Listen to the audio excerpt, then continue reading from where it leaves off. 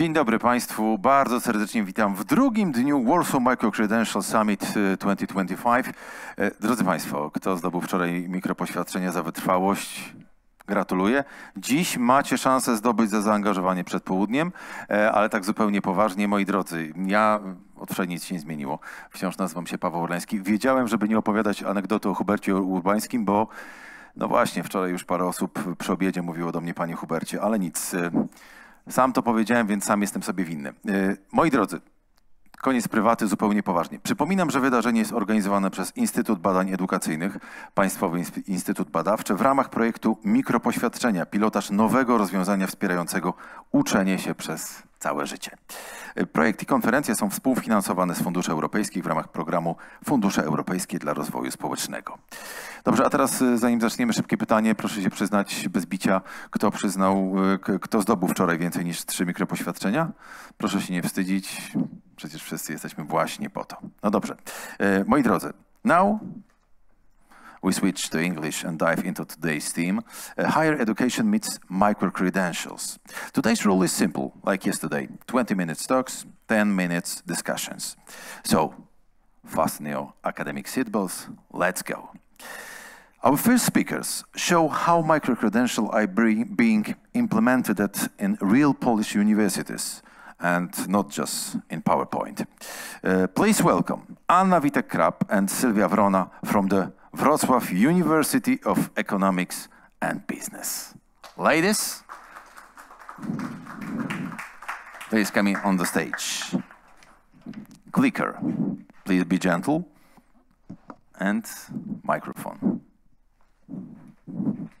Microphones, yeah. Dzień dobry, witamy Państwa serdecznie.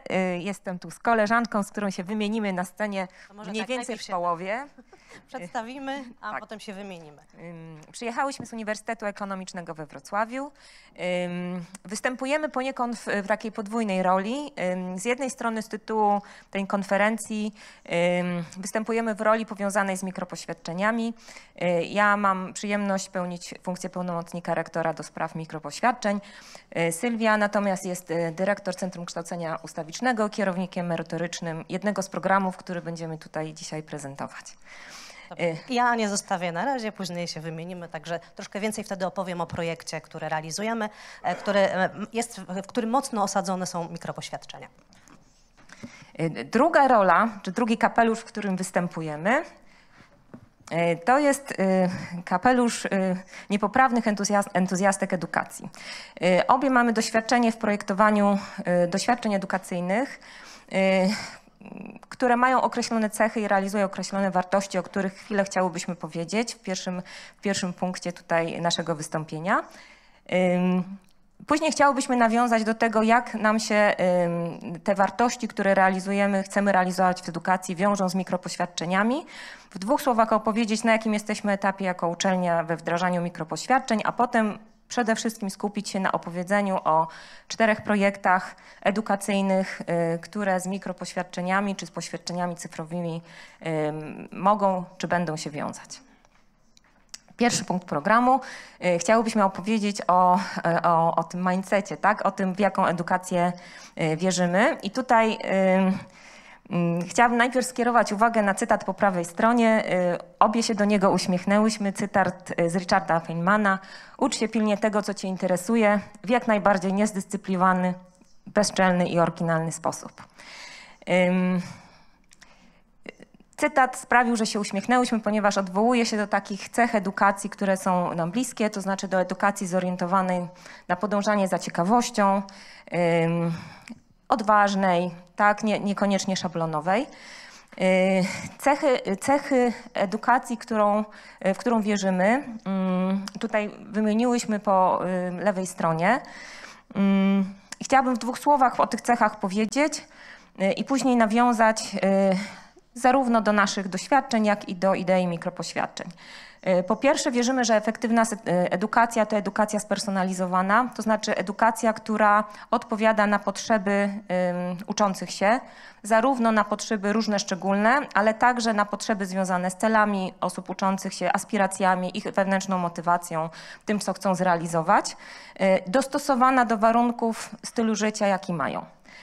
Po drugie, zorientowana na uczenie się, a nie na nauczanie. Mamy głębokie przekonanie, że nauczanie jest nieefektywne. Efektywne jest uczenie się i tworzenie warunków do uczenia się. Po trzecie, edukację współtworzoną, to znaczy edukację, w której projektowanie są zaangażowani różni interesariusze tego procesu. Zarówno w projektowanie, potem uczestniczą w realizowaniu tej edukacji po to, aby, i to jest jeden z punktów tam dalszych, po to, aby edukacja była praktyczna i użyteczna, aby znajdowała wartość na rynku pracy, albo była też użyteczna w inny sposób dla osób uczących się. Edukację elastyczną i adaptacyjną, tutaj taką, którą można sobie szyć na miarę z jakichś elementów, które niekoniecznie od razu są wiadome i przez całe życie. Tak? I teraz takie podejście do edukacji na naszej drodze spotkało się z koncepcją mikropoświadczeń i uznałyśmy, że mikropoświadczenia są znakomitym narzędziem komunikacji do takiej edukacji. Tak, takim wehikułem, którym można się w sposób jakoś standaryzowany opisywać swoją edukację, która standardowa była albo była bardziej niestandardowa i może niezdyscyplinowana. Jeśli chodzi o ścieżkę naszej uczelni na drodze wdrażania mikropoświadczeń, uczestniczymy w pilotażu Instytutu Badań Edukacyjnych. Zrealizowaliśmy właściwie albo prawie zrealizowaliśmy pierwszy krok w takiej większej strategii. No, zaprojektowaliśmy różnego rodzaju poświadczenia. Jest 5 mikropoświadczeń takich już opisanych. Kolejne poświadczenia mamy także już gdzieś tam w procesie przygotowawczym. Zasadniczo będziemy chcieli poświadczać zarówno osiągnięcia i programy edukacyjne, oczywiście w określony sposób dobrane, jak i flagowe projekty rozwojowe. Jak mówię tutaj o flagowych projektach rozwojowych, mam na myśli takie projekty, które z jednej strony wnoszą dużą wartość edukacyjną, mają mocną markę, są rozpoznawane na rynku pracy i cieszą się dużym uznaniem. Kolejne kroki tutaj w tym procesie, takim powiedzmy, że formalnym, wdrażania mikropoświadczeń jeszcze przed nami. Natomiast dzisiaj chciałybyśmy się skoncentrować na opowiedzeniu, właściwie o projektowaniu takich doświadczeń edukacyjnych w kontekście 4 projektów. Projektowaniu doświadczeń edukacyjnych zgodnie z tymi wartościami, które przedstawiłam tutaj na początku i które w naszym poczuciu współgrają z koncepcją mikropoświadczeń, czyli z koncepcją, którą tak odczytujemy, stawia na edukację elastyczną, być może modułową, zorientowaną na potrzeby, personalizowaną, ale nadającą pewien, powiedzmy, standard temu szalonemu podejściu do edukacji.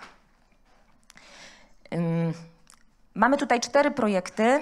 2 z nich mają taki bardziej charakter kompaktowy, takich powiedzmy krótszych formatów, ale jednak kompaktowych i zamkniętych. 2 kolejne, które przedstawi Sylwia, mają taki charakter bardziej rozbudowany, ścieżkowy albo potencjalnie ścieżkowy. One wszystkie również oprócz naszych normalnie takich działań w kształceniu formalnym będą także poświadczane. Wszystkie 4 produkty są poza kształceniem takim w ramach studiów 1. czy 2. stopnia. Nie, właściwie w ogóle są poza kształceniem takim stricte formalnym. Pierwszy projekt, o którym chciałam powiedzieć, to jest projekt BIPS, Biznesowy Indywidualny Program Studiów. Jest to projekt, który jest kierowany do takich najbardziej powiedzmy ambitnych z inicjatywą studentów. Realizujemy go od 8 lat. Można powiedzieć, że to jest taki akcelerator rozwoju. Studenci realizują go oprócz normalnego realizowania studiów swoich 1. lub 2. stopnia. I tutaj idea jest taka, żeby do programu zapraszać osoby, które cechują takie 3 cechy. Po pierwsze, inicjatywa, którą są w stanie wykazać, udowodnić na podstawie dotychczasowego życia, tak, i swoich doświadczeń. Po drugie, cechę, której szukamy, to jest tak zwany grit, czyli taka determinacja, niezłomność i umiejętność podnoszenia się po porażkach. I po trzecie, otwartość dla innych, czyli takie podejście, że robię nie tylko dla siebie i swojego rozwoju, ale mam taką ochotę robić też coś dla innych. I tacy studenci pracują w rocznym programie dość wymagającym pod opieką tutora akademickiego i mentora biznesowego w takiej triadzie. Jakby intencji tego projektu było budowanie sieci pomiędzy światem studenckim, nauki i biznesu. Za moment pokażę tutaj też liczby. No, ta społeczność już nam urosła. Dwa słowa o projektowaniu tego produktu, jeśli by tak o nim powiedzieć. BIPS został zaprojektowany w sposób taki współtworzony, tak? To znaczy zanim wystartowała pierwsza edycja projektu, spotykaliśmy się z interesariuszami każdej z tych 3 grup w dyskusji o tym, co jest potrzebne, co program powinien kształtować. Mieliśmy fokusy i z przedstawicielami biznesu, gdzie oni mówili, czego szukają w takim kontakcie ze studentem, co by chcieli osiągnąć, w czym mogą pomóc, pracując wolontarystycznie notabene. Rozmawialiśmy oczywiście z potencjalnymi tutorami, którzy później byli certyfikowani. Rozmawialiśmy ze studentami, mieliśmy fokusy z przedstawicielami takich najaktywniejszych studentów w różnych kołach studenckich, samorządzie studenckim i też budowaliśmy ten program w odpowiedzi na to, co oni wnosili. No, mamy za sobą, w tej chwili trwa 8. edycja, obecnie jest 30 uczestników, mniej więcej maksymalnie 30 uczestników przyjmujemy co roku, 180 absolwentów, obecnie 40 certyfikowanych, nam nawet 2. stopnia tutorów, którzy według metodyki tutoringu akademickiego pracują, 77 mentorów w bazie. Mentorzy są wyszukiwani pod konkretne potrzeby studentów. Pamiętam case'y, że szukaliśmy po networku specjalisty od jachtów luksusowych, bo taki pomysł, taką aspirację, taki kierunek rozwoju, któryś student potrzebował. I mamy 3 grupy jakby interesariuszy takich bezpośrednich. Jest tutor, ceniony dydaktyk, wyszkolony, sam rozwijający się, student studiów stacjonarnych 1. lub 2. stopnia i mentor, przedsiębiorca, ale także może być to specjalista wysokiej klasy albo lider organizacji pozarządowej, był też polityk. Szukaliśmy, zresztą student sam przeprowadził sobie mentora, z którym pracował, który był politykiem. I teraz tak, no BIPS z całą pewnością będzie programem, czy jest programem, który będziemy poświadczać z kilku powodów. Jest programem krótkim, kompaktowym, wnosi wyraźną wartość na rynku pracy, znajduje wysoki oddźwięk w tych grupach interesariuszy. Bywa, że studenci z różnych miejsc w Polsce wybierają studia na Uniwersytecie Ekonomicznym we Wrocławiu z myślą, że będą próbowali aplikować do BIPS-u. Chwali się nim prezydent Wrocławia, tak? Więc z całą pewnością jest to program, który czujemy, że warto poświadczać takim osobnym certyfikatem cyfrowym, żeby, no, jest też krótką formą edukacyjną, tak elastyczną, współtworzoną. Drugi projekt, o którym chciałam powiedzieć, to jest projekt Incube Academy. Jest to projekt drugi kompaktowy, realizowany przez nasz uczelniany inkubator przedsiębiorczości. Jest to program znowu zaprojektowany jako takie 3-miesięczne doświadczenie. Inkubacyjny program dla startupów na bardzo wczesnym etapie rozwoju, zanim zaczną przynosić stałe przychody, zanim nawet wypracują podstawową wersję produktu, czyli znowu takie przyspieszenie rozwojowe, trampolina, że tak powiem, dla startupów. Program został znowu zaprojektowany wspólnie z interesariuszami. Zarówno w projektowanie, jak i w jego przeprowadzanie zaangażowani są przedstawiciele zarówno inwestorów, jak i przedstawiciele przedsiębiorców, startupowców. No tutaj 2 słowa o tym, w jaki sposób przebiega. Jest pierwsze intro, 1 dzień intro, gdzie startupy prezentują swoim mentorom pomysły biznesowe i mają podstawową weryfikację. 1., 2. i 3. dzień szkoleniowy z pełnego zakresu takich najbardziej potrzebnych startowych umiejętności związanych z prowadzeniem startupów i mamy demo day, gdzie startupy, aspirujące startupy, tak, prezentują swoje pomysły przed jury składającym się z inwestorów i ekspertów. Znowu jest to program, który znajduje duże zainteresowanie. Jest takim, powiedzmy, przed inkubatorem, tak? Więc pełni pełną funkcję w procesie edukacyjnym czy rozwojowym aspirujących startuperów i także będziemy chcieli go poświadczać. Teraz bym chciała oddać głos Sylwii, żeby opowiedziała o 2 projektach, w które jest zaangażowana. Pierwsze to Centrum DTH. Sylwia, oddaj głos. Ja już przejmę pałeczkę. Drodzy Państwo, Ania przedstawiając mnie wspomniała, że jestem dyrektorem Centrum Kształcenia Ustawicznego, ale też jestem dyrektorem Centrum Projektowania Innowacyjnych Rozwiązań.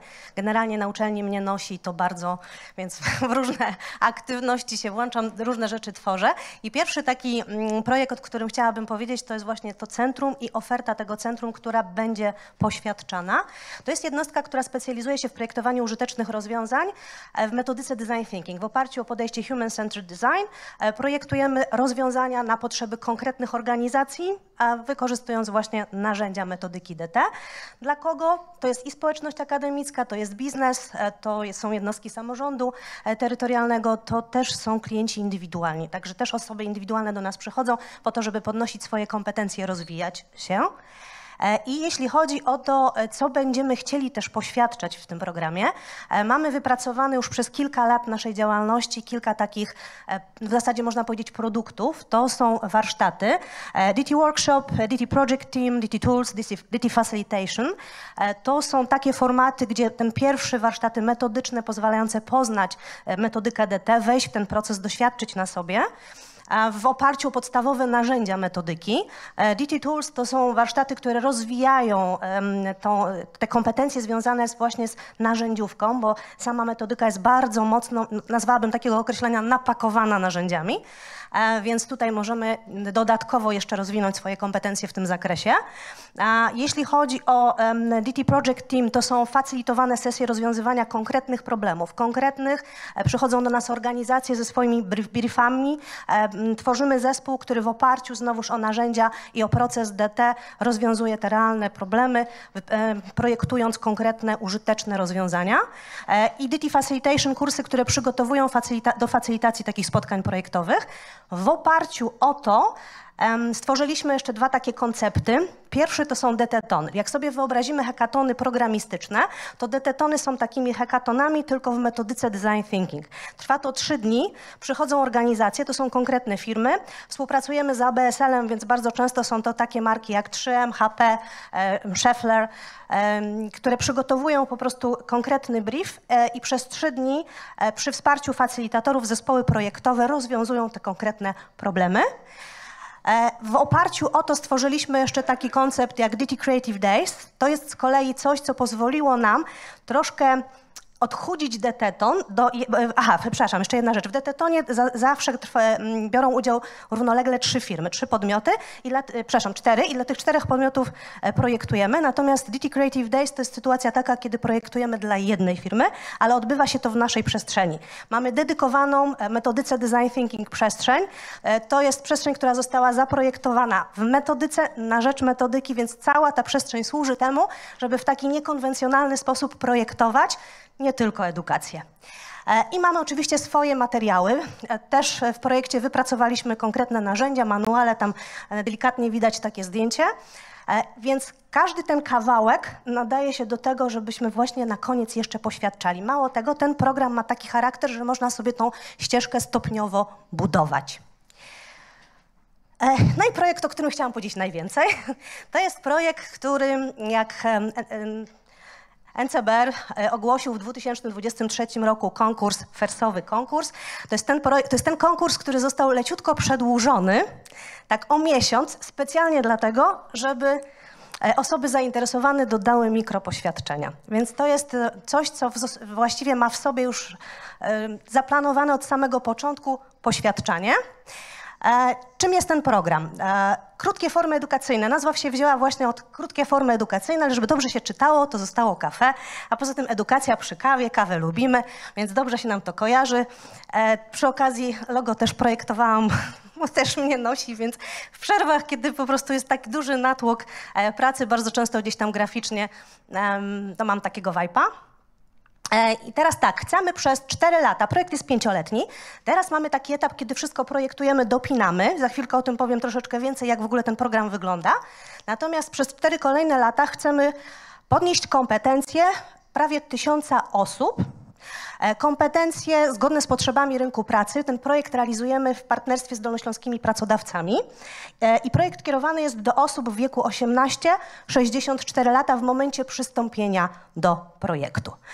Rozpoczęliśmy projekt we wrześniu tamtego roku, natomiast we wrześniu tego roku zaczniemy rekrutację beneficjentów i pojawią się już konkretne osoby, które będą realizować to, co za chwilkę pokażę. I teraz tak, z punktu widzenia uczestnika, czyli w momencie, kiedy taki uczestnik w projekcie się pojawia, na początku przechodzi ocenę kompetencji na wejściu. To jest spotkanie z doradcą, gdzie jakby robimy taką pierwszą matrycę, tak, na jakim on jest w tej chwili etapie, jakie kompetencje ma, jakie kompetencje chciałby też rozwijać. Następnie wybiera jedną z 3 akademii, Akademię Specjalisty, Akademię Menadżera albo Akademię Lidera, przy czym to nie są programy w rozumieniu takim, że nie wiem, idziemy w podstawy marketingu, podstawy rachunkowości, tylko rozwijamy bardzo konkretne kompetencje. Ja za momencik pokażę, jak ta cała siatka wygląda i jak te kawałki takie wiedzowe, edukacyjne, ale też rozwijające konkretne umiejętności są poukładane. Po przejściu takiej akademii, w akademii jest 5 takich modułów. Po przejściu akademii wybiera znów jedną z 3 ścieżek uzupełniających.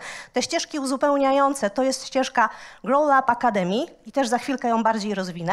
To jest ścieżka inkubowa dla osób, które chciałyby rozwijać swoją przedsiębiorczość i to jest ścieżka językowa. To są 4 języki na poziomie mniej więcej B1, B2, angielski, francuski, hiszpański i niemiecki i w tych językach szlifowanie też pewnego rodzaju słownictwa. Za momencik troszkę bardziej rozwinę. I na koniec domykamy to takim DT innowatonem. To jest ta sama formuła co DT tony, tylko bardziej dopasowana do tego programu. Na końcu ocena kompetencji na wyjściu, czyli wracamy do doradcy, mamy spotkanie z doradcą, weryfikujemy tak, ten przyrost kompetencji i na to wszystko jest mikropoświadczenie. I teraz osoba wchodząca do projektu zaangażowana jest mniej więcej przez 3-4 miesiące. Dlaczego 3-4 miesiące? Bo czasami jest tam jakaś przerwa świąteczna, więc to mniej więcej tak wychodzi. W ogóle pomysł na kafe pojawił się jako pomysł na taką lukę. Krótkie formy szkoleniowe, tutaj mówimy o 8-16 godzinnych szkoleniach i studia podyplomowe roczne. Są osoby, dla których to jest za mało, a to jest troszkę za dużo w tym sensie, że angażuje na rok, no wiadomo, też określone fundusze i jest cały środek niezagospodarowany. I to był pomysł właśnie też na zagospodarowanie tego środka. I teraz jak to wygląda? Na razie może tak przerażająco, natomiast już tłumaczę, o co chodzi. Proszę zobaczyć, mamy Akademię Specjalisty, czyli to jest ten poziom operacyjny w organizacji i kompetencje, które potrzebne są na tym poziomie i za chwilkę też je pokażę. Akademię Menadżera, czyli poziom taktyczny i Akademię Lidera, czyli poziom strategiczny. To, co widzimy jako takie małe kalendarzyki, 5 tych kalendarzyków, to są warsztaty, 4-godzinne warsztaty. Tam nie ma żadnych gadających głów, tam jest naprawdę szlifowanie kompetencji. Natomiast wszystkie te elementy podawcze, wiedzowe, które też są bardzo ważne, są w formie podcastów albo wideopodcastów. I taki podcast albo wideopodcast uczestnik odtwarza sobie przed spotkaniem, przychodzi na warsztat i po spotkaniu ma dodatkowo jeszcze materiały uzupełniające, również w formie wideopodcastów, żeby jeszcze sobie poszerzyć dany kawałek wiedzy. Więc mamy akademię, później mamy te ścieżki uzupełniające. Ścieżka Grow Up Academy jest troszeczkę bardziej rozciągnięta w czasie, ale ona godzinowo jest dokładnie taka sama, tylko tutaj po prostu te spotkania są nieco krótsze. No i na koniec piątek, sobota, niedziela, właśnie taki DT innowaton i ocena kompetencji na wyjściu. Zaznaczone jeszcze też na niebiesko, niektóre formaty robimy w online, niektóre offline, a niektóre i tak, żeby naprawdę z całej Polski ludzie mogli z tego skorzystać. To jest środek, także tak jak powiedziałam, to nie są podstawy marketingu, podstawy zarządzania, tylko myśląc o Akademii Specjalisty, zaczęliśmy się zastanawiać właśnie, jakiego typu kompetencje będą potrzebne. Pod ten projekt oczywiście robiliśmy dokładną analizę rynku, więc wyciągnęliśmy wszystkie te kompetencje, które będą kompetencjami przyszłości, będą poszukiwane przez pracodawców. Więc dla przykładu Akademia Specjalisty to jest myślenie krytyczne, czyli warsztaty z myślenia krytycznego, warsztaty z myślenia kreatywnego, z pracy w heterogenicznym zespole, z wykorzystania AI jako narzędzi pracy i bardzo duży nacisk na Wyszukiwanie informacji w internecie. Proszę zobaczyć, że w zasadzie ostatnia kolumna to jest praca z informacją, tak? OSINT biznesowy, elementy białego wywiadu, czy wyszukiwanie i zarządzanie informacją na poziomie lidera. Tam bardzo ważna rzecz, umiejętność też zarządzania tą informacją tak, żeby uniknąć przeciążenia informacyjnego. To już jest taki poziom w organizacji, że wiadomo, że jak będziemy mieć dostęp do wszystkiego, to nie jesteśmy w stanie tego ogarnąć. Więc tak wygląda zawartość. Kończymy deteinnowatonem. To jest ta stanfordzka klasyka, czyli 5 elementów.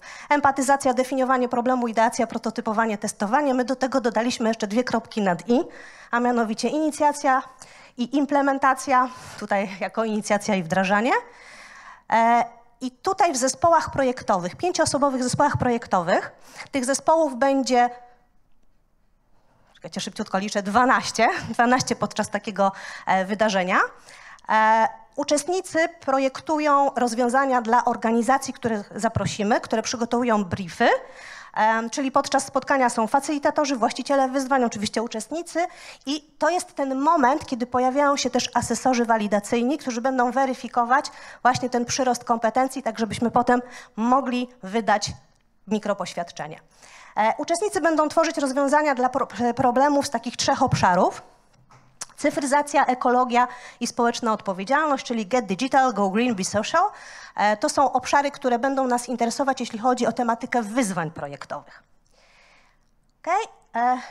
I w zasadzie to myślę, że jest taki dobry moment na pytania, więc Anię zaproszę tutaj do siebie.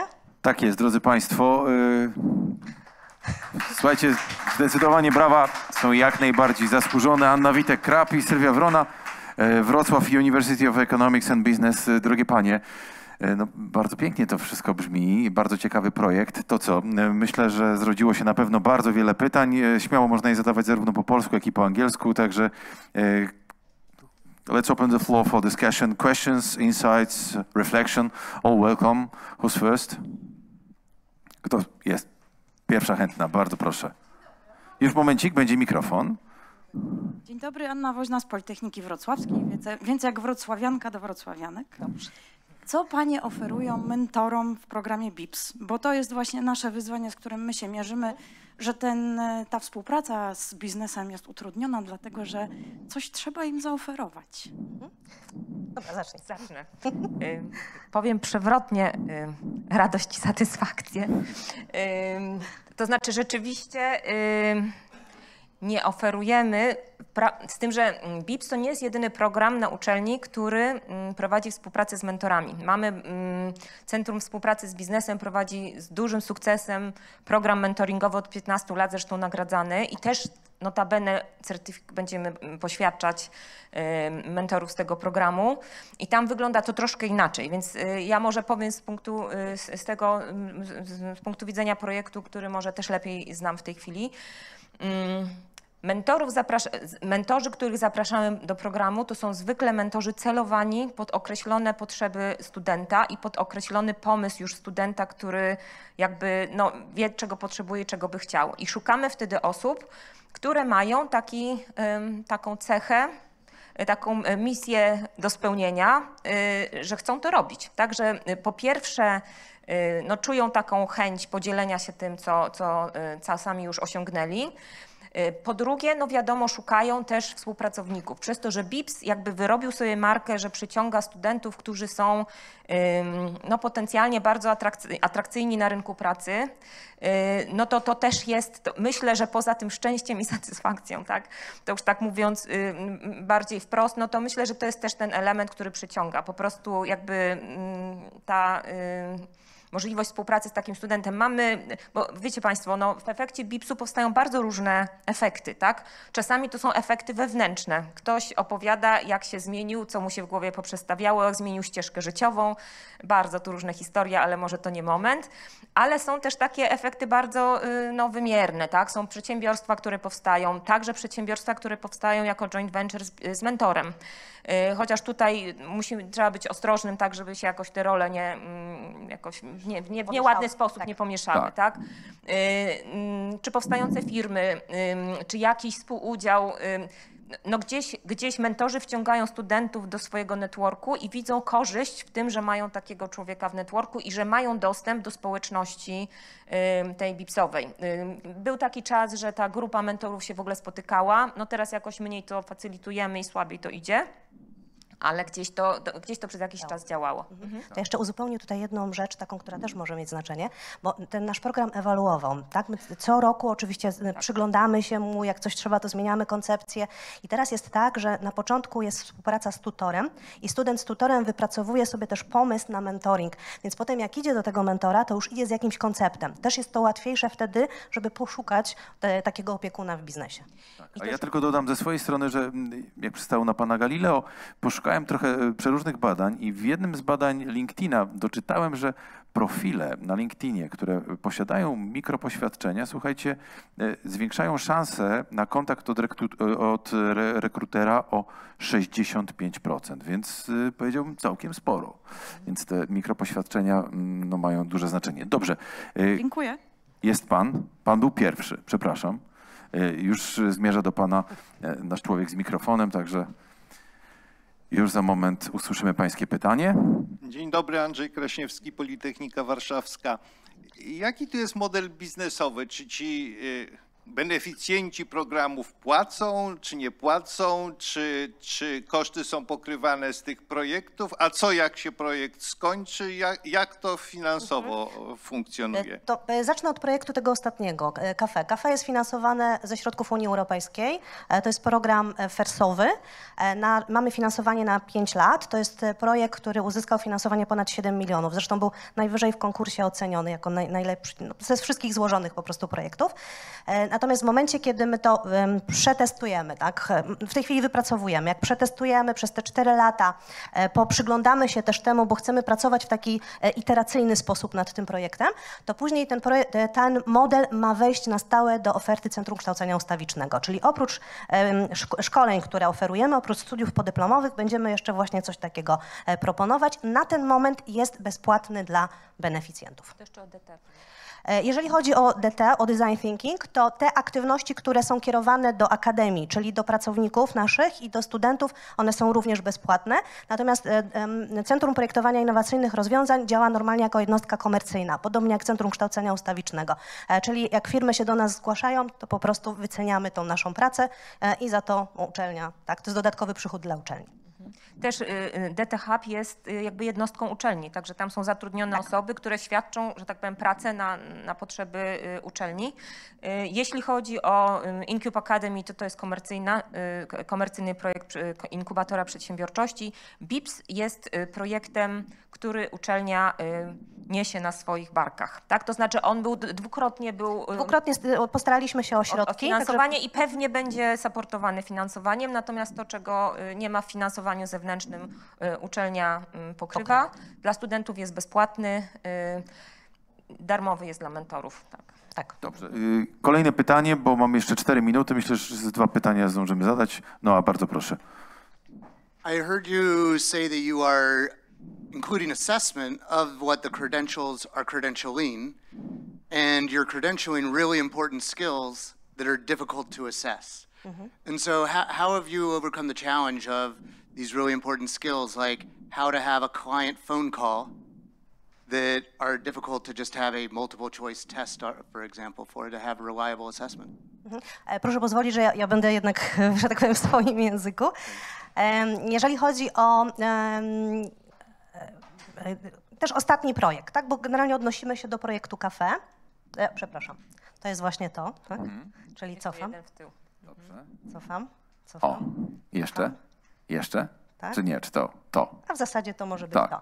Jeśli mówimy o tym projekcie, my jesteśmy w tej chwili na etapie, to znaczy tak, zaprojektowaliśmy wszystkie działania edukacyjne i jesteśmy na etapie projektowania, zresztą z Instytutem Badań Edukacyjnych, projektowania całego procesu poświadczania, czyli całego procesu weryfikacji w ogóle efektów uczenia się i na ten moment to wygląda tak, że po przejściu danej ścieżki to będzie taka pierwsza stopklatka i to będzie pierwsze poświadczenie. Ono będzie miało raczej charakter taki weryfikacji wiedzy. Po przejściu, jeszcze jedna rzecz, bo o tym oczywiście nie powiedziałam. Jeżeli mamy uczestnika, który na przykład wybiera sobie Akademię Menadżera, to po przejściu tej Akademii Menadżera ma właśnie taką stop-klatkę, gdzie weryfikowany jest ten kawałeczek, element, komponent wiedzowy, później przechodzi, powiedzmy, ścieżką językową, również ten komponent wiedzowy, wchodzi w DT Innovaton, tam jest komponent wiedzowy, ale oprócz tego to są 3 dni, gdzie mamy szansę poprzyglądać się ludziom w działaniu, gdzie oni faktycznie projektują konkretne rozwiązania i te wszystkie umiejętności, które na tym slajdzie się pojawiają, jesteśmy przy pomocy asesorów walidacyjnych, którzy są obecni przez cały czas, przez całe 3 dni. Jesteśmy w stanie zweryfikować, oczywiście do tego będą odpowiednie narzędzia. Jesteśmy cały czas na etapie projektowania tych narzędzi, więc w tym procesie jest po pierwsze na wejściu doradca, na wyjściu jest doradca, a jeszcze wcześniej jest asesor walidacyjny, który się przygląda. Chcemy też, jeszcze cofnę, chcemy też, żeby za uczestnikiem podążał taki, jak to ładnie uznać? Nie, to nie cień. Nie. Zależy nam bardzo, żeby ten cały model miał charakter taki mocno refleksyjny, tak? Nam zależy na tym, żeby ludzie się uczyli, a nie byli nauczani. Czyli żeby za każdą osobą szedł taki dziennik refleksji, czyli będą takie stop-klatki na koniec spotkań warsztatów, gdzie po prostu będą uczestnicy sobie reflektować, a potem ten dziennik refleksji też do tego walidatora dotrze i na bazie tych elementów będziemy starali się po prostu poświadczać te efekty, które nabył dany uczestnik. Tak? Ten komponent taki bardziej umiejętnościowy, miękki, weryfikowany będzie przede wszystkim podczas DT-tonów, tych DT Innovaton. Słuchajcie, jestem tutaj strażnikiem czasu i agendy, więc zostało jeszcze 50 sekund, ale nie zmienia to faktu, że jeszcze ostatnie pytanie, myślę, zdążymy zadać i pewnie usłyszymy odpowiedź. Ktoś chętny jeszcze? Jest pani. Bardzo proszę. Już nie, no jest mikrofon, także spokojnie. Chcemy wszyscy je głośno usłyszeć. Dzień dobry, Magdalena Jarzyńska, Narodowa Agencja Wymiany Akademickiej. Ja mam do pań takie praktyczne pytanie. Z tego, co słyszę, to sposobem na walidację jest obserwacja. Czy przewidujecie jeszcze pani jakieś inne narzędzia? Tak. My jesteśmy cały czas, powiedziałam, na etapie projektowania. Drodzy Państwo, my tak naprawdę, jeśli chodzi o ten element, pracę zaczęliśmy dosłownie w zeszłym tygodniu. Tak? I ja na razie bardziej mówię to, co mamy w głowie gdzieś, tak? Natomiast pierwsze spotkanie było dokładnie w zeszłym tygodniu, też z Instytutem Badań Edukacyjnych. Przyglądamy się temu, w jaki sposób i jakimi metodami moglibyśmy walidować. Czy na stronie projektu będzie można znaleźć i kryteria walidacji, i kompetencje, efekty uczenia i ten cały opis? Jak wypracujemy, ten cały opis będzie. Czyli na razie trwa praca nad tym, tak? Tak. Dobrze, dziękuję bardzo. Tak. Ja bym tylko dopowiedziała o projektach wcześniejszych, tak? To znaczy nie każdy z tych projektów będzie się opierał i niekoniecznie w treści poświadczenia będziemy przedstawiać proces walidacyjny. Niektóre z tych poświadczeń będą zawierały opis osiągnięć, artefaktów czasami, które powstały w efekcie odbytego doświadczenia edukacyjnego, zaangażowania w określone aktywności, wydarzenia w określonym towarzystwie, tak? I to też uznajemy, że no, będzie świadczyło o tym, co człowiek zrealizował no, dla danego projektu w wystarczający sposób. Ale tu zdecydowanie w KAFE ta walidacja. Ja jeszcze dopowiem jedną rzecz, że ten etap, na którym jesteśmy, to mamy opisane efekty uczenia się i naprawdę bardzo solidnie. Tutaj pracowaliśmy długo, żeby to był taki solidny opis zgodny znaczy te czasowniki, które trzeba używać, tak uśmiechnę się. Mamy określone w jaki sposób, jakie kryteria tak, przyjąć. Mamy wstępnie założone, jakimi metodami moglibyśmy to robić. Narzędzia jeszcze nie mamy wypracowanych. Natomiast teraz jest właśnie taki etap, żeby poukładać te wszystkie kawałki ze sobą i zdecydować po prostu, w jaki sposób się to ostatecznie będzie odbywało. Natomiast będziemy o tym informować, tak. Szanowni Państwo, jeszcze raz poproszę o wielkie brawa. Anna Witek-Crabb i Sylwia Wrona, Uniwersytet Ekonomiczny we Wrocławiu. Drogie Panie, kłaniam się nisko. Bardzo dziękuję za cudowną prezentację. Zabieram zabawki, zarówno mikrofony, jak i kliker, bo to wszystko tak przyda się naszemu następnemu prelegentowi. So, ladies and gentlemen, from the land of brisket and big ideas, Texan take a connecting universities with the job market. Please welcome Kelvin Bentley from the University of Texas System. Kelvin, the stage is yours. Click, please be gentle. This button, move you forward, okay? This one, back. This forward, the biggest one. And your microphone. All right. Dzień dobry. I did it with the wrong one. Okay. Oh, went too fast. Let's see. All right, well, I'm going to just try to provide just an overview. Obviously, in 20 minutes, you can't cover everything that you would want to cover, but this is a project that started within a university system that's rather large. We serve well over 250,000 students across the state of Texas, which is the second largest state in the United States, so it's the largest university system. This project also was initially focused on our 9 academic universities, although, and I'll talk a little bit about Coursera in a little bit, we've expanded our initiative to include our healthcare campuses, which include medical schools as well. The goal really, and again, the slides will be here for you, the goal really is to try to find a way to help improve the career readiness of our students, and not just relying on the degrees that they're earning with us. And so our goal really is to provide no-cost access to industry credentials, which again represent the skills that are much needed in this evolving world of work. We know them, many of them are more of the technical skills. They do include durable skills as well, but our focus has been trying to integrate skills that are more on the technical side. So data analytics, cybersecurity, project management, and so on. And so that's what I'll focus on today. I've been in my role as a program manager, specifically within the Office of Academic Affairs, since March 2023, when our system actually received a $1.5 million grant from the Strada Education Foundation, which allowed us to continue some early pilots that we did with these industry credentials that are available on the Coursera platform. And my hope is that if I get a chance to come back in another year, I'll have even more data to share with you. But I will share some initial data just so that you can see the scale of the work and where we're headed next. And hopefully I'll figure out how to move this forward. Okay, so here's the overview of what we'll talk about today. These types of statistics are not surprising. I really feel like, globally, now more than ever, students are indicating real concerns around career readiness. They do want to be more prepared for the world of work. In the United States alone, for example, many students take out lots of money to actually earn a college credential. And you'll see in a couple of slides here, that doesn't necessarily mean that they'll actually earn some of the salaries that will guarantee them a livable wage. Here's an example. This is some research that Strada Education Foundation did around the topic of underemployment, right? So sometimes it's not about the fact that students can't find a job post-graduation.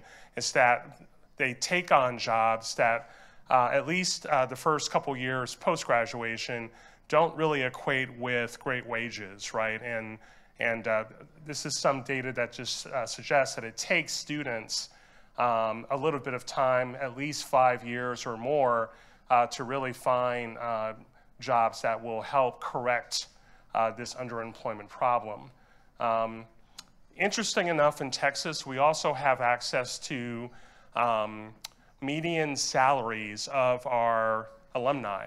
So as long as they stay in the state of Texas through unemployment insurance data, we have a way of tracking our graduates, and not just in big lump categories. We can actually zero in and know that you went to the University of Texas, Austin with a major in psychology and that your first job was X. In terms of salary. What we don't always know with unemployment insurance data, and this is a common problem in the United States, is that we don't always know the titles of those jobs, but we can track in certain states like Texas the median salaries, and you'll notice it takes a bit of time, right? And I picked this, this is just one of our campuses, the University of Texas Arlington, but notice $28,000 as a median salary, 1 year post-graduation, and then it takes that student a little bit of time. Now, this is, of course, devoid of any other information about whether or not they are pursuing graduate work and so on, or if they just like working at Starbucks and they're okay with $28,000, right? But this is also a concern of ours, and so that's why we really wanted to enter into the micro-credential work. I know many of you are probably interested in developing your own micro-credentials because you represent universities interested in that.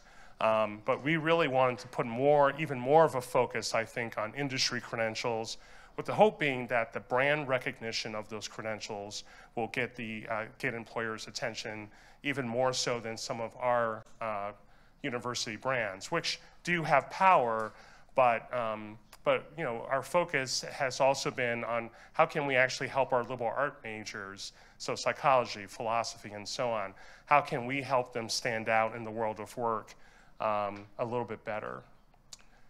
Okay, there's some data that also suggests that when you actually, when liberal arts majors actually have access to skills, more technical skills like UI, UX, data analytics, project management or IT project management, it opens the door for new opportunities that maybe that person may not have had available to them, which makes sense, right? I mean, many people have more than just one college major. In the past, people have taken minors. So now it's almost on a micro, sorry for the, using the word micro, but now we're kind of breaking it down even in smaller bits, right? What else do you know and can do that can help you actually get jobs that are in high demand? This is just a quick overview of what Texas Credentials for the Future is. It's really a lot of different things. No cost access to industry credentials. We've also provided some support through grant funding for faculty to create their own. I would argue, though, that even if faculty create their own, colleges and universities, I think, have to do a really good job of not just tracking the skill badges they're awarding, but then what happens to those earners, right?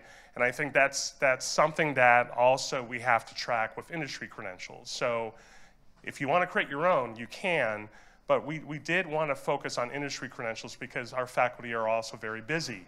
And so we also wanted to provide students access to industry credentials co-curricularly, meaning that you wouldn't necessarily have to require a faculty member to embed it in a course, right?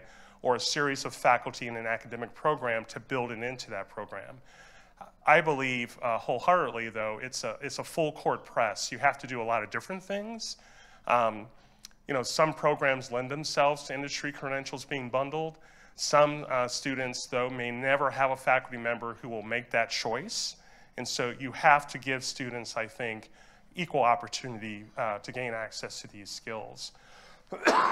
Excuse me. So we've also done some faculty development around what microcredentials are to help educate our faculty. We're looking at prior learning assessment. So as students are earning microcredentials, we want to give credit. So stackability is also something we're looking at. We also realize learner outreach. So remember what I just said about co-curricular access. It's not enough to give away free access to industry credentials. You also have to develop a sense of community with those students. Some students do it organically, like, hey, I'm in the Google Data Analytics cert. Hey, me too, let's study, right? So, but I think institutions need to be much more intentional about that. So we're also trying to look at how can we have better learner outreach there. Digital Credential Wallet Pilot, we're also doing that with a company called Territorium, because on the Coursera platform, at least today, when a student earns a micro-credential, they don't have a permanent way to store it in a digital wallet. And so we've provided students a free way to do that. And then the big piece of our project right now is this data collection and evaluation. As we would say in the United States, this is the wild, wild west, I would say, in terms of what microcredentials are. And also, we don't really know a lot, research-wise, in terms of their overall impact right? There are some studies that actually show it can improve career readiness, at least perceived career readiness. Employers seem to value them, but we still have a long way to go, I think, in terms of really understanding, does this help? And if so, what bundle is the most effective, right? Is it the degree, the micro-credential, the micro-internship, the apprenticeship, or all the above? And so really, as researchers, as teachers, as parents, I think we need to just kind of figure that out together. These are just some of our partners, and I've mentioned some already, Territorium and Coursera. Google was also a very good partner with us early on, because before we received some initial grant funds, we were a Grow with Google institution, which means we were able to actually get some free licenses to do some early pilots. These are landing pages for the what is called Career Academy on the Coursera platform. So this is a way for students to actually sign up for these industry credentials. And Career Academy really is made up of about 80, it didn't start this way, it's grown over time, even since I've been in my job. It's about 80 career certs from providers like Google, Meta, IBM, and so on. But again, as a system, we're really trying to find an easy way to help our students gain access to these credentials. We also, this is just an example of what they are, so feel free to take a picture of this. You'll get a copy of the notes as well. Notice some of the slides have that ACE, ACE label. In the United States, that just represents an organization called the American Council on Education. So they actually do credit hour reviews. And so some schools will give students, will recommend to a college, hey, if you took the Google cert in data analytics, that course is worth X amount of credit. And so many schools are looking at those recommendations and then using that for those types of credit decisions. So great move by Google, and as you can see, IBM is also doing that as well. This is Brody. Brody is a University of Texas Austin student who actually, he's a super bright student anyway, but he was a student at the undergraduate level who completed a data analytics cert from Google, and then he came back for more. So he came back for not only his MBA to get his business degree, but when he came back, he also worked on a project management degree as well. And so his story is here. I'll let you read that separately. But again, it's just great to highlight. And so this represents anecdotal data, right? So it just shows you that we do have learners who are indicating that there is a positive benefit to them as it relates to the jobs that they are seeking in the real world, so to speak. So in terms of some of the data, I'll just highlight a couple, just given my time. We're really leveraging a lot of Coursera data, but interesting enough, Coursera data only allows us to do certain things. It allows us to track enrollments in the microcredential programs across campuses. And so we can actually, using a Power BI dashboard, track how many students are in a Google cert credential pathway, how many are pursuing a project management pathway. So we're leveraging Coursera data on a monthly basis. We get a CSV file, which I'll show you what that looks like. We're also working with institutional research teams at each of our campuses to pull in demographic data. So right now, demographic data is not a part of Coursera because it's a separate learning platform, and I'm sure some of you are already familiar with that. So what we're trying to build, I'm highlighting this because we're trying to build basically kind of a sophisticated data jigsaw puzzle, right? A portion of it is just understanding where the learning is happening for our students, but then we're also trying to fold in demographic data, and then over time, we're going to also look at that bottom box there, which is job outcomes data. If you remember from early on, I mentioned something about unemployment insurance data, right? So ultimately, we're going to be able to pull in that data as well. for all of our graduates who have a microcredential.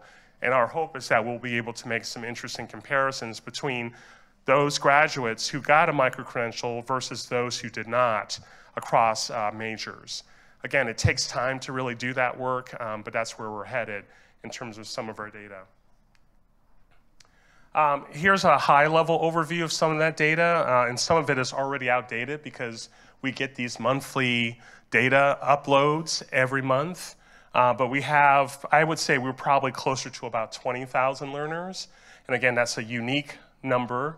The learning hours are the learning hours, right? Learning management systems kind of estimate that for you. Completed modules. And so the second box and the third box just show you the level of engagement by our learners, which are not just students. They do include alumni as well, because we've also made access to these industry credentials available to alumni, and interesting enough, faculty as well. Faculty are actually completing these microcredentials as well, some because they want to then have a better sense of how to integrate the microcredential in their course. So it's been a very good professional development opportunity for several of our faculty. Okay, here's the data. Here's that Power BI dashboard. Again, it's hard to see from a distance, but we are trying to use it to track over time who the learner is. The learner can be students, faculty and staff, alumni. We can track across all the different campuses, and then we can track by program that they're enrolled in, and then who offers that program. So we have different flavors. We're still really, I think, having challenges around helping the learner complete the microcredentials. Some of the microcredentials can take a couple of months, especially like the data analytics cert from Google can take you a full semester. And so if you're trying to do that in addition to your regular coursework, that can be challenging. But I love this dashboard because it is a way for us to really, at a distance, see what's happening with our students. And then we can also, because of our institutional research data, we can also pull in some demographic data as well. So to my knowledge, I don't know if a lot of schools, and this is going to sound like a boast, it's not. I think part of what I'm going to say represents my ignorance, but I would say that we're probably one of the only schools that I know of that's really trying to put this puzzle together in this way.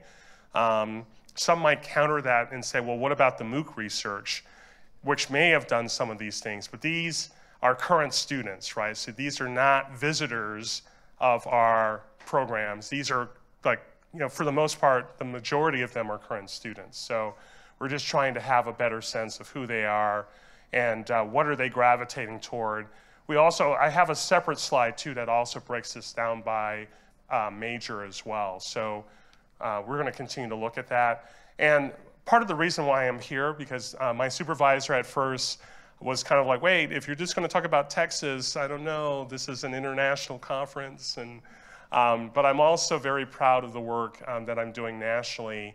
A new community of practice sponsored by the National Association of Higher Ed Systems and also Google.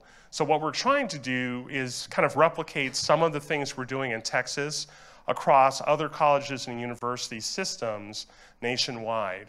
Right now, we're working with about 11. Again, I'm almost out of time, so I'm going to skip through the next slides pretty quickly. The eligibility, we're just looking, you know, we were looking for schools willing to actually, you know, integrate specifically the Google certs in courses or co-curricularly, and definitely having faculty and executive sponsor to represent, you know, planning teams.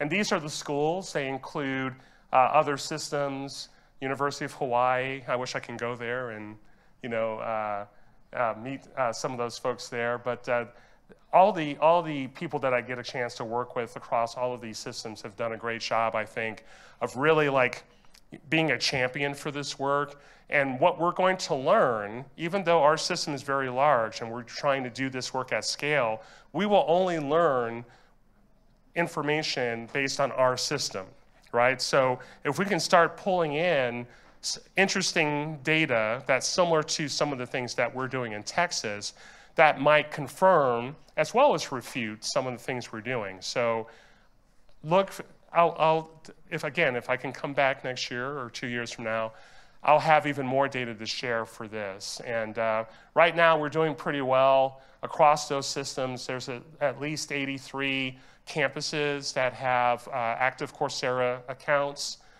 several faculty, and some of this data is already outdated.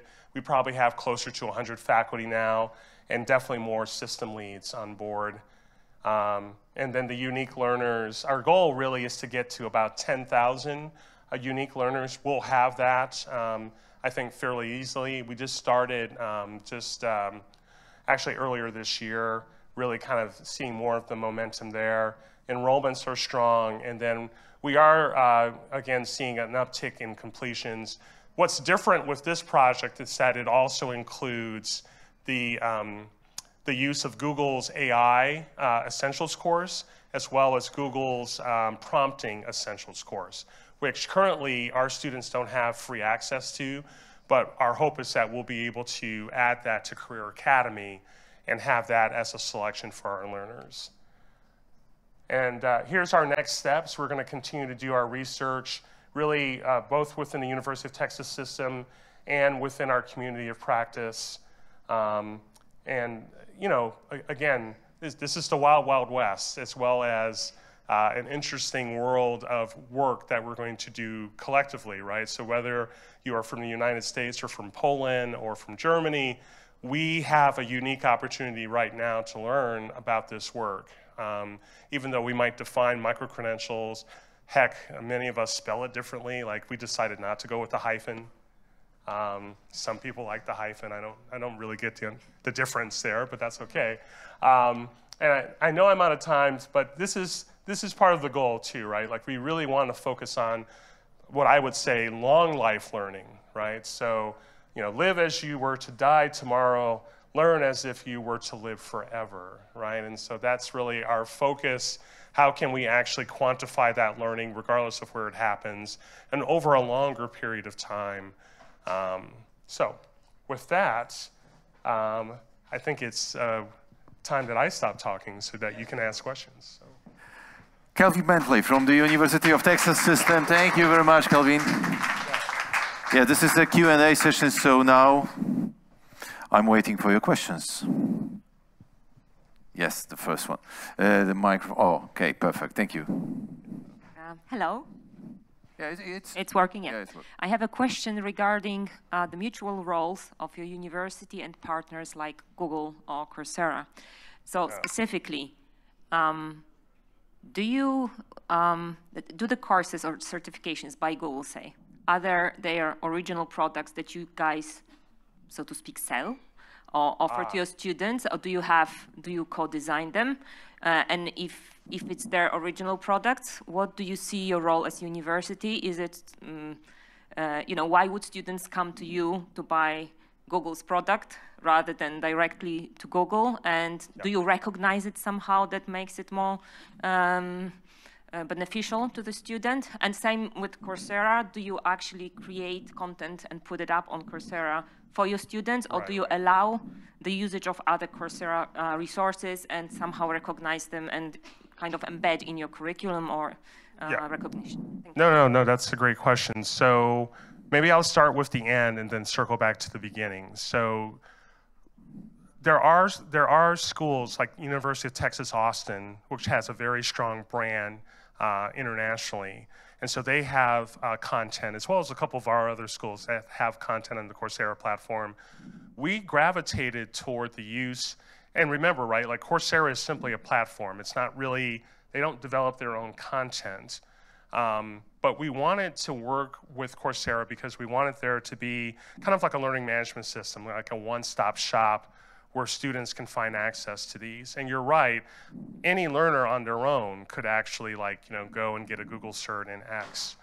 We decided that we wanted to find a way for our faculty to, you know, find ways to embed it in their courses. We like the fact that Google and other providers are actively working with education providers, you know, faculty, to help them structure the content as well. You know, so far, I think actually our students like the fact that they can get it from us, and they see the value of it being offered in a course as well as being offered co-curricularly. But yes, to your point, I mean, some students already had, for example, Coursera accounts before they learned that they could gain free access. I think part of it is, I think students like the fact that it's free, and then that way they don't have to pay for it. So right now, since 2023, our Board of Regents basically approved funding that allowed us to give no-cost access. So no student, no alumni member, no faculty member pays a dime for the use of the credential. Now, I can't promise that that will be forever. And maybe there will be some type of a cost sharing between the student, the campus, and the system. Right now, it's paid at the system level. But our hope, and many schools are doing this, I think it's also another way for schools to show that they have value in addition to just the regular courses that they offer. And we also like Google and some of the other providers because they do a great job of actually updating their content too. So it's not a one and done type of scenario for most of them. So. Okay. Yeah, I hope I addressed your questions, and I'm around all day too. So. Thank you very much, Kelvin. The next question, please. I have the light on my face, so please hands up. Oh, are we good? Any questions? No questions? I don't believe. She asks great questions. You're on a roll if you want to, if there's other things. So. No, we have a question. Just a moment, yeah. Okay. Now we get the microphone. Jerzy Furman, Instytut Badań Edukacyjnych. Ja chciałem może zapytać, jak wygląda ten proces tworzenia tych mikropoświadczeń z branżą? Czy to jest jakby wspólne wypracowanie takich rozwiązań, które na rynku będą właśnie korzystne dla studenta? No to mi pan teraz zrobił, dobra.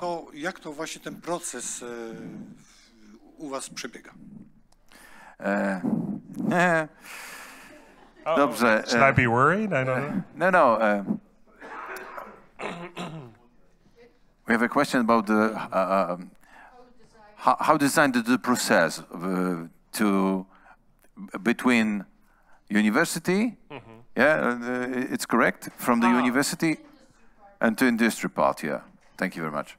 So yeah, how you make the process between university and yeah. Oh, yeah, and that was the question that you asked about the co-design. I would say there's not co-design directly because the content from Google has already been developed, right?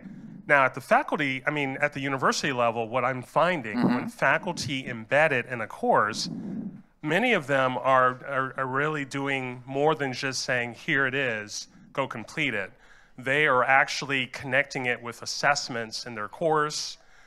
They're tying it to other activities in the course. And so I would say some of our better faculty are finding a way to, again, connect it to learning objectives, designing maybe new assessments, right? So it's not enough that you completed the microcredential, you still have to pass certain exams, which then make me as a faculty member feel much more comfortable that you've mastered certain aspects of my course. And so that's where I think the faculty have done a good job of actually balancing content that they didn't create themselves. And we do have faculty who are developing their own microcredentials. I think again that, you know, I go back and forth with that. I think the challenge that we still have is that many of our faculty are not going to do that. And if you have too many faculty developing their own microcredential, it just floods the market, right? Now, with that being said, I think there's an opportunity maybe for groups of faculty to develop, like within a department, to develop one, versus like, you know, 10 psychology faculty. I'm a clinical psych professor from a long time ago. I'm like 200 years old, but we can talk about that. But But if groups of faculty can come together and agree to what a microcredential could be within an academic program, I think there's value there. I think it just gets hard when there's so many of these things, and then we don't really know their true value, right? Because your microcredential, is it you as a faculty member, or is it your microcredential? Like what power does it really have? Czy odpowiedzieliśmy na pańskie pytanie? Bo nie wiem, czy to tłumaczenie moje troszkę ślawe było odpowiednie, tak? Super. Who's next? The next question? Yeah. We have 2 minutes, so the last one.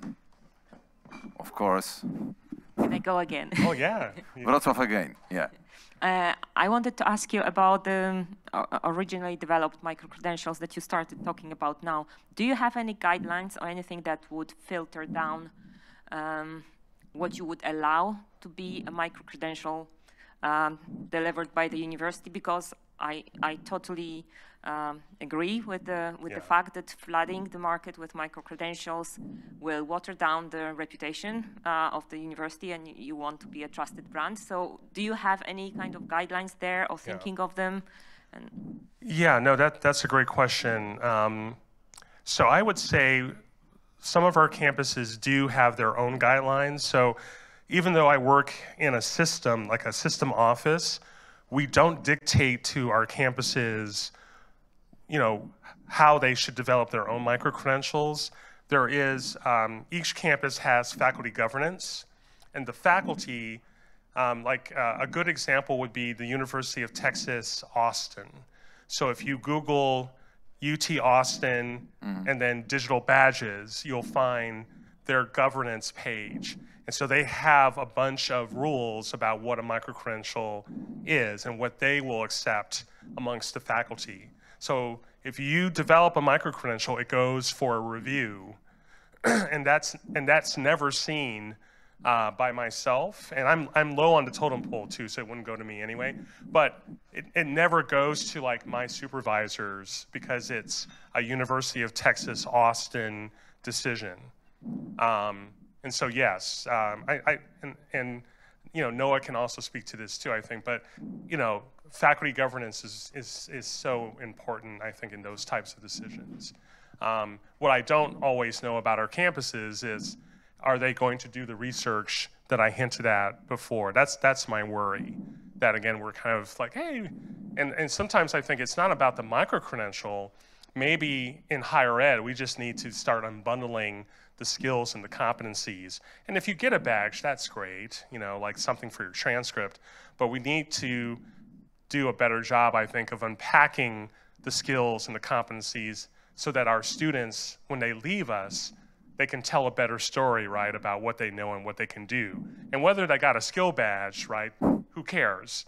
But if we can really show them, hey, these are all the skills, here are all the things that you did, here's the micro internship, here are all the practicums you did, that has, to me, greater value than the microcredential itself. But that's, again, that's just me. So.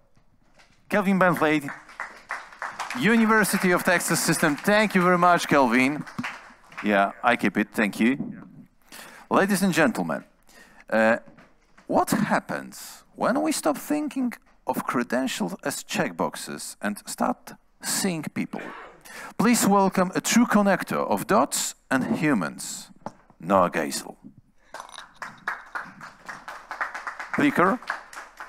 This is the main button, and this is the microphone. Thank you so much, and it is such a pleasure to be here with you all. Thank you for inviting me all the way from the United States to Warsaw. This has just been so lovely, and as excited as I am, I'm also very nervous to follow two incredible presentations there, especially if I might disagree with some of what they said, because they are really smart people.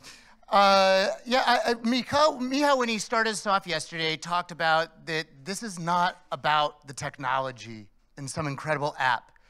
He told us that this is about empowering human potential and enabling human possibility, right? And that is why there's so many smart talented, passionate professionals dedicating years of our professional lives to this space. It's not about the badges. Those are fun, they're shiny, they're exciting, but we're here because of the humans and the powerful potential to change the world for humans. For me, it's about connections. How do we connect humans and opportunity? And that could be for jobs. In a lot of cases it is, especially in higher ed. Our students probably want to be connected to jobs after they leave us. But it could also be for admissions on how to get into a university, or join a club, or participate in a prize competition, a scholarship competition, any kind of opportunity. How do we connect humans and opportunities? Historically, in English, we have a saying, it's not what you know, it's who you know. The way we get connected is by our last name. It's by people our parents know. So who you know determines those connections. Now, I want to tell a quick story and just back up. When you were little, say 7 years old and in 4th grade, how would people have described you? What made you special? Like, I could not clap to the beat on a song. I could not find the beat in music for until my 20s. I could tell jokes. I could kind of program a video cassette machine. I was great at memorizing sports stats, and to this day, I've still never flown in my dreams. These are things that maybe make us individuals, that make us human.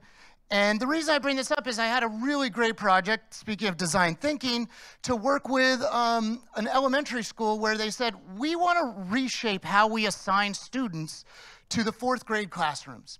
Because the way we do it is we have 4 3rd grade classrooms, and the 4 3rd grade teachers make the rosters for the next year's 4th grade classrooms. And how do they do that? They jumble up the names, they have 4 classrooms, and they say, oh, no, you have too many screamers. That's gonna be terrible for you. Let's move some of those over here and balance it out. Oh, you have 5 kids who just are gonna tattle and tell on other kids all day long. We need to spread those out. In other words, they make connections for humans, not based off of assets, but based off of detriments, based off of things that they didn't want too much of in a classroom. What if instead we decided to design around, we thought about what made you special when you were in 4th grade? What did you bring to the classroom? We need kids who hold other kids' hands. We need kids who daydream. We need kids who are going to be the worker bees and not complain that they're doing more than everybody else on the project. We need kids who can sing and clap along to the beat. And so we had a very successful opportunity of making connections for students based off of their assets, based off of what made them special, not just about balancing out what makes them problematic. And I think this is really important for us to remember, not just for 4th graders, but in higher education and for long life learning, is that we a lot of times are not empowered to make those connections for other people. We rely on others to make those connections for us. And I believe the reason that why we're all here around micro-credentials, digital badges, recognition is that we're going to change the world because these credentials have the ability to do recognition and storytelling. I had my mother dig up my kindergarten readiness assessment. So I was in pre-kindergarten, and this was my test. And my teacher's feedback was that I talked through the entire explanation and was unable to do each test because I was clueless as to the point of the exam. In other words, I basically was failing that I was ready for kindergarten, right? That they were focused on my detriments, right? It says here, you know, do something where, put a heart where it's green. Well, I did not do that. But it starts with recognition and storytelling. What if they brought a different lens? Instead of saying Noah is scatterbrained, maybe she could have recognized Noah is creative. Noah's not distracted. He's pattern aware. I don't procrastinate. I'm very deliberate. right? Other examples, I'm whimsical. Maybe I'm just optimistic. I'm not irreverent and disrespectful. I'm funny. I'm not attentive. I'm curious. I'm looking out for others, not just being indecisive. I'm open-minded. Some might think that I'm nosy. Maybe it's just that I'm being open-minded, that I deliver on things. I recently, a few years ago, had the opportunity to make a friend who was the North American Director of Product for a really cool brand. I've seen their backpacks on people's backs here in Warsaw. Very famous brand. He didn't go to college. He, when he was 18, was in a band that made the radio. He spent the next 10 years touring the world and making money as a drummer. Even though he says today he wasn't really that good of a drummer, he was just in a band with really good writers, guitarists, and piano players and got to go along for the ride. But while he was there, he learned about style. He learned about marketing. He learned about what it takes to sell a product, predict trends. And he got lucky. Somehow he applied for a job that normally they would never interview you if you didn't have a college degree, but they were able to see that the skills that they infer from the degree, that the degree was serving as a proxy for, he had those skills. He just didn't have an official piece of paper to communicate those skills. And I think that is our opportunity to do that recognition and storytelling, because if not us, then who?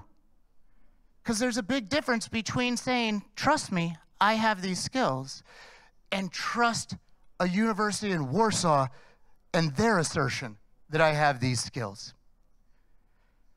In a world where what you know depends on the connections, let's rethink how we make those connections. We could view young Noah, the neighborhood pooper scooper, who got paid 25 cents once a week to go to your backyard and clean up your dog's doo-doo.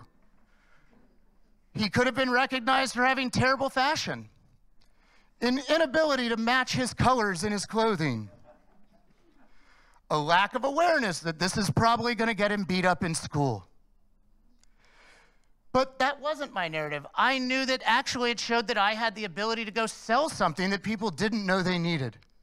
I had the ability to set financial goals and work really hard in order to achieve those goals, right? I had these things, right? I was not defined by my detriments.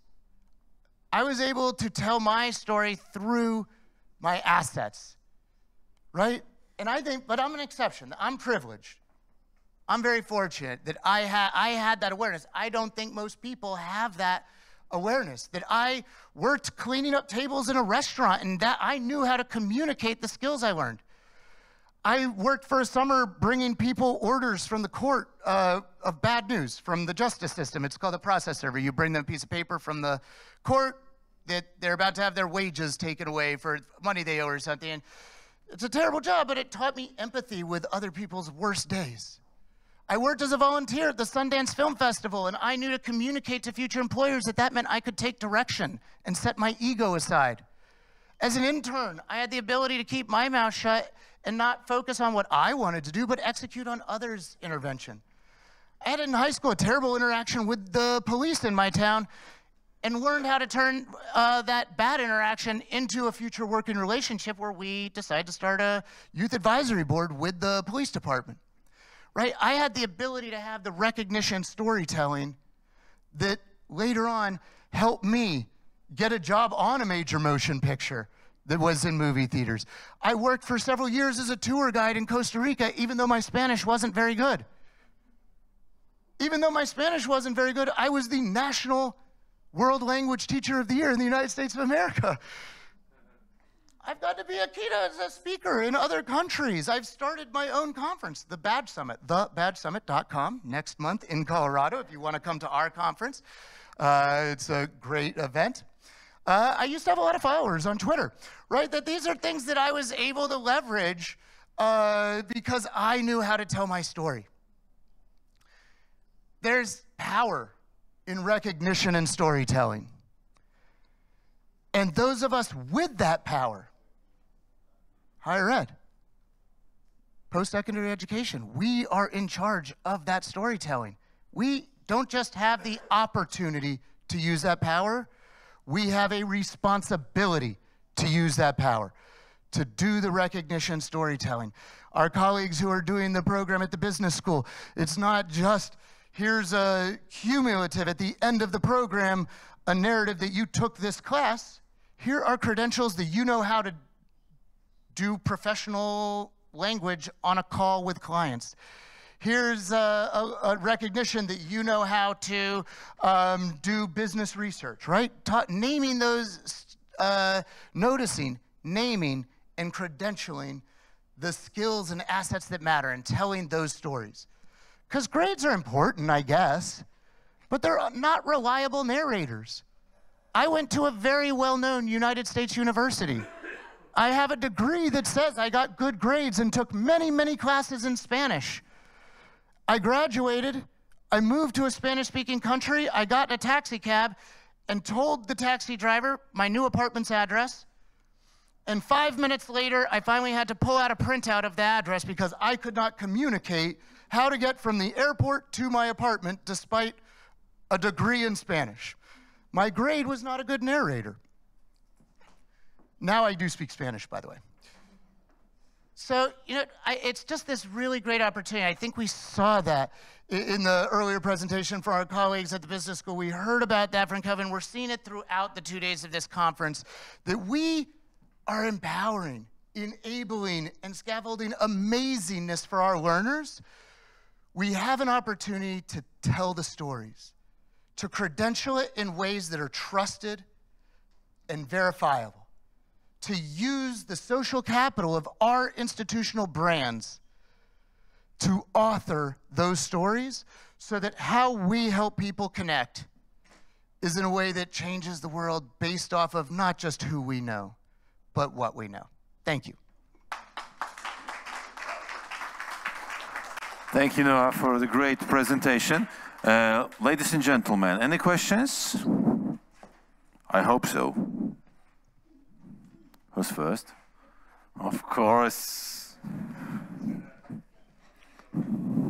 Thank you. I'm not on the payroll, by the way. I'd like to ask you what language you think we should use then. You know, bring it down to describing, recognizing credentials. What is the language of narrative that isn't, you know, cold, that actually relates to the spirit of what you were talking about? How would you be describing credentials? In other words, when we give the recognitions, instead of just the title of the course, or instead of just a cold, as you said, learning outcomes, what might we use? I guess this gets to a little bit to where I disagreed with the earlier conversation that we had about watering things down. I'm actually not concerned about their conventional wisdom is that we can't badge everything, because if we badge everything, there's too many badges, and the really important ones will not get seen and valued for what they are. And I disagree with that proposition. And the reason for that is, especially, it has actually nothing to do with higher ed, it has to do with the employment landscape. Right now, and forever, we've been really bad at hiring. Right? We're not good at it. We get all these applications for a job. In the United States, the data is 4 years ago that a hiring manager spent between 8 and 12 seconds to look at each resume and cover letter to make a decision. In other words, to find a needle in a haystack, does that expression translate interpreters? Okay. Yeah. To find a needle in the haystack, we put all of our resources into moving hay when what we're looking for are needles. And what I get excited about, why I've dedicated my career to this space, is because these credentials, and the digital piece is key, give us the ability to magnetize needles so that instead of moving hay, we don't use a pitchfork to move hay, we use a magnet to find needles. And those needles are magnetized by the stories that we tell. And because it's digital, and because the first reader is not going to be a person, the first reader is machines. And so the machines don't get tired. They read really quickly, and they read every single word. Yes. And so we don't have to worry about what language. We can use all the language. I think in the case of, you know, where we have the National Association of how to have business calls over Zoom, they have a standards framework. Let's put in the data of our credentials, the standard alignment that let's point to this standard and say this credential aligns with that standard. Let's have the learning outcomes from the course syllabus. Let's have a description in plain language that the professor wanted to use. Let's not argue with faculty and say, that language means nothing to HR, to human resources. We need you to change your language to be more business friendly. No, that's a bad argument to have. They're gonna hate us. And it's not necessary because we can have it all. We can have it all. And I think really importantly, we can also, because it's digital, we can attach evidence. So going back, and I'm sorry that I keep using this example, I just thought it was such a good example, when we're assessing people on their ability to have professional business communication in an online business call, we can have a recording of a role play, of a simulation that they did of a business call. So it's not just, trust us, we assess them, here's a video of them doing the skill. Validate for yourself, right? We have all these different ways to make sense to any given audience. Whatever they need to hear, we can say it so that they can hear it. And so that's a total teacher non-answer to your very good question, but that's my answer. To my credit, I avoided using poop on that one. Okay, thank you. Thank you, Noah. Who's next? Any volunteers? No one? Yes. Thank you very much. Just a moment. Yeah, we have a microphone. Thank you. Martyna Leciejewicz from International Research Education. And maybe not a question, but a comment that your appearance was very refreshing and different from the others, and maybe less technical about the micro-credentials. So it was very nice to hear about the connection with humans, not only the languages and the technicals. Thank you, and see you in Colorado. Thank you very much. And I do want to say that technology is very important, right? Like Michał said in his opening, technology is what's bringing us together. Technology is the tool. It's not the goal, right? The goal is that we have the ability to, do they use in Polish highlight reel? Does that make sense? Maybe if a really good football player has a video of all of their great accomplishments, their highlights. So picture, we can have human highlight reels showing all of our amazingness, that we're really good at remembering birthdays. We're really good at math. We're really good at programming in Python. All of our amazingness fits into this amazing highlight reel. Where the technology is important is that if we put that highlight reel on a laser disc, nobody can watch it because nobody has a laser disc player anymore. And so we do need to pay attention to the technology, and we do need to pay attention to technological standards to make sure that we're not, that when we make these highlight reels, that we're making them viewable in a format that people can actually access. Any questions? Yes, please. Just a moment. Po polsku zapytam, jak widzi pan rolę AI w tym procesie i jak widzi pan możliwość wykorzystania tej technologii, bo jak najbardziej wydaje mi się, że w analizie danych ona byłaby przydatna. Ale na ile jest faktycznie na tyle empatyczna, żeby takie mikroumiejętności też ocenić? How do you see AI? I mean, it's happening. In the future. Yeah. AI is definitely happening, right? And in some ways it's forcing the issue. In some ways it's an opportunity. In some ways it's forcing us to respond. In other ways it's a massive opportunity for us to be proactive and creative and imaginative. There's some great companies that are doing cool stuff, you know, of course, because there's money to be made, and so definitely recommend speaking with them to hear how they're doing it. You know, going back to that matching problem of hiring. 4 years ago, the only reason a hiring manager had 8 to 12 seconds to look at a resume and cover letter is because they were only one person and they had 100 applications.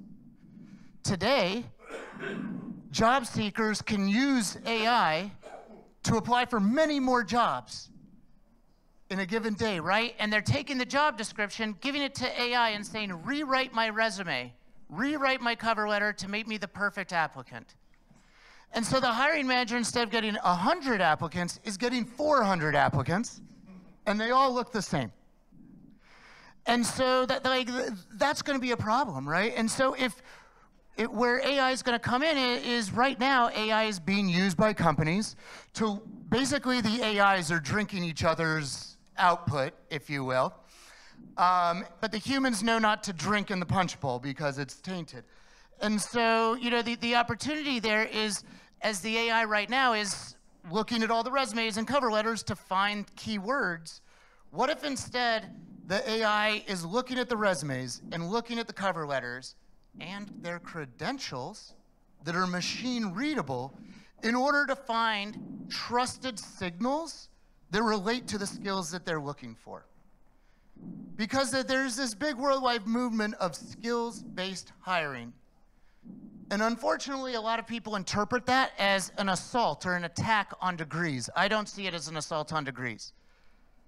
What it's saying is stop using the degree as a proxy for the skills. Well, we can assume if Noah has a degree in Spanish, he knows how to speak Spanish. Instead, let's use actual credentials with assessments to know what level of proficiency Noah has in Spanish. What can he actually do? And I still think there'll be an advantage to universities and colleges because we're going to be able to give credentials that are trusted and that are verifiable. And the AI is going to be able to very quickly. It doesn't need 8 to 12 seconds. It, in 4 seconds, can get through all 400 and pass along to the hiring manager only needles, right? So the hiring manager doesn't have 8 to 12 seconds to look at hundreds of people. They maybe have 8 minutes to look at 8 people and to actually click on the credentials and view the evidence and explore these people as humans. And so, in other words, I think that the opportunity with AI is to do the boring stuff and free up human time to do the interesting, empathetic, and important stuff. Thank you very much. Ladies and gentlemen, true connector of dots and humans, Noah Geisel, thank you very much. Very inspiring presentation, thank you. Thank you. And now, ladies and gentlemen, the most awaited batch of the morning, coffee credential. So, stretch your legs and brain, and please be back by 30 minutes, so at 12:30, I think. So, thank you and see you later, bye.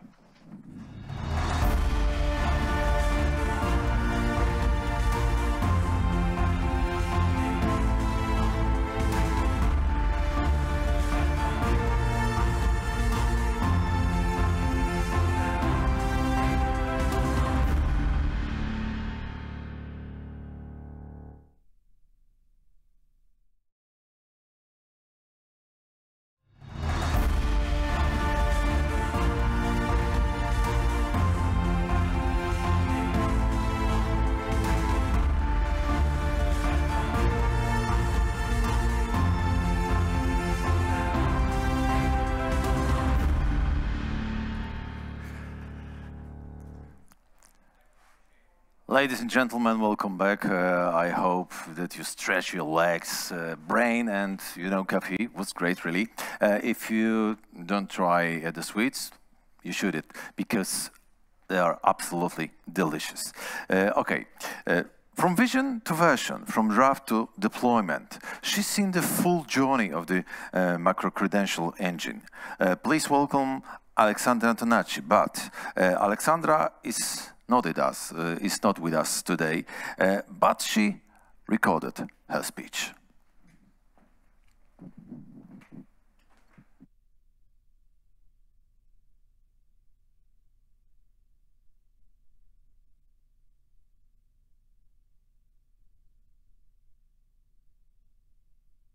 Hello everybody, my name is Aleksandra Antonaci. I'm going to talk to you about microcredential from idea to implementation, connecting higher education in the context of lifelong learning. But before starting, I really want to thank you, the organizer, for allowing me to be there without being there. But unfortunately, there was a cancellation on my flight and I couldn't not come.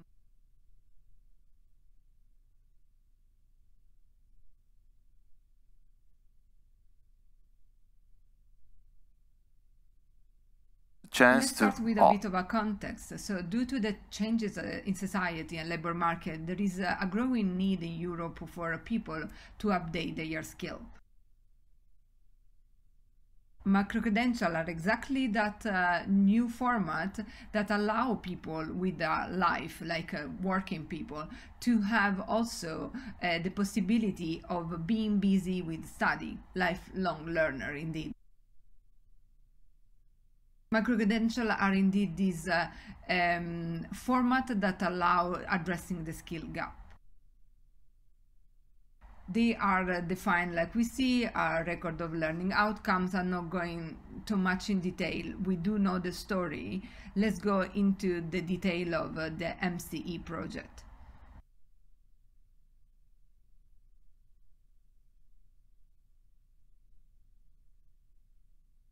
So MCE stands for Modularization of Continuing Education through Microcredential. It's a project that has been ending this year in March 2025, and in principle we've been busy 3 years studying different things. I will tell you more in a second, but the good thing of the MCE project is really that we started when the council recommendations were there. Within the MCE project, we have investigated several things, but the most relevant are these 3. Investigating the learner perspective, what kind of support we managed to give to higher education institutions in defining and implementing microcredential, and then the policy that we have created based on the evidence collected. In investigating the learner perspective, we have used mainly 2 tools, the literature review and a focus group. And the funding are, in principle, we identified the drivers that our population had in embarking in a microcredential. They were mainly a need of a new job, employability, or also curiosity was very high. But the format that they were looking for mainly was a short format, like 2 to 3 months max, part-time, so 6 to 15 hours per week, because indeed we are speaking of lifelong learners, people that generally have another job. And as far as format is concerned, online, self-paced, but with a little interaction was the perfect one. In terms of support given to our higher educational institution to define, implement, and experiment microcredential, we have used surveys within the consortium partnership to identify what was needed, what was the status quo.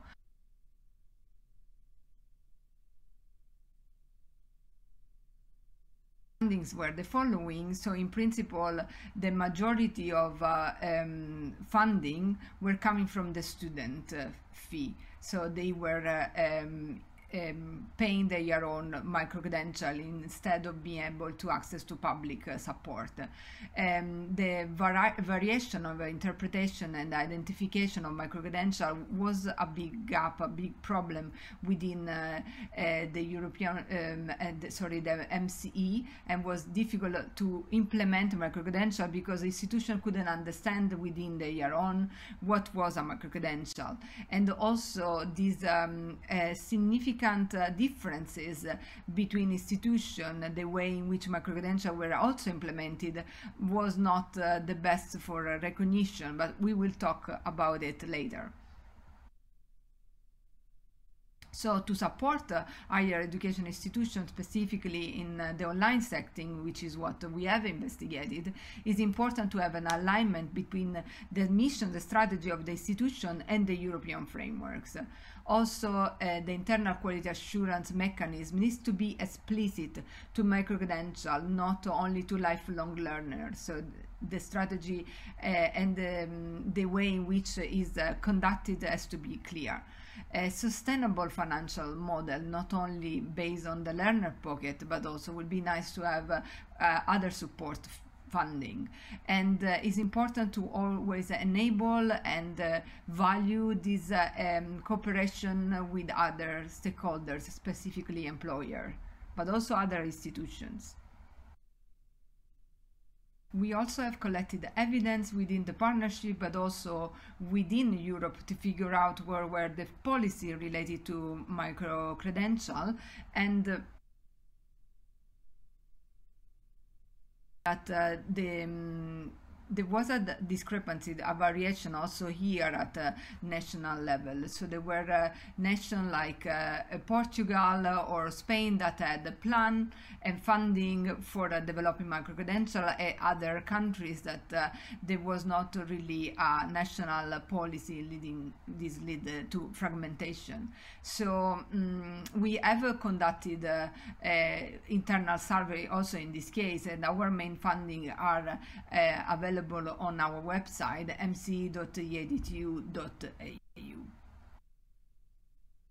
What is important at this point to point out is this lesson learned from the microcredential project, MCE project, is it indeed that the learners value modular and stackable credential that support a flexible path. And the transferability of credit across institutions will make easier recognition, but of course we need to talk the same language. Alignment with the national and the European qualification are important for ensuring this recognition and relevance across institutions, and microcredentials should clearly communicate learning outcome to both employers and educational institutions. If I may add, this communication has to be in line with the language talked by the person, the receiver. We can really help a student to be ready for the future. A way for allowing them to upscale and rescale, as I said at the beginning, is indeed this microcredential, but more has to be happening at the European and institutional level for make this a reality.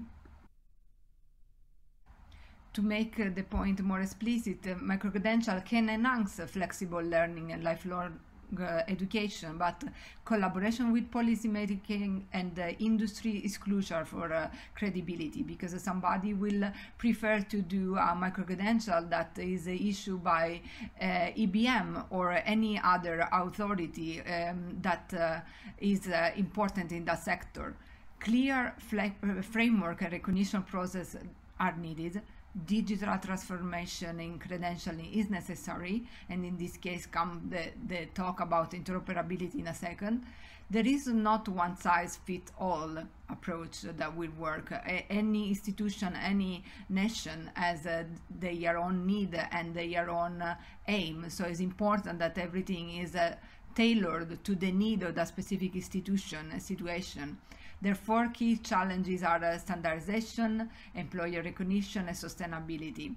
There is a need of harmonizing at the European level the legitimacy of microcredential. So future direction are really important, and in the sense that there is a need to align this communication between all the stakeholder learner needs to be connected with the policy, needs to be connected with the labor market need, and often there is no connection among these stakeholders. Mention the word interoperability. What do we mean with interoperability, and why are we talking about interoperability in this framework? Interoperability enables different system organization and processes to collaborate, exchange data, and understand information. Interoperability is a prerequisite for collaboration while maintaining autonomy. It is important in the frame of a microcredential because one of the biggest characteristics of a microcredential is its stackability.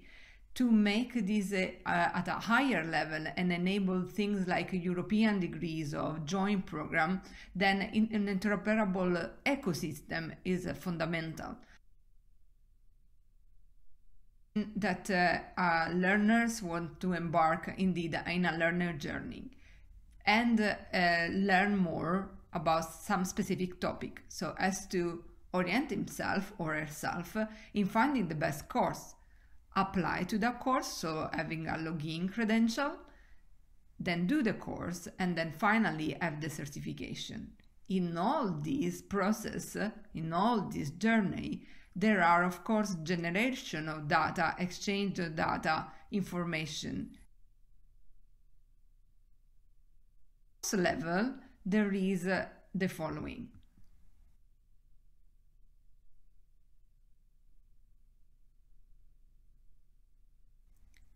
The teacher or the instructional design will need to design some offering, some course that coincide with the learner needs, as well as with the job requirement, with the job needs, with the labor market needs. This data needs to be machine readable.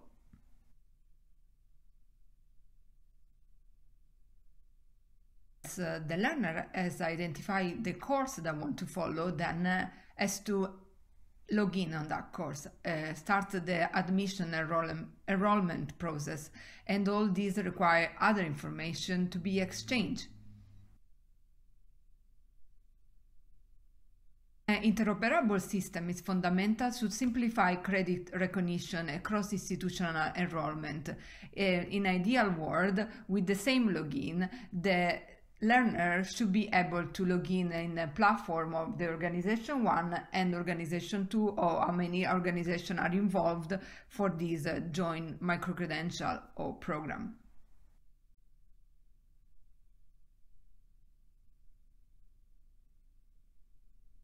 Then starts the process of education, where the learning and the teaching happens. Therefore,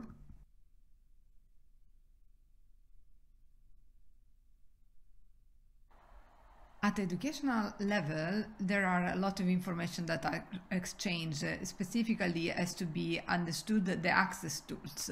So what kind of data in reality, so not only virtually, but also physically needs to be access to, or the student can access to.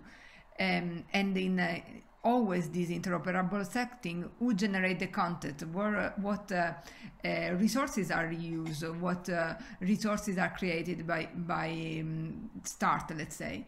And then data are produced, and has to figure it out where the data are stored, how to, what kind of data analytics, student analytics to be created. Then finally, after the education level has been completed, there's supposed to be the credential, so the exam.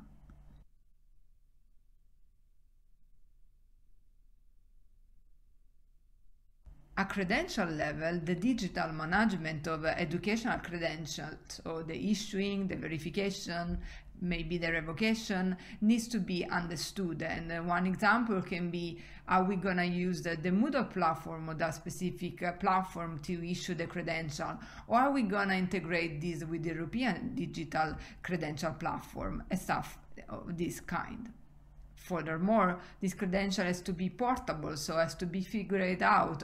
All these storing and exchange of data, how does it happen?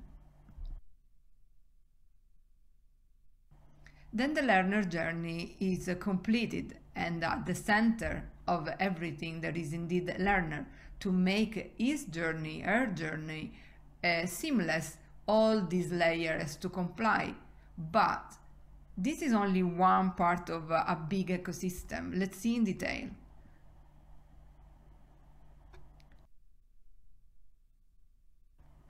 As we have said, in the middle of all, there is indeed the learning, looking for professional and personal growth.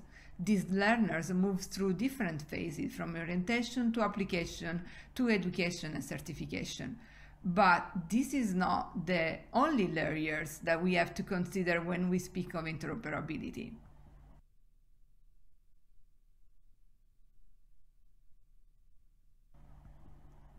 there is a whole invisible ecosystem that need to make interoperability a reality.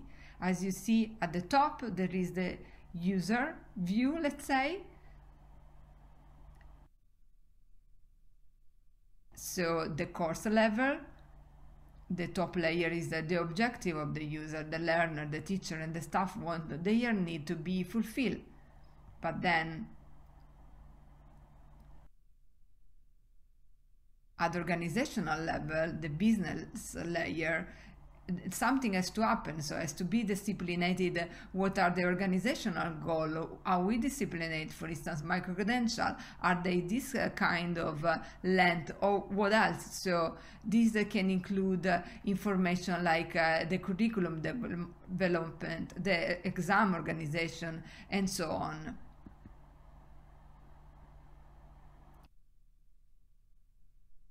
The next layer is the application and information. That is what IT should do specifically. And at the bottom of everything, which is not the most insignificant layers, but is the how IT is managed. IT staff handle identities, access, and databases. So is the base as the fundament of this. In an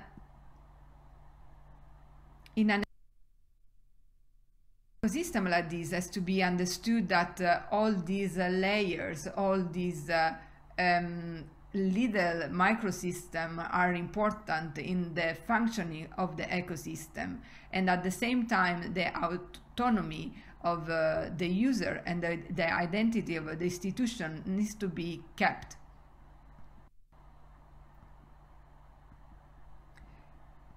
Interoperability is potentially one of the most transformative developments in higher education, but as you have seen, is a complex ecosystem, and to become seamless, a lot of stakeholders and a lot of information has to be shared and has to comply to different governance, let's say. So to make this really seamless, a lot has to happen and a lot has to be interchanged. So for making interoperability a reality, there is a need of governance policy framework. At the European policy alignment, for instance, ensure compliance with the Bologna process.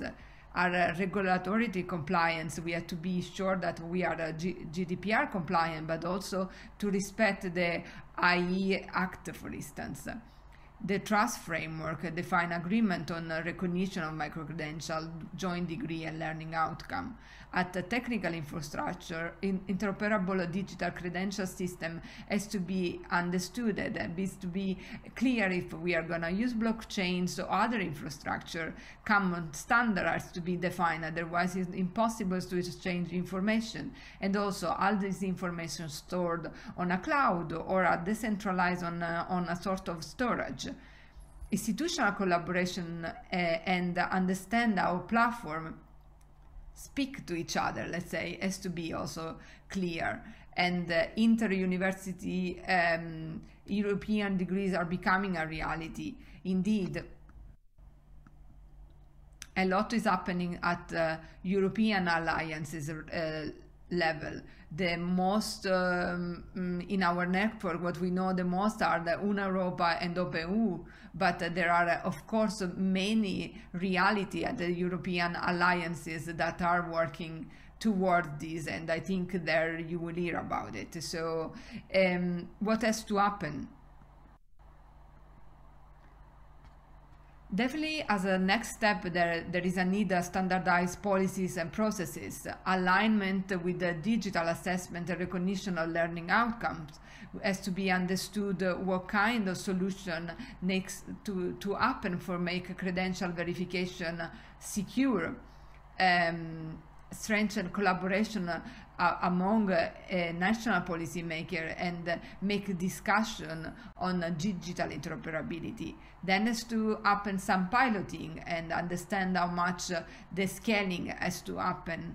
But definitely make sure that the student is at the center of everything, and starting from the interface to the exchange to everything has to be seamless, and that is not easy. And that said, let's remember that interoperability is not just about technology, it's about creating a connected, inclusive and innovative learning environment for the future, for the learner.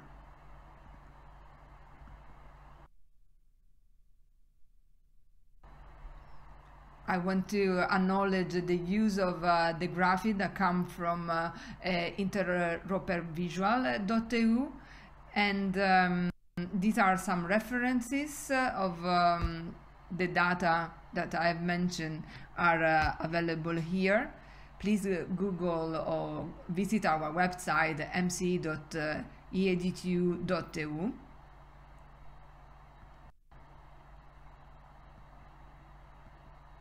I really hope it was a clear presentation and I can create discussion over there. I'm really sorry I was not there, and I wish you a continuation of this great event. Bye. Bye, Aleksandra. Yes, thank you very much. Ladies and gentlemen, it was the MCE journey from idea to implementation presented by Aleksandra Antonaci. Normally, you know, in this part, of course, will be questions, but in this situation, there won't be any. So, the next prelegent. Is quality a standard or a feeling?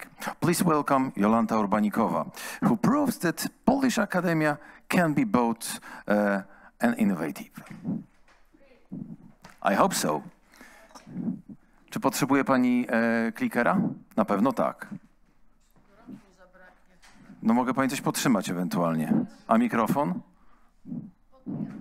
Tak. Mikrofon nie? No, mogę, no naprawdę przytrzymam pani te kartki, jak trzeba będzie, to oddam. Dobrze, dam radę. Da pani radę? Dobra. Jak coś, to mogę podkładkę pożyczyć. Nie? Idę już. Już idę precz, już mnie nie ma. Chciałem pomóc. I mnie pan stropnił. Chciałem dobrze. Dzień dobry państwu. Nazywam się Jolanta Urbanikowa i chcę państwu opowiedzieć dziś o jakości... Pani Jolu, przepraszam, troszeczkę bliżej mikrofon, bo musi panią być słychać. O jakości dla niezaawansowanych. O jakości mikropoświadczeń dla niezaawansowanych. I moja prezentacja będzie dosyć konserwatywna w formie, ponieważ z wieku stanu i urzędu nie używam wodotrysków, ani fontan, ani wybuchów. Asumptem do przygotowania tej prezentacji był komentarz mojego kolegi, który powiedział: mikropoświadczenia, robust assessment, robust quality assurance, a przecież miały być takie zwinne, lekkie, on demand, efektywne kosztowo. Nie pozostało mi nic innego, jak powiedzieć, że jedno nie wyklucza drugiego. One mają być jakościowo dobre, ale również mogą być zwinne, mogą być efektywne kosztowo, mogą być krótkie, mogą być przyjemne. Niemniej z tego komentarza kolegi wynikło pytanie, czy dla osób, które do tej pory ćwiczyły podejście jakoś to będzie, co można zaobserwować często w praktyce, na przykład w oferowanych przez uczelnie, w tym moją, oguny, czy studia podyplomowe, czy szkoły letnie, czy szkoły zimowe, które są takie, jak widać w USOS-ie, to znaczy są, ale o jakości trudno stwierdzić, bo nie jest to ani dokumentowane, ani sprawdzane, ani potem poprawiane. Czy uznać, że mikropoświadczenia i zapewnianie jakości jest tylko dla innowatorów, osób, młodych duchem, które chcą coś poprawić w edukacji na poziomie wyższym, zaspokoić potrzeby szkoleniowe zarówno studentów, jak i interesariuszy zewnętrznych, czy też trzeba jednak zadbać o to, żeby cała kadra akademicka i nie tylko akademicka, ale również administracyjna i techniczna wiedziała, czym jest jakość, a właściwie przypomniała sobie, czym jest jakość i czy w związku z tym nie należy tej kultury jakości jakoś podnieść do życia, ożywić, nadać nowe tchnienie, nowe życie.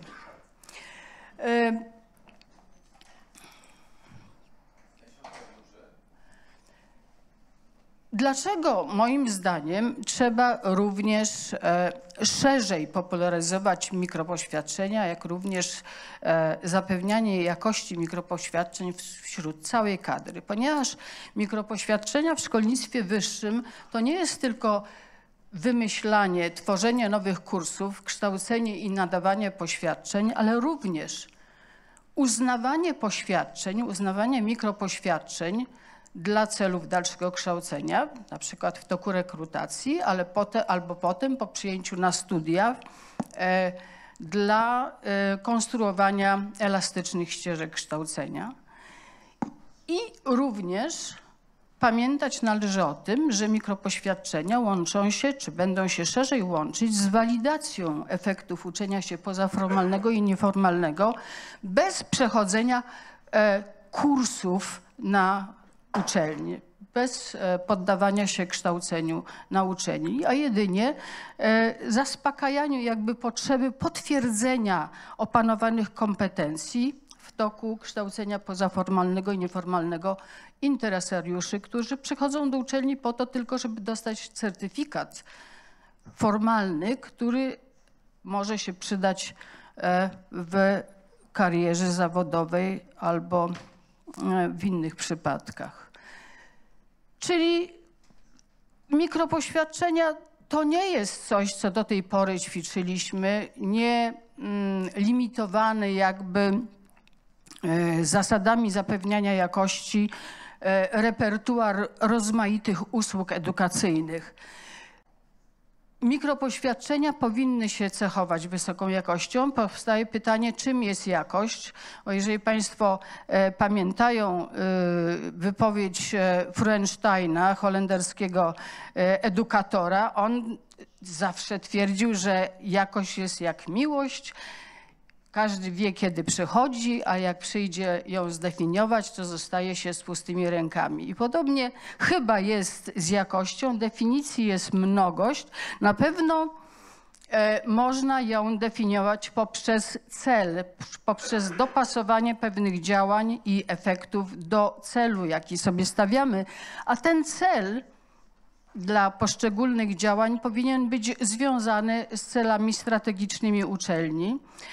Czyli kursy albo w ogóle działania związane z mikropoświadczeniami w szkole wyższej nie powinny być incydentalne, efemeryczne. One powinny na trwałe wpisywać się do funkcjonowania uczelni, odpowiadać na zdiagnozowane potrzeby interesariuszy. Podkreślam ten frazes, zdiagnozowane potrzeby, ponieważ zwykle w rozmaitych projektach, które również oceniam tu i ówdzie, diagnoza potrzeb jest najsłabszym elementem projektu. Na ogół uznaje się, że to, co powszechnie jest potrzebne, to również powinno być w jakiś sposób zaspokajane, realizowane w naszej instytucji. Tymczasem tak nie jest. Te potrzeby są rozmaite i żeby przystąpić do realizacji jakiegokolwiek projektu, w tym opracowania mikropoświadczeń, należy dokładnie wiedzieć, dla kogo one są skierowane, do kogo są skierowane i jakimi potrzebami ci interesariusze, studenci albo niestudenci się kierują.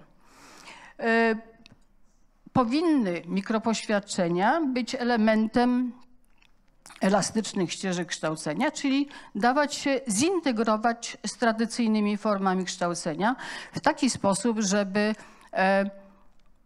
program tradycyjny był bardziej aktualny i bardziej dopasowany do wymogów czy rynku pracy, czy rozwoju osobistego uczącego się. Mają mikropoświadczenia zapewniać rozpoznawalność. Tutaj często reputacja wystarcza. Rozpoznawana uczelnia prawdopodobnie przyczynia się do zapewnienia wysokiej jakości kształcenia, również w toku mikropoświadczeń, ale nie zawsze tak jest. Mikropoświadczenia również powinny zapewniać porównywalność międzynarodową, czyli odwoływać się do podobnych czy wręcz tych samych standardów. Zresztą w poprzedniej prezentacji o tych rozpoznawalnych europejskich standardach była mowa. Powinny zapewniać możliwość przenoszenia z jednego kontekstu edukacyjnego do innego albo z kontekstu edukacyjnego do świata pracy. I na koniec, i co jest najważniejsze, powinny być uznawane, czy proces przyznawania mikropoświadczeń powinien być tak skonstruowany wedle takich standardów i takich kryteriów, żeby to wykształcenie było uznawalne również w kontekście międzynarodowym. Jest to szczególnie ważna konstatacja w związku z ostatnio podjętą rezolucją prezydencji Rady Unii Europejskiej, która dotyczyła europejskiego dyplomu, gdzie między wierszami jest zapisane, że mikropoświadczenia mogą być takim stepping stone do pełnych wspólnych studiów, pełnych dyplomów europejskich. To automatyczne uznawanie, czy możliwość uznawania jest koniec końców celem Europejskiego Obszaru Szkolnictwa Wyższego, gdzie dzięki współpracy różnych podmiotów, również w ramach sojuszy europejskich, uniwersytetów europejskich, dzięki jakościowym działaniom buduje się zaufanie do instytucji nadającej mikropoświadczenia i przekładać się to powinno na automatyczne uznawanie dyplomów, ale również mniejszych poświadczeń, mikropoświadczeń. Dotyczy to zapisów skonstruowanych już w końcu lat 90.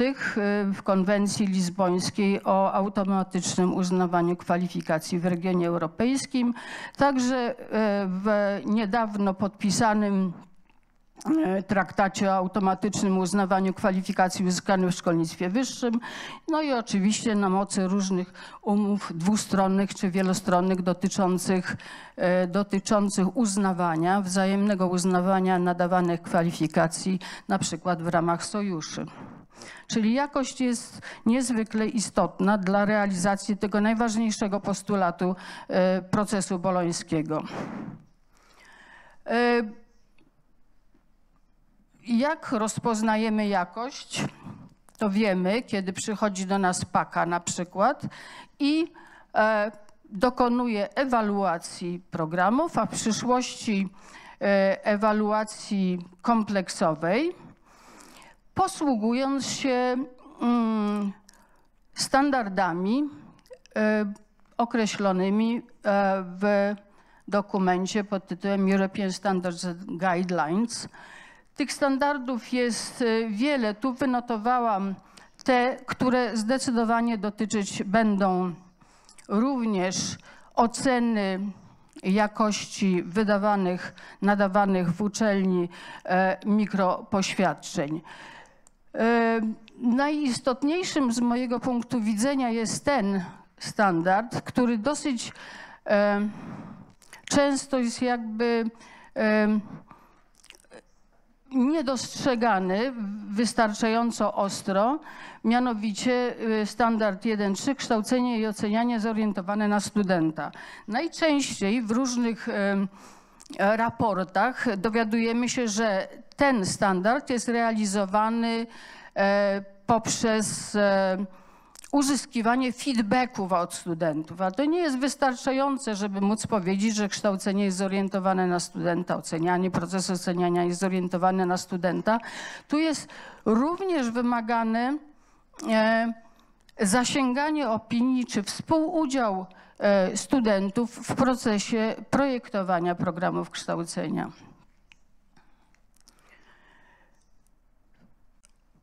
Wspomniana przeze mnie ocena kompleksowa prawdopodobnie niedługo stanie się jakby obowiązującą formułą ewaluacji instytucji i tak jak się dowiadujemy, mikropoświadczenia będą tak samo traktowane w ocenie jak inne elementy programu kształcenia, czyli będą poddawane tym samym jakby procedurom oglądu i oceny, przy czym to uczelnia będzie odpowiedzialna za cały proces ewaluacji i dopiero w momencie, kiedy na prośbę wnioskodawcy Polska Komisja Akredytacyjna będzie oceniała działalność uczelni, uczelnia będzie musiała wykazać, że rzeczywiście te standardy są należycie zachowane, należycie przestrzegane. Kolejny element, o którym należy wspomnieć przy zasadach zapewniania jakości, w tym mikropoświadczeń, to są zalecenia Rady Unii Europejskiej z 2017 roku dotyczące europejskich ram kwalifikacji. Te wszystkie elementy są nam dobrze znane, ale dobrze, żeby pamiętać, że one również zostały powtórzone w dużej części w zaleceniach Rady Unii Europejskiej w sprawie europejskiego podejścia do mikropoświadczeń i tak dalej. Jest tam 10 zasad w załączniku do samego zalecenia, 10 zasad dotyczących szeroko pojętego zapewniania jakości. O odpowiadaniu na potrzeby, oczekiwania osób uczących się i interesariuszy już mówiłam, więc nie będę tego powtarzać. Ważne jest również to, że przejrzystość jako standard, jako kryterium oceny mikropoświadczenia dotyczy przypisania punktów ECTS oraz poziomu polskiej ramy kwalifikacji czy europejskiej ramy kwalifikacji, a także zapewnienia wyczerpującej informacji dotyczącej oferowanych mikropoświadczeń. Przy okazji określania poziomu polskiej ramy kwalifikacji, przypisywania poziomu polskiej ramy kwalifikacji do mikropoświadczenia należy się zastanowić, jaka powinna być objętość tego mikropoświadczenia. Czy przypadkiem zbyt małe, bardzo o niewielkim nakładzie pracy, niewielkie doświadczenia edukacyjne typu, nie wiem, 1-2 ECTS-ów nie są zbyt małe, żeby w ogóle przypisać poziom ramy. Czy te efekty, które są przypisane do danego mikropoświadczenia rzeczywiście dadzą się zweryfikować względem szerzej określonych, szerzej opisanych efektów uczenia się w polskiej ramie kwalifikacji. Przejrzystość, adekwatność, czyli znaczenie, prawidłowy proces oceniania to jest kolejny element tych zasad dotyczących europejskiego podejścia do mikropoświadczeń. Ścieżki uczenia się, oczywiście mowa jest o elastycznych ścieżkach uczenia się, nie tylko o walidacji i uznawaniu, ale również gromadzeniu mikropoświadczeń z różnych systemów. Wydaje się, że jeżeli ustawodawca się w to nie wtrąci, to w praktyce będzie można gromadzić na poziomie szkoły wyższej różne mikropoświadczenia na poczet większego. I znam już przypadki takie, gdzie w której to uczelni postanowiono wydawać świadectwo ukończenia studiów podyplomowych na podstawie mniejszych poświadczeń potwierdzających opanowanie efektów uczenia dla poszczególnych modułów w danym studiach podyplomowych. Więc to już się dzieje i myślę, że to będzie również droga, możliwość, sposobność do tego, żeby przyjrzeć się studiom podyplomowym, zobaczyć, czy one rzeczywiście w takiej formule, jak są oferowane obecnie, odpowiadają na potrzeby interesariuszy i czy jest ich jakość odpowiednia. Kolejne elementy, to już nie będę tego powtarzać, uznawanie, przenoszalność i zorientowanie na osobę uczącą się. Jest to element, który powtarza się we wszystkich zasadach i kryteriach dotyczących kształcenia. Jak tutaj widzimy z rozszerzenia tej definicji, to zorientowanie na osobę uczącą się, na studenta, czy też lifelong learnera nie polega tylko na współuczestniczeniu w procesie projektowania, ale również zaangażowania w procesy zapewniania jakości. Autentyczność to jest jakby, przepraszam,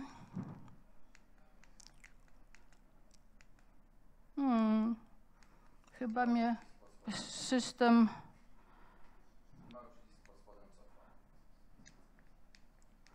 nieco.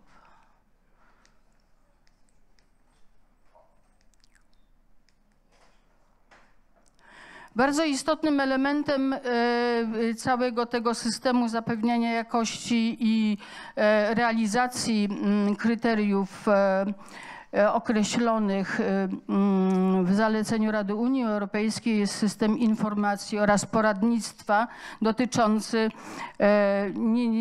skierowany nie tylko do osób uczących się aktualnie, ale również do osób planujących udział w ofercie dydaktycznej. Przy projektowaniu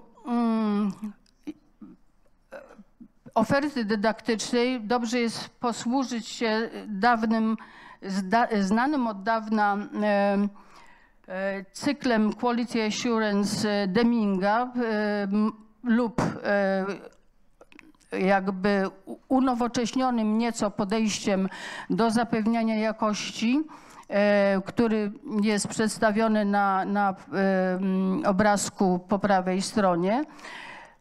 W tym górnym wyróżniamy 4 etapy: projektowanie, wdrożenie, sprawdzanie i doskonalenie. I każdy z tych etapów powinien w swoim przebiegu dotyczyć zarówno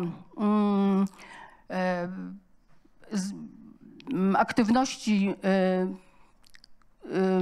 dydaktycznych, ale również treści, metod, podejścia metodycznego, wyboru odpowiednich narzędzi, stwierdzenia, jakie zasoby mamy, jakimi dysponujemy, i metod certyfikacji. Po zakończeniu tego procesu projektowania i wdrożeniu, następnie sprawdzeniu, w jaki sposób nasze założenia się sprawdzają, następuje doskonalenie tego procesu i ten cały cykl w drodze iteracji kontynuujemy, aż dojdziemy do takiego momentu, kiedy jest on satysfakcjonujący, jeżeli chodzi o zakładane efekty.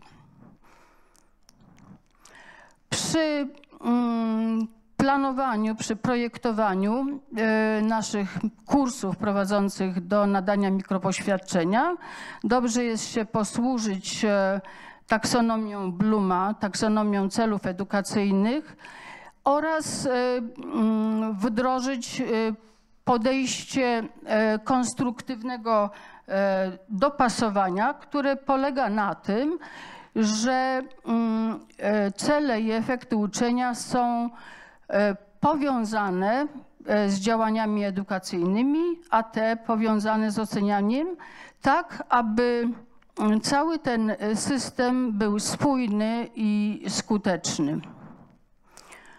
Tutaj ten slajd pokazuje, w jaki sposób taksonomia Blooma celów edukacyjnych się przedstawia. Nie będę tego omawiać, bo chyba jest to dosyć znane podejście, natomiast dobrze by było je praktycznie wprowadzić do projektowania, do całego działania związanego z projektowaniem naszych mikropoświadczeń. I tu jakby zmienione trochę podejście zgodne z taksonomią Blooma, gdzie wszystkie czynności, wszystkie działania związane z procesem kształcenia składają się na tworzenie, na umiejętność stworzenia tego artefaktu, o którym Serge mówił, który mógłby stanowić potwierdzenie opanowania zakładanych efektów uczenia się. Jakość dotyczy oczywiście również cyfrowych poświadczeń. Ta jakość powinna być potwierdzona nie tylko w jakości informacji o tym poświadczeniu nadawanym, ale również w jakości stosowanego medium cyfrowego.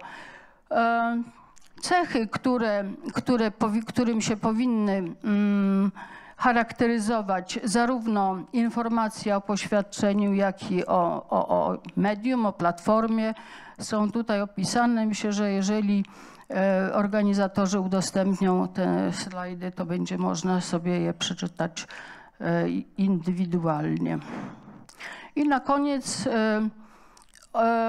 odwołanie do strony European Digital Credentials. Czynię to nie dlatego, żeby tę akurat platformę, czy to podejście Państwu jakoś polecić, czy zalecić, bo są przecież inne również formuły ucyfrowienia naszych mikropoświadczeń, ale dla celów jakby edukacyjnych. Na tej stronie znajduje się pełna dokumentacja tego systemu i można zapoznać się ze szczegółami wdrożenia i zbadać przynajmniej w ten sposób, czy nasze mikropoświadczenia powinny być ucyfrowione za pomocą tego podejścia, na którym jest Europass oparty, czy też może Open Badges albo czegoś jeszcze innego. I to by było na tyle. Dziękuję bardzo. Ja bardzo serdecznie poproszę o brawa pani Jolanta Urbanikowa, która reprezentuje Uniwersytet Warszawski. Tak jest. A teraz czas na pytania. So, thoughts, challenges, questions, whatever you want. Who's first? Whatever.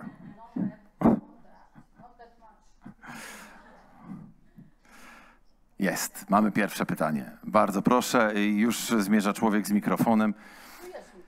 Ale spokojnie. Pani Jolanto, proszę dać szansę. Tu wszyscy, bo każdy z nas ma swoją ściśle określoną funkcję. Jest włączony? Już. Dzień dobry. Magdalena Jarzyńska, Narodowa Agencja Wymiany Akademickiej. Dzień dobry pani Jolanto. Ja chciałam się podpytać znowu o taki aspekt praktyczny dotyczący włączania, integracji tych mikropoświadczeń z programem kształcenia na uczelni. Jak pani to widzi? Może ma pani jakiś już na to pomysł? Bo wiadomo, że mogą to być punkty ECTS, ale jeżeli nie punkty ECTS, to co?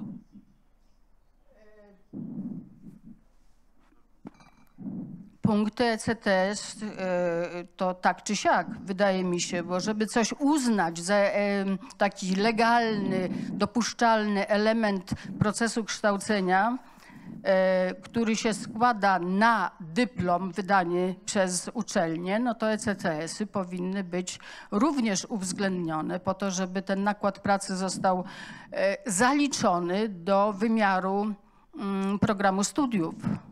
Czyli tak naprawdę dla uczelni ważne jest, żeby kreując jakiś kurs, krótki program kształcenia, oparła to na punktach ECTS.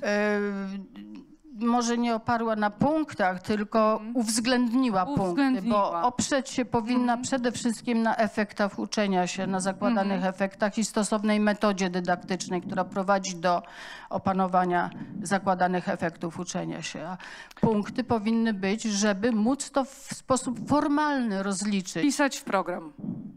Uwzględnić w tym programie, ale jeszcze zapytałabym się o tą jakość kształcenia. Podnoszone jest ciągle, że należy sprawdzać potrzeby kształcących się, czyli studentów. Studentów lub też zewnętrznych uczestników procesu kształcenia, takich, którzy na przykład w trybie uczenia się przez całe życie, zdobywania aktualnych kompetencji wymaganych przez rynek pracy czy pracodawcę.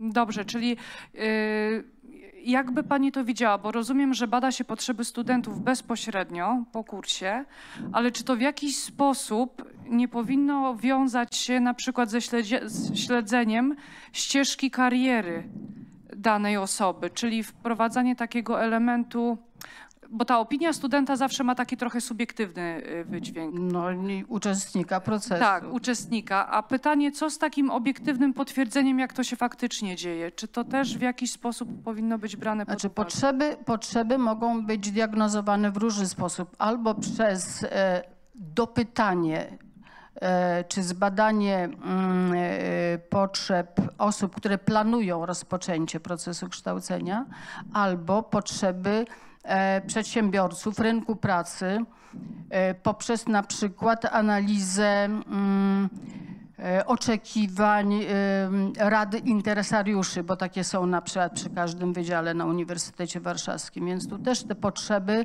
interesariusze, czyli ci, którzy będą zatrudniać naszych absolwentów, formułują wobec uczelni. Dobrze, dziękuję. Jeszcze dodam tylko, że na przykład potrzeby studentów planujących kontynuację studiów na drugim stopniu mogą być badane pod koniec studiów pierwszego stopnia i wtedy można sprawdzić, na jakie kierunki aspirują i co w związku z tym, czego w związku z tym oczekują w procesie kształcenia i w efektach kształcenia. Dziękuję za tą odpowiedź, bo tak dopytuję trochę pod kątem organizacji, która daje wsparcie na tworzenie mikropoświadczeń. I widzę, że ten element jakości, nawet mikropoświadczeń, nie mówię już o długich programach kształcenia czy studiach, ale nawet w kwestii tych mikropoświadczeń ważna jest ta jakość i weryfikacja tej jakości, żeby też uwzględniać ten element. Dobrze, dziękuję bardzo. Jak w normalnych, regularnych programach kształcenia, właściwie wszystkie te same elementy, może w różnym stopniu i inaczej sfokusowane, ale te same elementy powinny być zawarte. Dobrze, mamy co prawda parę sekund, ale myślę, że jeszcze jest na pewno czas na jeszcze jedno ostatnie pytanie. Bardzo proszę. To jest nie tyle pytanie, ile komentarz może do tej wymiany poglądów. Zachęcałem właśnie też do tego. Jednym z elementów opisu mikropoświadczenia w standardzie European Approach to Microcredentials jest opis systemu zapewniania jakości.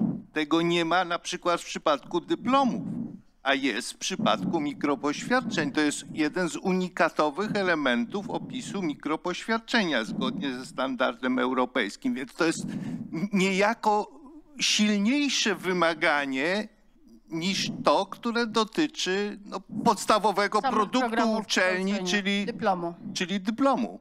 Dziękuję.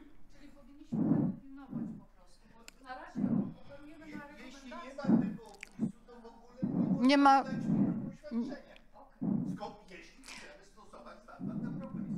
To jest to, bo jeszcze uwaga taka na boku, ale myślę, że bardzo istotna. Zalecenie Rady Unii Europejskiej ma wyłącznie charakter perswazyjny, więc my nic nie musimy na tego dokumentu podstawie.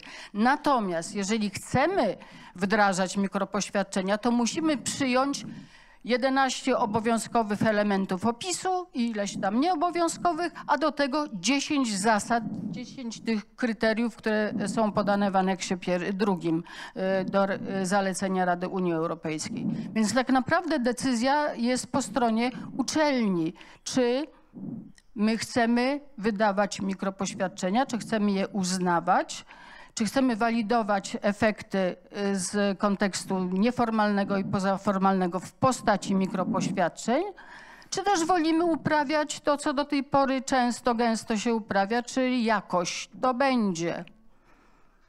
Tak, tak. Czyli zmieniamy jakość na jakość, zdecydowanie. Tak, na jakość, tak. Mówię, jakość na jakość zmieniamy. Okay. Dobrze. Szanowni Państwo, poproszę jeszcze raz o wielkie brawa. Pani Jolanta Urbanikowa, reprezentująca Uniwersytet Warszawski. Zmierzam na drugą stronę sceny, dlatego że przed nami kolejny prelegent, który na pewno będzie korzystał i z mikrofonu, i z klikera. Ladies and gentlemen, he represents a platform used by over 100 million learners worldwide, including possibly some of you in this room. Please welcome Andy Poole. Andy, where are you? Okay.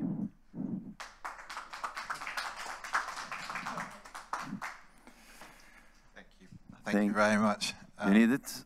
Yes, please. Thank you. Okay. Perfect. Okay, let's see how the clicker works. That's the biggest challenge. Okay, so in my role at Coursera, I work with universities across Europe, much of Europe, and look at how we might partner with them, how we might help them to integrate microcredentials. So microcredentials is kind of my bread and butter in the day job that I have. So I'm going to talk a little bit around some case studies, but before we get there, provide you with some context. My own background, before I joined Coursera during the pandemic, I used to work at the University of Oxford's Business School, and actually looked after some microcredentials without knowing that they were microcredentials at the time, because the term was not familiar to me. So they were a series of some master's programs, but some shorter programs for experienced professionals. So I've kind of seen it from the inside of the institution as well as from Coursera.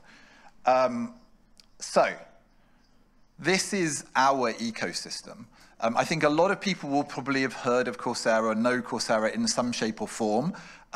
This is our ecosystem. So Coursera was founded about 13 years ago by two leading academics from Stanford University who wanted to make learning more accessible from elite institutions. And so we have our content partners. There are about 350 of those who publish content onto Coursera. So many of those are top universities around the world, for example, Yale, Stanford, etc. The University of Oxford as well recently has joined. We have many industry partners, so that might be Google, it might be IBM, Meta, Siemens, and so on. And traditionally, originally, learners were studying from those providers directly as individuals. So they were coming to the platform as individuals. However, over time, we've evolved, and now we provide, through partnerships, Coursera for businesses, for governments, for universities. And so that's a key part of what we do as well. You can see there the number of learners we have in Poland is almost 1 million. So I would hazard a guess to say that we are one of the largest microcredential providers in Poland without having any physical presence in Poland, which is the power of the internet, the power of online learning. Of course, not all of those learners have finished microcredentials. Many of them will have started a MOOC, and they may not have ever reached the end of that MOOC, but many of them will have taken a series of courses, assessed courses, and reached outcomes, like clear learning outcomes. So what that gives us, this kind of ecosystem, is a massive amount of data, because all of the courses that are on Coursera they're mapped to skills. So they're mapped to over 2,000 skills. And so we provide a lot of data, anonymized data, to various external providers, such as the World Economic Forum's Future of Job Report, which comes out every year, which is one of the big skills publications. We have done projects with the IFC and the European Commission, and I would advise you, if you're interested in skills, to check out the Global Skills Report, which was recently published, which is freely available on our website, and also the Job Skills Report. There's some very interesting insights there.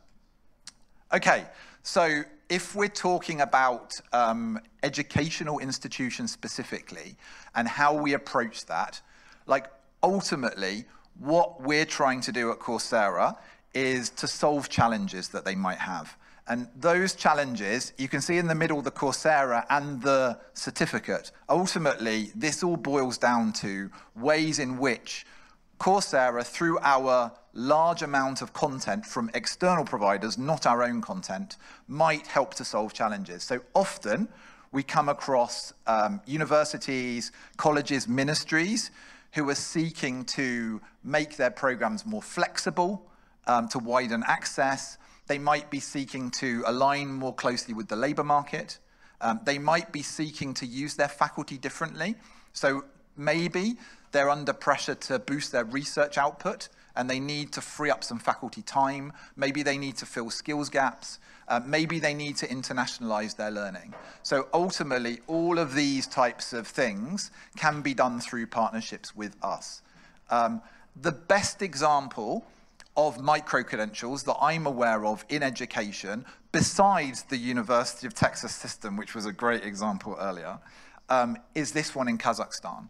So the minister of Kazakhstan approached Coursera a few years ago, and basically they had conducted at the national level an audit of what the students were like entering the labor market and how closely they matched labor market needs. And they felt there was a critical concern, a critical issue, that the graduates were not in the right areas, having the right skills that the labor market needed there and then. They assessed the academic system, and they made the calculation that the amount of time it would take to rectify that, to correct that, was too long. And so they entered into a partnership with us, and now 100 universities in Kazakhstan are integrating more than 850 different courses for academic credit within the curriculum. Many of those courses have been translated into Kazakh language, some into Russian, and there are more than 315,000 courses of certificates of completion so far. So I think this is like when Michał is here and when the project in Poland is clearly already making great impact, the potential is massive. I think when there's alignment between the government, industry, university, and other educational stakeholders, and Kazakhstan is a great example of that. So that's my first case study. I'll come to specific cases for universities shortly. Before getting there, why are micro-credentials important for higher education? We've touched upon this, but I think this is a nice visualization of that. So if we start with students, I think certainly in the UK, across much of Europe, I think students are questioning the value of degrees more and more. They are more concerning consumers, we might say, when they're deciding what to study. They are thinking that job alignment is more and more important. They want more flexibility. They want more personalization. So these are kind of demands that we hear from students across the board, really. From the government side, we're seeing challenges around education and labor market alignment, like I mentioned in Kazakhstan. We're seeing more and more focus on lifelong learning, this realization that people will need to re-skill many times across their career, and this more desire for portability and recognition of prior learning somehow to be integrated into the system. Then when we think about employers, we're seeing and we're hearing more and more skills-based hiring, more and more the need for job-ready graduates, less willingness to train people when they're hired, and then this real boost in demand for these fourth industrial revolution skills, as we call it. So things like data analytics, AI, these types of skills. So we're seeing a big demand there. And then this is translating for higher education institutions to more enrollment pressure. So more pressure because not so many students are coming. To be honest, in the UK, this is also being impacted negatively by government policy. So we're seeing restrictions on visas, making it very difficult for international students to come to the UK. So there's a kind of political dimension there, and I know that's not just in the UK. And then there's efficiency pressures on universities. Budgets are squeezed, they need to deliver more for less. and then this need for more modern and diverse curricula. So all of these pressures together, like I think whether universities like it or not, are leading towards micro-credentials as a possible solution. So they're becoming more and more important for that reason. We have conducted various pieces of research into this, some using our learners, some externally. The latest of that is our 2025 Micro-Credential Impact Report, and that is painting a positive picture around what's happening, generally in the mindset of the, firstly, employers, secondly, students, and thirdly, institutions, academic institutions, specifically universities here. So we're seeing more and more employers say that micro-credentials add value. We're seeing more and more students saying they want them integrated for academic credit, and that makes a difference in their selection of universities. And we're seeing more and more university leaders who have done this saying that they're seeing positive benefits from it. And this is available freely on our website as well. And email me if you want me to direct you to it. So going a step further, we're seeing a movement towards academic credit for micro-credentials. And so of the leaders that have been surveyed, many of them are already integrating for credit. Many of those who are, the majority are saying they want to do it more, and they're saying that they see that students are asking for it and will prioritize them because of it. And then finally, the other kind of overarching finding from educational institutions is that leaders from educational institutions believe that by integrating micro-credentials, they're boosting the prestige of their institution. And that was said yesterday on the opening panel by the Vice Rector there. So how does this then translate? What are we seeing, like on the ground in reality, working across hundreds in Europe of educational institutions? So I think we're seeing 3 different models, I would say. If we're breaking it down. So we're seeing a supplementary model, so where students have the option of taking micro-credentials if they like, and that might be in their own time, but it's being subsidized for them. So I think that's the core of the University of Texas system kind of use case. Ooh, somebody at the door. And then we're also seeing within that supplementary learning model, we're seeing this kind of also compulsory learning. So in some cases, it might be difficult or maybe not desirable to integrate micro-credentials at a program level. It might be more relevant to integrate them across the ecosystem for particular reasons. And I'll give you an example of that in a moment. We're seeing more and more blending. So we're seeing more and more universities integrating micro-credentials as pieces of their existing programs for specific reasons. So it might be as part of a program on entrepreneurship, it makes sense to deliver something in a different way through a micro-credential that is self-standing, but integrated within a module, for example. And then we're seeing more and more standalone micro-credentials. So these are often, for example, industry electives or like employability electives, which are embedded in the curriculum somehow. And that is translating into new, more innovative programs and more recognition of prior learning mechanisms. And so I'm going to go into a few of these examples that we're seeing in Europe specifically. So supplementary micro-credentials. So this is an example from a university in Spain that we've worked with since 2021. And so they wanted to differentiate themselves and their learners in the labor market. And so they developed something called UAX Skills School. And they do that outside of the core curriculum, but as a requirement for all undergraduates. So all undergraduates need to take learning paths to develop critical skills in these areas. So storytelling, disruptive thinking, analytical thinking, agile methodologies and teamwork, and leadership and ethics. And that's really designed to boost their employability in the labor market afterwards. And so what they have done is they've selected pathways through content, purely Coursera content, to deliver that. And what we have done within Coursera to make this easier for educational institutions, we've built a mechanism where universities can group together content, require the learners to follow that content in sequence They can't skip anything. They can't skip forward in videos. It's all mandatory. And then when they've done that, that automatically will generate a badge for them. So there's an open badge that would be the output of that particular pathway for those learners, which would have very clear learning objectives, very clear skills tagging, and is kind of meets Open Badge 3.0 criteria. So that's kind of one example that we've seen. Another example of a supplementary use case, and so Holt operates in the US and also across Europe.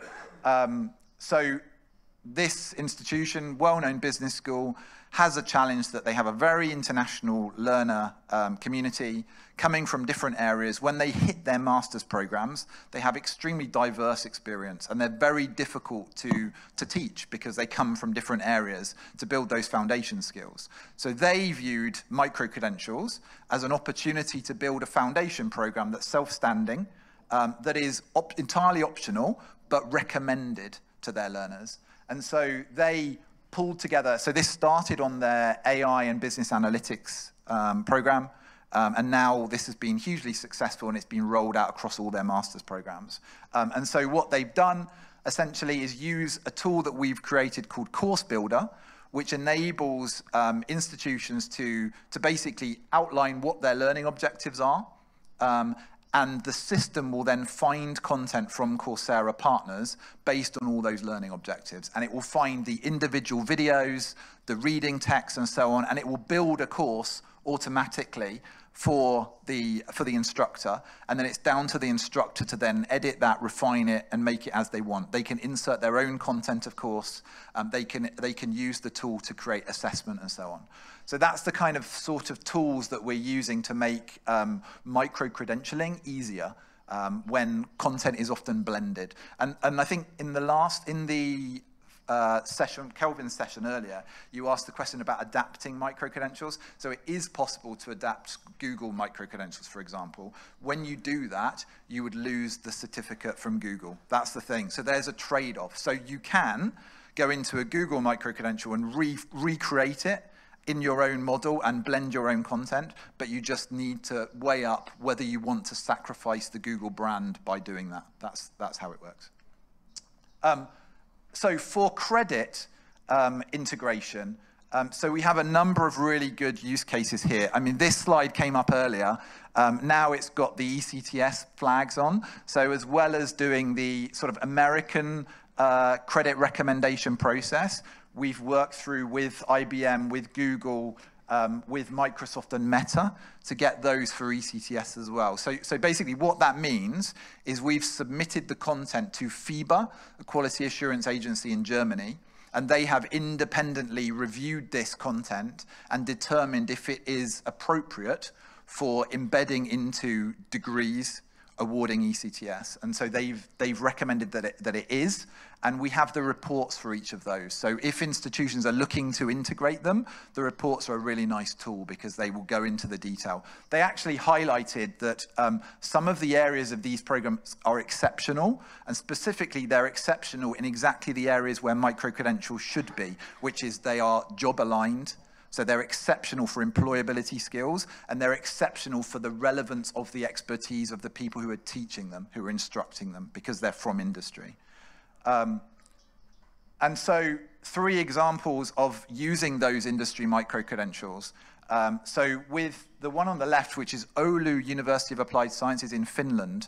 So what they have done is in their IT programs, in their more computer science related programs, they conducted a review, and students were saying that they wanted micro-credentials, they wanted more industry content, they needed it for their future studies. And so they completed that review, and they found a way to integrate for academic credit as part of the elective process, these industry micro-credentials. So many of the ones, oh, I've gone forwards. That was the critical error. Is that back? How do I go back? Oh no. Critical error. Here we go. I'll go through again. That's fine. If it catches up. So I can talk. I know my slides. It's fine. Here we go. Fast track. Where will it stop? Nobody knows. Making me nervous now. Oh, no. Back to where we were. So, yeah, thank you very much. So that's perfect. That's perfect. So Oulu University of Applied Sciences. So basically, yeah, they have approved these micro-credentials for academic credit, and students are studying them. You know, they have a community of about 1,000 students in this area, and they've gained, oh no, I clicked. Could you go back again, please? Sorry. Thank you. Back one. Work the magic. The lowest button. The one below the middle button. So that one. That one turned it off last time, I think. Oh, no. Okay, perfect. Okay, thank you. So yeah, so that's Oulu. So Heriot-Watt University in Scotland. So they've done the same thing, but within their business programs. So they've integrated many of the business micro-credentials. Like the University of Texas system, they've also opened them out to their alumni as a tool of re-engaging their alumni.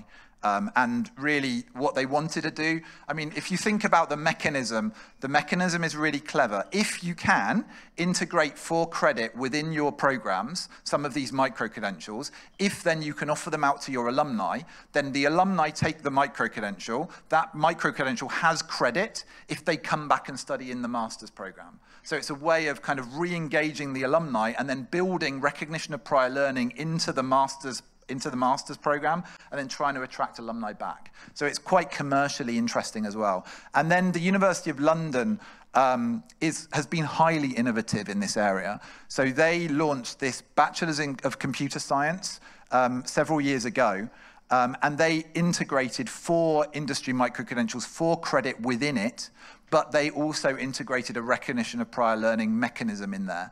And this is one of the largest degrees in the UK by numbers of students. It's a huge, like there are thousands of students on this program. And 30% of their incoming students have already taken an industry micro-credential before they join the program. So it's also another way of accessing learners who are from non-traditional backgrounds, who might not have had the same opportunities to study previously before the degree. Here we go again. Nothing's happening. Oh, there we go. So the University of Szeged is one of our largest partners in Europe. And so they have worked with us for some time. What I discovered when working with the University of Szeged was how important local language content is. They worked with us with English language content for the micro-credentials that they were using and implementing. But until we really created a Hungarian user interface, it only went so far. And so they had a real challenge around learners coming into the system with what they described as ever-decreasing skills. So the readiness of learners, particularly those learners who were studying during the pandemic and entering the University of Szeged, they weren't ready for university when they came in, particularly around study skills, study methods. And so they really wanted to embed this course, Learning How to Learn, into the curriculum. And so they translated this into Hungarian, offered it in Hungarian and English, and embedded it in that way. And they awarded academic credit for it. So they're a really good example there. I think that's the examples I wanted to share. I should say that in Poland, we work with 3 universities, so only, I've lost what day of the week it is, but like conferences, at conferences you lose track of outside reality. So on Tuesday, we signed a large new partnership with Kosminski University. So Kosminski University will be offering industry micro-credentials across all of their learners. So they will have the opportunity to study those industry micro-credentials. We have a really successful partnership already with AGH University in Krakow, which everybody, when I say AGH, everybody's lost because obviously the letters sound very different in Polish. And so they offer industry micro-credentials to their stronger students who need more as like a reward. And then we've also, our first partner in Poland was Lazarski University. So 2 private universities, 1 public. So a couple of final thoughts. So I think these are the key themes that we're seeing. So we're seeing industry micro-credentials are huge, really important. We're seeing more and more pressure for credit recognition. We're seeing more and more emphasis on student retention and progression as one of the reasons why micro-credentials are important. We're seeing an emphasis on widening access, and we're seeing more and more customized and localized credentials. And this is all kind of supported by this data, which shows, so this was when, this was a previous student survey we did, which said what are the most important reasons or factors you'd consider when determining like why to study a professional certificate. And the brand was the most important thing, but also whether they count as credit, whether it's part of their core degree was also critically important. And so the last slide, my personal feeling is that there's so much to be optimistic about, but I'm really frustrated as well. So I wanted to be optimistic, but also be a bit frustrated because we see data like this, which says that 39% of key skills will change in the next 5 years. Universities have an important role to play in that. They have to play a key role, but without changing a bit more quickly, that role is going to be more limited than it should be. That's my feeling. And so I see micro-credentials still in this kind of experimental pod, like a kind of project pod, and not integrated into the core. And I think that needs to be, that process, I hope the funding that's going in, which is great, I hope that's used to provide real data. And with that data, we're then able to accelerate and integrate micro-credentials more into the core provision of universities. And that was my final comment. So, thank you. And thank you very much, Andy Poole, Coursera Europe. So, let's hear your feedback. Questions, please. Okay, here we have the first one. No, just a moment. It works, believe me. Hello. Yeah, all right. Thanks, Andy. I'm wondering how many of, so in Coursera, how many of the courses are industry credentials versus non-industry credentials?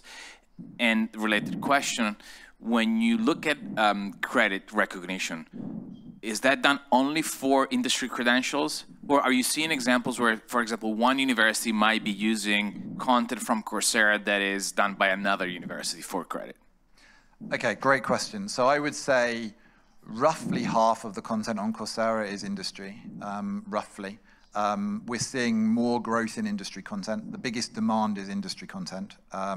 There's some crazy statistics about generative AI content specifically, and most of that is from industry. But I think it's something like, at the moment, we have 12 enrollments every minute in a generative AI course on Coursera. It's like massive. In terms of the credit recognition, it's a mixture. So I think usually universities are most comfortable about integrating content from industry because they see that it's clearly different to their core value proposition. There's a clear like value add because it's like their academic perspective and then the industry perspective. So that tends to be the easiest thing for universities to integrate. However, there's a lot of universities that are integrating other academic content, and we're seeing a lot of content evolving, like being generated in fields where there's maybe not so much there at the moment. So in more specialized parts of AI, in sustainability, for example, where universities can't create the content quick enough. So it is a mixture. Sorry, quick follow-up. Yeah. And are you seeing potentially an impact on European university alliances in this trend toward like sort of shared recognition of credits within that alliance that might come from Coursera? I think it's something I'd love to explore. To be brutally honest, like between friends, the bureaucracy working with one single university is enough to give me nightmares. When you put 10 universities together or something and try and make an agreement with the European alliance, it's like a massive headache.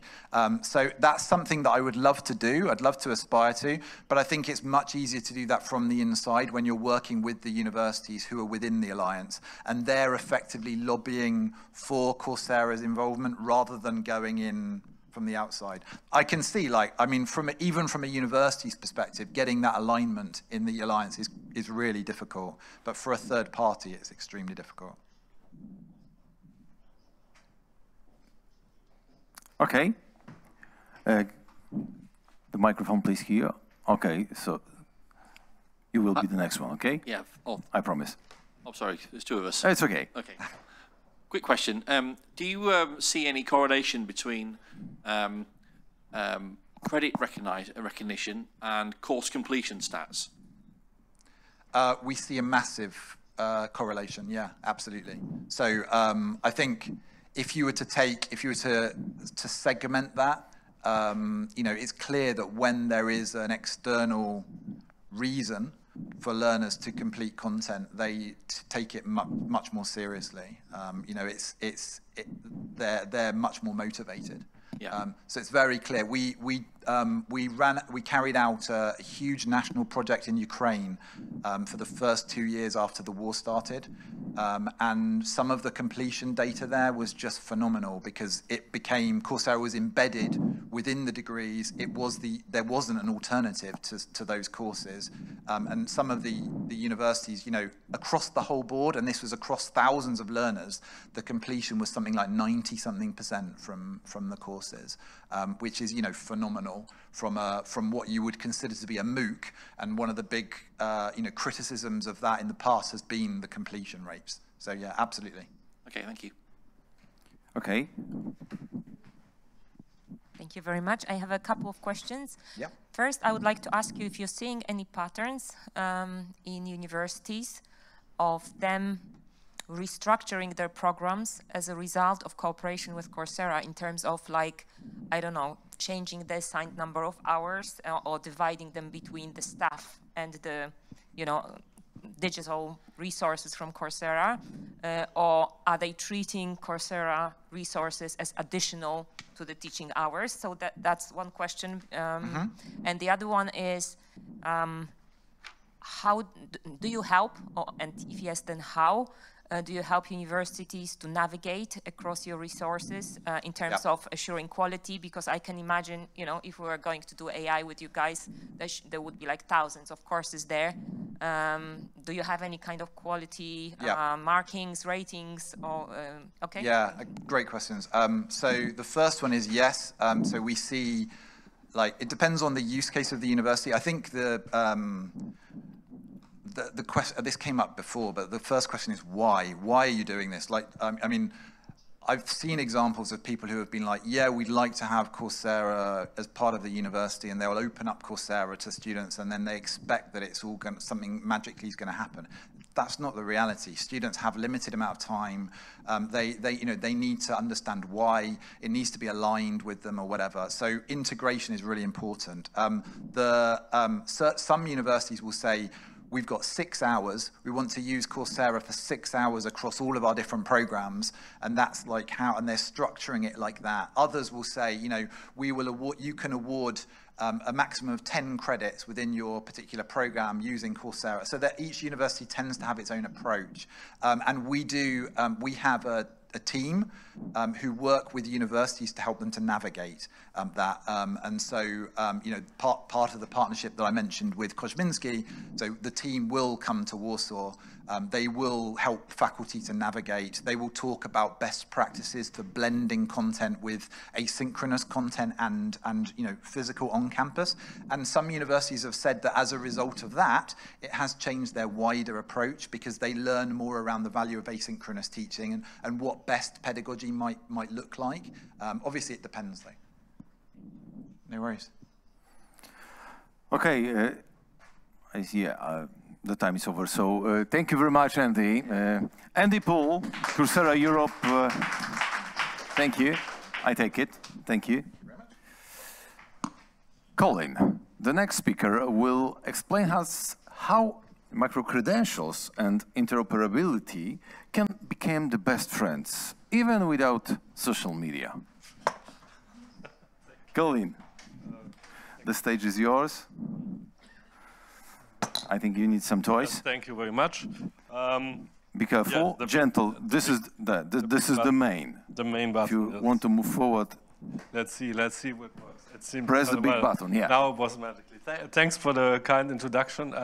Thanks also to Michael, Aleksandra, and their colleagues for the kind invitation. I'm happy that I managed to make it here. It was a little bit tricky because I ended up having to discuss about the integration of micro-credentials in ECTS yesterday in Brussels, so I couldn't leave earlier. And then there was a strike, so no flights were leaving Brussels yesterday. But the trains were going, and now I'm here, luckily, at least for the last hours.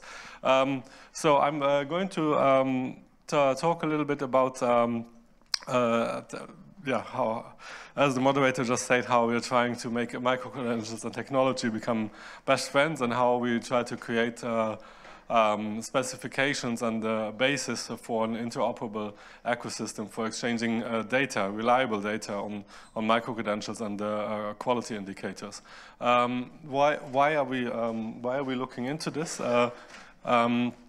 We started this project called Quality Link, which is a cooperation of Knowledge Innovation Center, KIC, the organization I represent, and for other partners. Because of the challenges that we observed, the let's say increasing use and offering of micro-credentials brings with it. Of course, there is the huge diversity of micro-credentials that is, on the one hand, the whole raison d'etre, to have more flexible, more diverse and offers of learning opportunities, but of course that also makes it more difficult to navigate, because bachelor and master degrees, they have become relatively uniform thanks to the Bologna process, and of course micro-credentials are in much more different sizes and different colors, so we saw that this diversity makes the landscape more difficult to navigate, of course, for learners and also for the labor market or recognition officers. But then, on the one hand, not even basic course data or basic data on those learning opportunities is often available in, or often published in open and structured formats. Of course, everyone has it on their website, every university has their course catalog, but very few make it public in a structured linked open data format or similar. And of course, when we look at other quality indicators like ratings, recognition history, or employment relevance, that gets even worse if that data is even public at all. So what we are trying to build the basis for, what our vision is, an ecosystem where different data sources can easily be expose their data in standardized formats, and that data be aggregated into a single aggregated open data set on all kinds of micro-credentials and other courses offered by education providers in Europe, where you would find basic data coming from education providers, like the course description, the description in line with the famous annex to the Microcredential Council recommendation, the basic elements. Of course, that's something that education providers themselves need to provide. That we are able to combine this with trusted official data sources, for example, the DECA database of external quality assurance results or other official accreditation or quality assurance mechanisms. And then thirdly, also combine this with additional quality-related indicators coming from other trusted sources. So, for example, from rating portals, from rankings of or any other kind of sources that have reliable quality-related data. Of course, what is important for us, we want to focus on creating an architecture for aggregating the data and then also making it available. So it's not the idea of creating just a new website or a new portal, but the idea is to really create an open data set that also others can then later on use in other applications. So I'm not going to go too much into how that would look like on a portal side. A few words.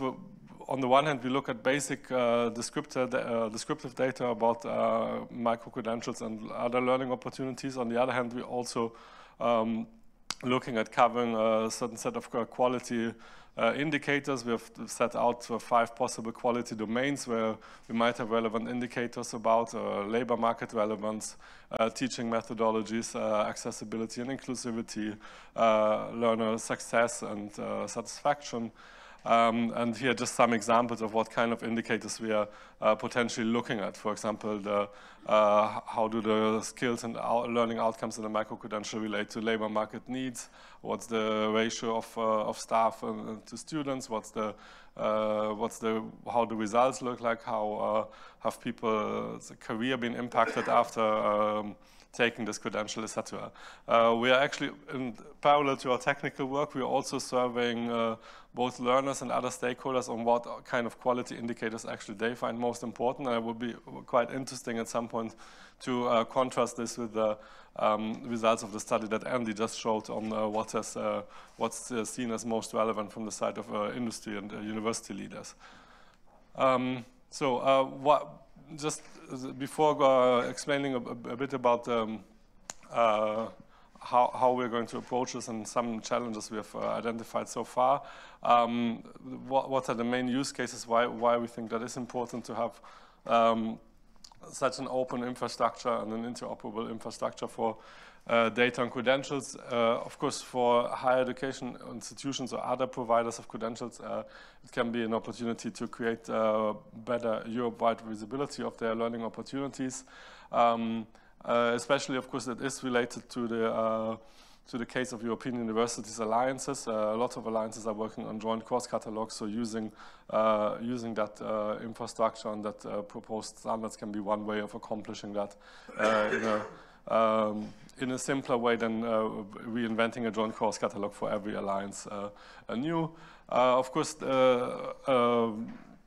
larger data set of credentials and data on credentials can be used for all kinds of purposes, like providing guidance to learners, providing opportunity to benchmark your own micro-credentials with other providers, and of course providing reliable information both for the labor market and also for recognition purposes. I'm not going too much into the technical details, I mean, both because of the time, but also to spare those of you who are not interested in the very nitty-gritty details. Just to give a bit an impression of our general approach, what we realize is that we are not actually having to develop too many new technical standards, because there's a lot out there. We have various data models for describing learning opportunities, such as courses, programs, micro-credentials. So we have the European learning model that underpins the European digital credentials, for example. We have various standardized APIs for exposing education learning opportunity related data, like the Open Education API, the One and Tech Edu API, etc. So there's actually very little that we have to do on the level of a data model, except for connecting the bridges between those different data models that already exist. Some of these data models already come with an integrated transport layer, so like all the ones that are basically REST APIs have that, some others don't have that, so there's a little bit of work to be done.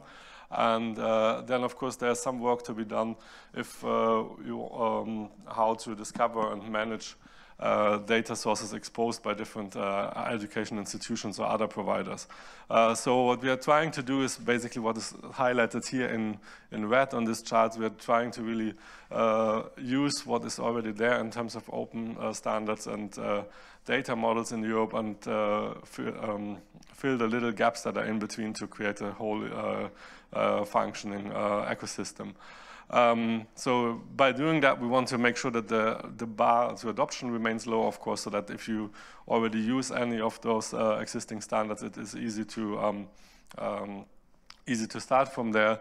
And of course, we also want to keep the system flexible and just make sure that we don't reinvent the wheel unnecessarily. Just to give you a bit of an overview, there, as I said, there are plenty of standards, data standards already around. We looked at all of them in quite some depth. What is maybe interesting to note is that sometimes it feels like that. Sometimes it feels confusing why there's so many standards, and is there really a point, or are people just redoing each other's work? And of course, on the one hand, you can ask why there's so many standards, why there were so many different ones invented. On the other hand, if you look at them in detail, you see that they all talk about, they all cover study programs and courses in some way, but every standard covers something specifically in addition, and that's not overlapping. So we actually started to understand that there is a reason why there are so many different standards, because each of them was created for some specific use cases, so they're not all easily able to replace each other, which also made us decide, okay, we don't want to say we want to propose an ecosystem where only one single standard can be used by higher education institutions and others to provide their course data, because that would be challenging to decide upon and also hard to convince everyone to necessarily move to one single standard, but we want to support several ones that are already widespread in use. Nevertheless, we do look at using the European learning model as the bottom line, because we also realize that the European learning model is the most all-encompassing standard. So it's relatively feasible to translate from all other standards to the European learning model, but not necessarily vice versa. What we are looking at is basically an architecture where higher education institutions or other data providers can expose their data in various formats and that be aggregated and converted in, according to some standardized protocols and specifications, which we have recently released as drafts, so we would all be, of course, most invited to look at them and share us your comments. I don't want to spend much on the discovery of data sources. I just want to emphasize that we are not, we also see that there are a lot of existing registries of recognized higher education institutions, and also at least when for those cases where quality assured in line with higher education level standards, also for other providers of micro-credentials. So there's a database of external quality assurance results. There's an Erasmus without paper network, etc. So we also aim to build on those for discovering higher education institutions and basically using those as a reference list of which institutions data could be harvested from. Now, just to finish with making a bit a link to more specifically to European university alliances and how this is relevant also in the context of another ongoing EU initiative, which is the European Higher Education Interoperability Framework that's being developed under the European Digital Education Hub. I have to say as a disclaimer that KIC is also a partner implementing that. So, what this higher education interoperability framework looks at is creating reference architectures and creating a platform for universities to use when working in the alliance to create a joint virtual campus and to make mobility and exchange and flows of students within an alliance more easy. The interoperability framework looks at 8 different use cases, so they represent sort of the whole learner life cycle from discovering learning opportunities to using different tools and moving educational resources around within an alliance to finishing off with awarding a credential. What we are working on in Quality Link is actually very closely related to the use case number 1 in the higher education interoperability framework, which is about discovering learning opportunities and which is effectively about university alliances building a joint course catalog or a joint catalog of learning opportunities. So I don't know, how many of you are from a university that is in an alliance? A few, 1, 2, okay. For example, for a university in an alliance, one possibility to engage with that is to use and test the Quality Link specifications and proposals in the context of creating a joint course catalog. So there's a possibility to engage with proposals that are out already now. We will open the possibility to pilot data aggregation in the autumn. And also, of course, then there would be a possibility to use the Quality Link pilot platform to publish a joint course catalog by simply publishing, using like a filtered view of the generic platform that will be there showing all courses. If that's something that interests some of you, bear in mind that in the higher education interoperability framework, there is currently a call for early adopters that is open until 15 July, where universities and alliances can also join and use an opportunity to get a bit more targeted support on developing some activities over the next month within the alliance that address specific use cases. There would be various options how it could be done in practice, but again, let's not go too much into the technical details. Alliances could either just use the platform, deploy it themselves, but yeah, we can discuss that later on or in the coffee breaks. And I would now thank you for the attention and leave you with the link to where you find this draft technical specifications if you want to dive more into the details. Okay. Colin, Tück, thank you very much. So, let's open the floor. Questions? Who's first?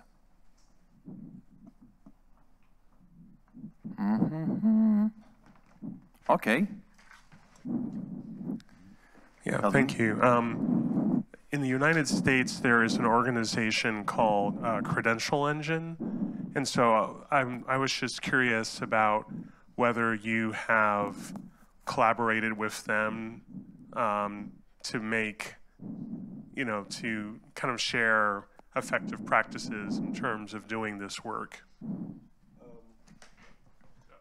Yeah, thanks. Yeah, I think a very relevant question, because I think what Credential Engine is doing with the Credential Registry is probably sounds very similar. Yeah, we have collaborated on some previous projects, not specifically on that one so far, to be honest. But I think once we are moving ahead, we will probably get in touch a bit more, because I think with also possibly to map, for example, European data standards to their actually own data model that they use, and also maybe to see what we can learn from each other about the process of onboarding universities or other data sources, which, as far as I know, with Credential Engine, that is working largely manual at the moment. Whereas what we are looking at is also a possibility to basically onboard any recognized higher education institution automatically without having to go through a manual process. Okay, thank you very much. The next question, please.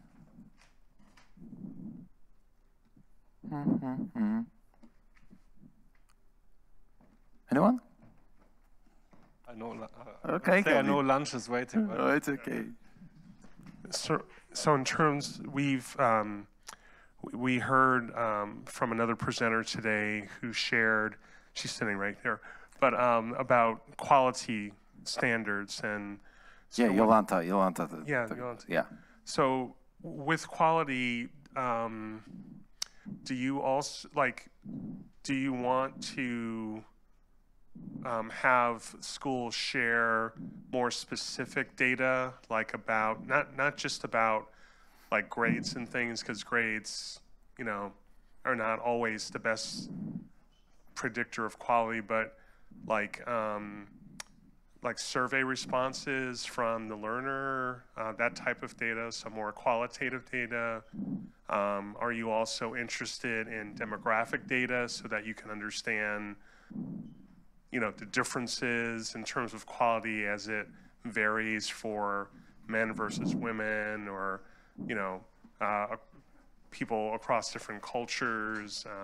I know it becomes difficult, but we are finding with our microcredential work in Texas is that it's not, because someone even talked about like course completion.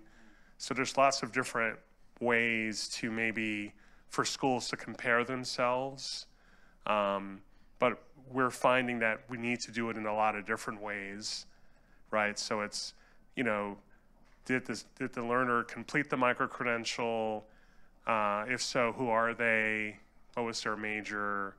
and also trying to do follow-up surveys so we can ask them, what was the experience like for you?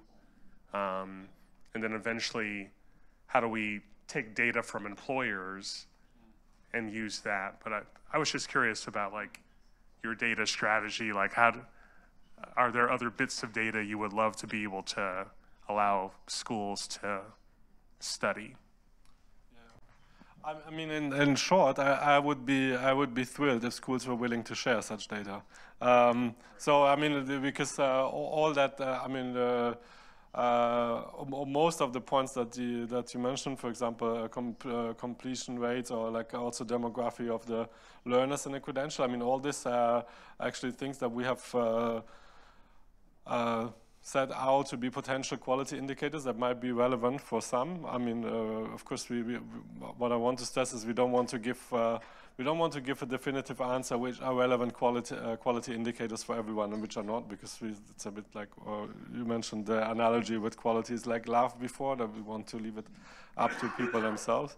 But then we're actually curious to see which of these data education providers will actually be willing to share, because we see that already sharing basic data on courses is not always as simple as I think it should be. So when it comes to these data, it will actually be interesting to see which data universities will be most likely or most willing to share. Yeah, time is up. So, ladies and gentlemen, Colin, Tück, thank you very much. Thank you for being, you know, such an engaged audience. Now we have a break for the lunch. So we have 1 hour and we will see at 3:30 sharp to the final summary panel of the conference. So thank you and see you later.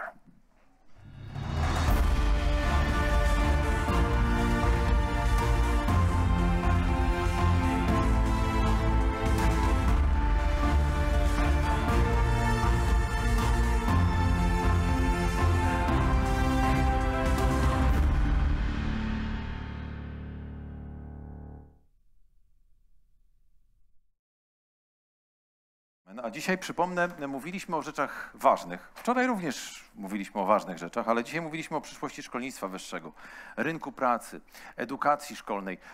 Wszystko oczywiście przez pryzmat mikropoświadczeń. Mówiłem na początku, choć one z nazwy są mikro, to naprawdę ich znaczenie jest wielkie, a z tego, co dzisiaj mówili wszyscy paneliści, będzie też coraz większe. Ja tylko przypomnę, że to wydarzenie organizuje Instytut Badań Edukacyjnych, Państwowy Instytut Badawczy, a wszystko oczywiście w ramach projektu Mikropoświadczenia, pilotaż nowego rozwiązania wspierającego uczenie się przez całe życie.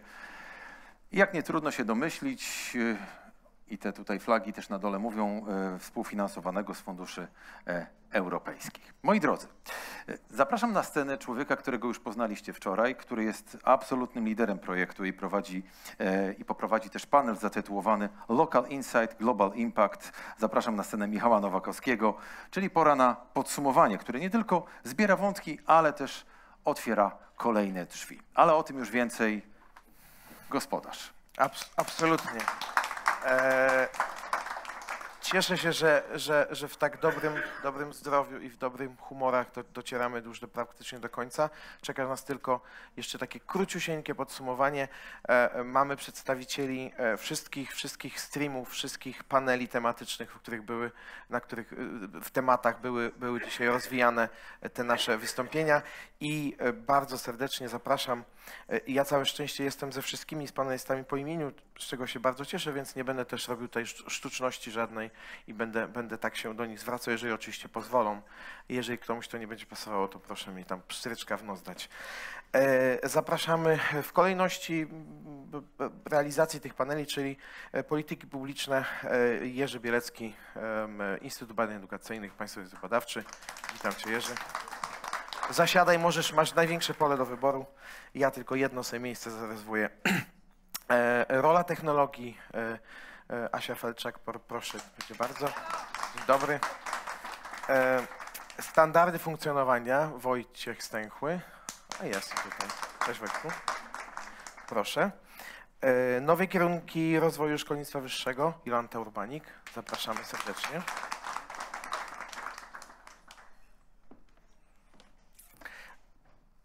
Odpowiedź na potrzeby rynku pracy, Stanisław Cieśla, firma Kendryl. Jolanta, Urbanik, oczywiście Uniwersytet Warszawski, a Wojtek IB, także dzień dobry, Staszku. Przyszłość edukacji, Beata Pabuda-Dolińska, również Instytut Badań Edukacyjnych. Okej. Warto było w ogóle tutaj przychodzić, czy na te 2 dni, czy nie? To było retoryczne pytanie, nie odpowiadajcie jeszcze. Dobre jedzenie było, okej. Może zacznijmy właśnie w takim nawet alfabetycznym, z tego co widzę, kolejności, chociaż później tę kolejność alfabetyczną rozbijemy. Od ciebie, Jerzy, czy twoje przemyślenia na temat tego, co się działo, mieliśmy wspaniałe prezentacje w panelu, mieliśmy prezentację Anastazji, mieliśmy prezentację Szuzyki, mieliśmy prezentację Wendy Palmer, gdzie jak gdyby, czy polityki publiczne dotyczące mikropoświadczeń są w ogóle jakoś, bo ten kontekst europejski, globalny też się tutaj nam przewija, czy polityki publiczne dotyczące mikropoświadczeń są monitorowane, ewoluowane na poziomie europejskim i globalnym? Tak. Dziękuję. Ale dziękuję bardzo. Możemy przejść na następne pytanie. A czy byś mógł to rozwinąć? Tak. To jest jakby istotny temat, więc jest on zauważany i przez to jest monitorowany przez różne agendy. Było wspomniane właśnie ciekawe wystąpienie z OECD pokazujące właśnie, jak mikropoświadczenia są rozwijane na świecie, jakie są tendencje i jakie są też właśnie elementy wspólne. Na poziomie Europy taki monitoring prowadzi właśnie CDFOP. Tu właśnie Anastazja miała swoje wystąpienie. W tym monitoringu my też jakby uczestniczymy. Nawet w bieżącym roku CDFOP nam wyznaczył zadanie właśnie pokazania, jak są realizowane polityki krajowe w tym zakresie, więc każdy kraj Unii Europejskiej stowarzyszony będzie sprawozdawał i na tej podstawie będzie CDFOP tworzył ogólny raport. Te raporty też nie są robione tylko do szuflady. Na tej podstawie tych raportów są później kreowane polityki, zalecenia, które wspierają właśnie czy proponowane narzędzia właśnie rozwoju mikropoświadczeń właśnie już czy na szczeblu europejskim, lokalnym, no może nie ma takich zaleceń na poziomie globalnym, ale dzięki raportom globalnym też jesteśmy w stanie zobaczyć, jak to jest realizowane poza Europą. I też jakby z tych zaleceń wynika właśnie ewaluacja doświadczeń krajowych, żeby sprawdzić, jak one właśnie wynikają i jak je można wdrożyć już do pełnej polityki. My nawet cieszymy się, że jako Polska znaleźliśmy, jako nasz instytut znaleźliśmy się właśnie z tą inicjatywą naszą polską również w tych raportach, także dziękuję bardzo. Przejdźmy do roli technologii, dlatego że tutaj nawet na panelach, które dotyczyły na przykład rynku pracy, czy dotyczyły szkolnictwa wyższego, bo dzisiejszego panelu, tam te tematy technologiczne się pojawiały. One są takim immanentną cechą mikropoświadczeń, choć trzeba sobie powiedzieć szczerze, one nie są na pewno najważniejszą ich cechą. Najważniejszą cechą jest jakość, jest transparentność, jest uznawalność, jest standardy opisywania tego, wykorzystania, rozwiązań end-to-end. Natomiast przed tą technologią nie uciekniemy. Asiu, jak ty na to patrzysz? Jakie są twoje przemyślenia po tym panelu? Mamy różne standardy technologii, Open Budget 2.0, 3.0, tak? Tutaj większość z nas pewnie doskonale zna te rozróżnienia.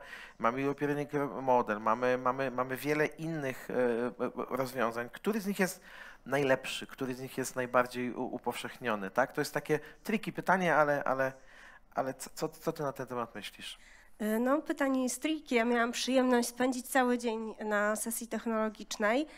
I muszę powiedzieć, że to pytanie w zasadzie było istotą chyba tej sesji. Znaczy ona, jeszcze wrócę do tego, o czym powiedziałeś, że ta technologia IT przewija się, jeśli chodzi o mikropoświadczenia w różnych aspektach i to też wybrzmiało na tej sesji, bo rozmawialiśmy i o profesjonalnym podejściu do tworzenia narzędzi i do wydawania, do tworzenia, wydawania, gromadzenia mikropoświadczeń. Rozmawialiśmy o różnych standardach, rozmawialiśmy o doświadczeniach różnych przedstawicieli, jeśli chodzi o implementację standardu Open Budget 3.0 i bardzo dużo rozmów poświęcono porównywaniu standardów bardzo różnych, licznych, mapowaniu danych.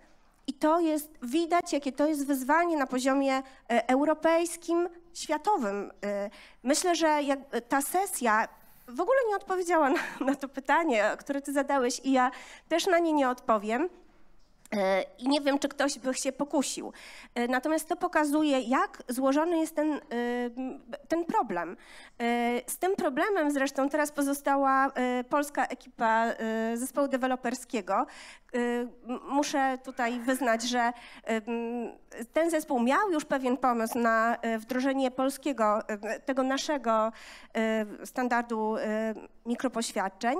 Natomiast sesja i rozmowy z ekspertami światowymi pokazały, że no to chyba nie będzie możliwe na tym etapie. To takie insighty już będę miał. Wiem, że dzisiaj zespół spotkał się z Ildiko, więc były tam różne insighty i pewnie z coś tego fajnego wyniknie. No właśnie, no, nie ma na to dobrej odpowiedzi, ale na pewno trzeba, zresztą pewnie tworzą się rozwiązania, które będą integrować pewne podejścia. Tak, tutaj chodzi przede wszystkim o, dzisiaj Nate na przykład mówił o tym, na innej sesji zresztą, tak, wspaniale o tym, jak te warstwy danych są istotne i jak można wykorzystywać je w takim zakresie MVP. Niekoniecznie całościowo, ale można wykorzystać je w mniejszym i wtedy dużo łatwiej wykorzystywać niż budować całą infrastrukturę, bo to jest trudne. Także dziękuję, Asiu. Kolejną osobą panel standardy funkcjonowania. Ty, Wojtku, byłeś na tym panelu, prowadziłeś tam warsztat. Jak tworzenie standardów wpływa na budowanie zaufania do mikropoświadczeń? No, to jest dobre pytanie. Wiadomo. Podczas tej sesji wręcz ktoś powiedział, że no standardy to właściwie jest coś, co jest potrzebne, kiedy brakuje zaufania. To był taki głos może kontrowersyjny, ale on chyba zwrócił uwagę na to, że no, w tym dzisiejszym świecie jednak zaufanie budowane na bezpośrednim kontakcie no, nie zawsze jest, bo właściwie rzadko kiedy jest możliwe. No i w tym miejscu wchodzą standardy, które albo opierają się na zaufaniu związanym z jakąś instytucją, albo z instytucją państwa, albo z jakąś właśnie po prostu zewnętrzną organizacją, która porządkuje pewne sprawy. I te standardy technologiczne właśnie tak przecież działają. No my bardziej koncentrowaliśmy się na standardach związanych właśnie z jakością, z weryfikacją tożsamości i zapewnieniem takiej wiarygodności dla mikropoświadczeń, czyli w sumie tym, co jest celem. I może żeby za bardzo tego też nie rozwijać, no taką perspektywą, którą widzieliśmy z jednej strony było właśnie oparcie się na współpracy i sprawdzaniu, czy standardy są realizowane w konsultacji z danym podmiotem, w ewaluacji, a z drugiej strony były głosy o tym, że czasami potrzebna jest kontrola i jednak jakiś poziom tej kontroli jest potrzebny, przy czym chyba kluczowy wniosek, nieodkrywczy być może, ale warto o tym pamiętać na pewno, to, że to będzie się różnić bardzo od kontekstu, kultury, kraju, tak, sposobu działania. Sektora również, tak, dokładnie. Bardzo różne są zwyczaje i kończąc, tak, nie tylko to, nawet kwestia rodzaju organizacji, czyli wydawcy, którego standardy dotyczą. Widzimy to u nas w naszych pracach i to wynikało też z tych wypowiedzi, że inaczej chcą pracować przedstawiciele biznesu, czy firm szkoleniowych z sektora prywatnego, czy uczelni.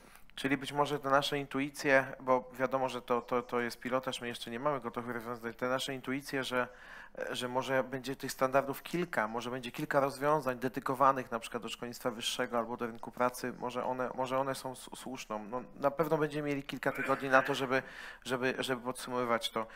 Dziękuję Ci, Wojtku. Nowe kierunki rozwoju szkolnictwa wyższego. Jolu, co Tobie, jak Ty widzisz tą sesję? Co tam się ciekawego zdarzyło? Przyszłość przed szkolnictwem wyższym. Może tak metaforycznie przytoczę wypowiedź mojego kolegi z uniwersytetu, który powiedział: musimy się wziąć za mikropoświadczenia, bo peron już nam odjechał. To znaczy... Musiałem sobie to chwilę zwizualizować. To znaczy uniwersytet, uczelnie, jako z natury swojej dosyć konserwatywne środowiska, z bardzo takimi przewidywalnymi celami, zorientowały się znienacka, że konkurencja rośnie, urosła i żeby móc oferować aktualną ofertę albo jak najbardziej aktualną, zgodną z potrzebami nie tylko naszych studentów czy doktorantów, ale również tych lifelong learnerów, którzy są coraz częściej stroną, podmiotem zainteresowania szkolnictwa wyższego, to musimy sami wdrożyć rozwiązania albo przynajmniej skorzystać z takich rozwiązań, które pozwolą taką ofertę aktualizować. I tutaj miód na moje serce to były dwie prezentacje, amerykańska i brytyjska, tych branżowych kursów, branżowych mikropoświadczeń, które idą w sukurs szkolnictwu wyższemu. Nie tylko dlatego, a może wcale nie dlatego, że szkolnictwo nie jest w stanie opanować tematycznie, merytorycznie i tak dalej, ale na przykład brakuje mocy przerobowej. Pracownicy są tak obciążeni pracą, że nawet niechętnie sięgają po jakieś dodatkowe formy ekspresji, powiedzmy, i uczelnie otwierają się coraz szerzej na ofertę, która jest zgodna z oczekiwaniami wysokiej jakości, ponieważ ma jakby zaszyty w sobie ten znak jakości. Działa bardzo Coursera, na przykład, czy IBM, działają bardzo, czy Google, bardzo długo we współpracy ze szkolnictwem wyższym. Są bardzo tacy proaktywni wręcz. To, że na slajdach obu prezenterów widać było, że duża część mikropoświadczeń nosi już znaczek uznawania ECTS-ów czy ACE w przypadku amerykańskich uczelni, no to pokazuje, że wychodzą naprzeciw oczekiwaniom tych, którzy rozliczają swoich studentów z osiągnięć akademickich, więc to jest bardzo, bardzo owocna i obiecująca. I to właśnie to proaktywne działanie branży, że tak powiem, wobec ośrodków akademickich wymusza takie bardziej nowoczesne, aktywne formy zaangażowania również tradycyjnie konserwatywnych uczelni. Bo ja tu nie mówię o Koźmińskim, który jest nowoczesną, młodą, inaczej zupełnie zamodelowaną i finansowaną uczelnię, zarządzaną, ale mówię o takich wielkich molochach, gdzie studentów mamy kilkadziesiąt tysięcy, kadry plus administracja też koło 10 000 i to wszystko skutecznie poskładać i dać satysfakcję naszym studentom, no to jest wyzwanie. Zdecydowanie, my zresztą też tak myślimy, no ale niestety nie mamy innego wyjścia, jakoś z tym wyzwaniem musimy sobie poradzić. To świetnie właśnie, że są tacy różni operatorzy, którzy próbują różne wyzwania ku zadowoleniu różnych podmiotów godzić. A później jeszcze jest, to też jest świetne i to było bardzo dobrze widać, że my właśnie z różnych perspektyw patrzymy na problemy, a później jeszcze są tacy, którzy właśnie próbują ubierać to w te standardy, które łączą to wszystko, bo mają taką zdolność, także to jest fantastyczne. No dobrze, przyszłość edukacji szkolnej. Beata, ja w tym panelu, znaczy ja we wszystkich panelach oczywiście uczestniczyłem, ale w tym panelu zostałem troszeczkę dłużej, bo był naprawdę interesujący. I to nie był błąd. I to nie był błąd, i to nie był błąd. A znaczy, ja nie wiem, czy Państwo też mieli takie wrażenie, że trzeba było tutaj mieć taką funkcję bilokacji, tak? Dlatego, że ja czasami patrzyłem w tą schedule, patrzyłem w rozpiskę i mówię, gdzie ja pójdę, bo powinien być jedna noga chciała w tą, z drugiej strony w takim ciągłym szpagacie byłem, intelektualnym oczywiście. No dobrze, jaki potencjał z tej sesji waszej, która też tam obfitowała w wiele pomysłów, jaki potencjał wykorzystania mikropoświadczeń widzieliście w tej edukacji szkolnej? Co możesz na ten temat powiedzieć? No właśnie, dziękuję za ten głos i za możliwość syntezy tej arcyciekawej sesji. Moim zdaniem to najciekawsza sesja, nie umniejszając innych, ale powiem dlaczego. Dlatego, że wy wszyscy już jesteście zaawansowani w tej pracy, a my jesteśmy na tym poziomie koncepcyjnym, inicjujemy pewne rozwiązania, wdrażamy jakieś testy, pilotujemy i to jest ta taka energia jeszcze budująca, tak? No dobrze, to ja się przyznam, ja też tak powiedziałem, że to była najciekawsza sesja właśnie dlatego, właśnie ładnie to ujęłaś, właśnie dlatego, że jesteście na początku drogi i macie świeżość taką myślenia. No właśnie, więc dla mnie również było to bardzo ciekawe i inspirujące być na tej sesji i móc zabrać w niej głos.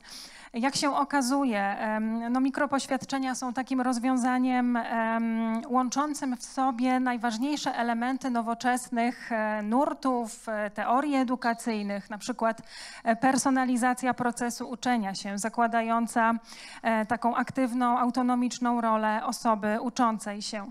Konstruktywizm, tak? Czyli odchodzimy od transmisyjnego przekazywania wiedzy na rzecz uczenia się przez doświadczenie, przez aktywność osoby uczącej się. Ustawiczne uczenie się i adaptacyjność do zmian i tutaj sformułowanie mozaikowość w budowaniu swoich kompetencji.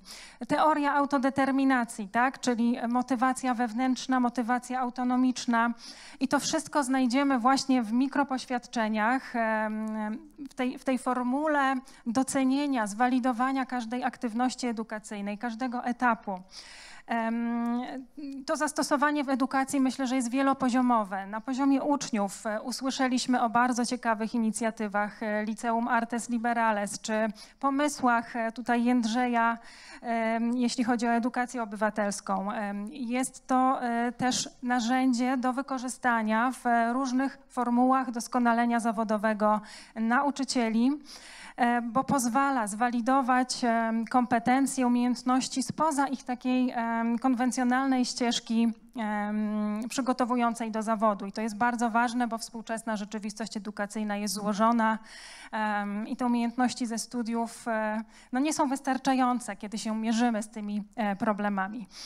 No i oczywiście systemowe podejście do zastosowania mikropoświadczeń. Tu mieliśmy wystąpienia dotyczące Krajowego Rejestru Kwalifikacji, czy ciekawe wystąpienie prezentujące rozwiązania Microsoftu. To wszystko jest bardzo inspirujące i pokazuje taki kierunek, który można w tej dziedzinie rozwijać. Dziękuję bardzo. I last but not least, Staszku, powiedz nam o odpowiedzi na potrzeby rynku pracy, tak się nazwał panel. Jak mikropoświadczenia mogą wspierać tych różnych aktorów na rynku pracy i odpowiadać na ich specyficzne potrzeby, bo wiadomo, że rynek pracy już nie ma wyboru. On nie może tylko kształcić, on nie może tylko walidować, on nie może oceniać, on nie może kształtować postaw, on musi po prostu wziąć, co jest i wykorzystać, więc te potrzeby są najróżniejsze. To są pracodawcy, są pracownicy, to jest państwo, to są usługi szkoleniowe, to są compliance, jakieś w ogóle całe działy, także to jest cała masa. Czy mikropoświadczenia mają szansę w ogóle na... No więc ja bym najpierw zaczął od podziękowań i gratulacji. I tu polecę, bo będę cytował wszystkich po kolei, w związku z powyższym Wendy, Dror, Daniel, Nate, Stefano i Omid daliście bardzo ciekawy insight do tej całej dyskusji, bo zdecydowanie wyszliśmy poza rynek pracy i ja się bardzo cieszę, że słucham po edukacji. Dlaczego? Może zacznę od początku. Bardzo ładnie Wendy zaczęła, że my tak naprawdę uczymy się wszędzie, wszystkiego, zawsze i w każdym momencie, ale rozpoznajemy oficjalnie i legalnie bardzo niewielką część tego. Potem cofnę się trochę do Omita, który też bardzo ładnie podał przykład, że no może do zatrudnienia się w menu samochodowej nie będę potrzebował 3 certyfikatów i jakiegoś regulatora. W związku z powyższym każda praca, czy to, co pracodawca sobie oczekuje, no wymaga innych kompetencji. Jakich? No właśnie różnych. Tu dochodzimy również do aspektu, też bardzo dziękuję Stefano za dyskusję na temat taksonomii i podejścia pod tytułem, na ile sposobów można umiejętności wypowiedzieć. Doszliśmy bodajże do kilkunastu albo kilkudziesięciu tysięcy.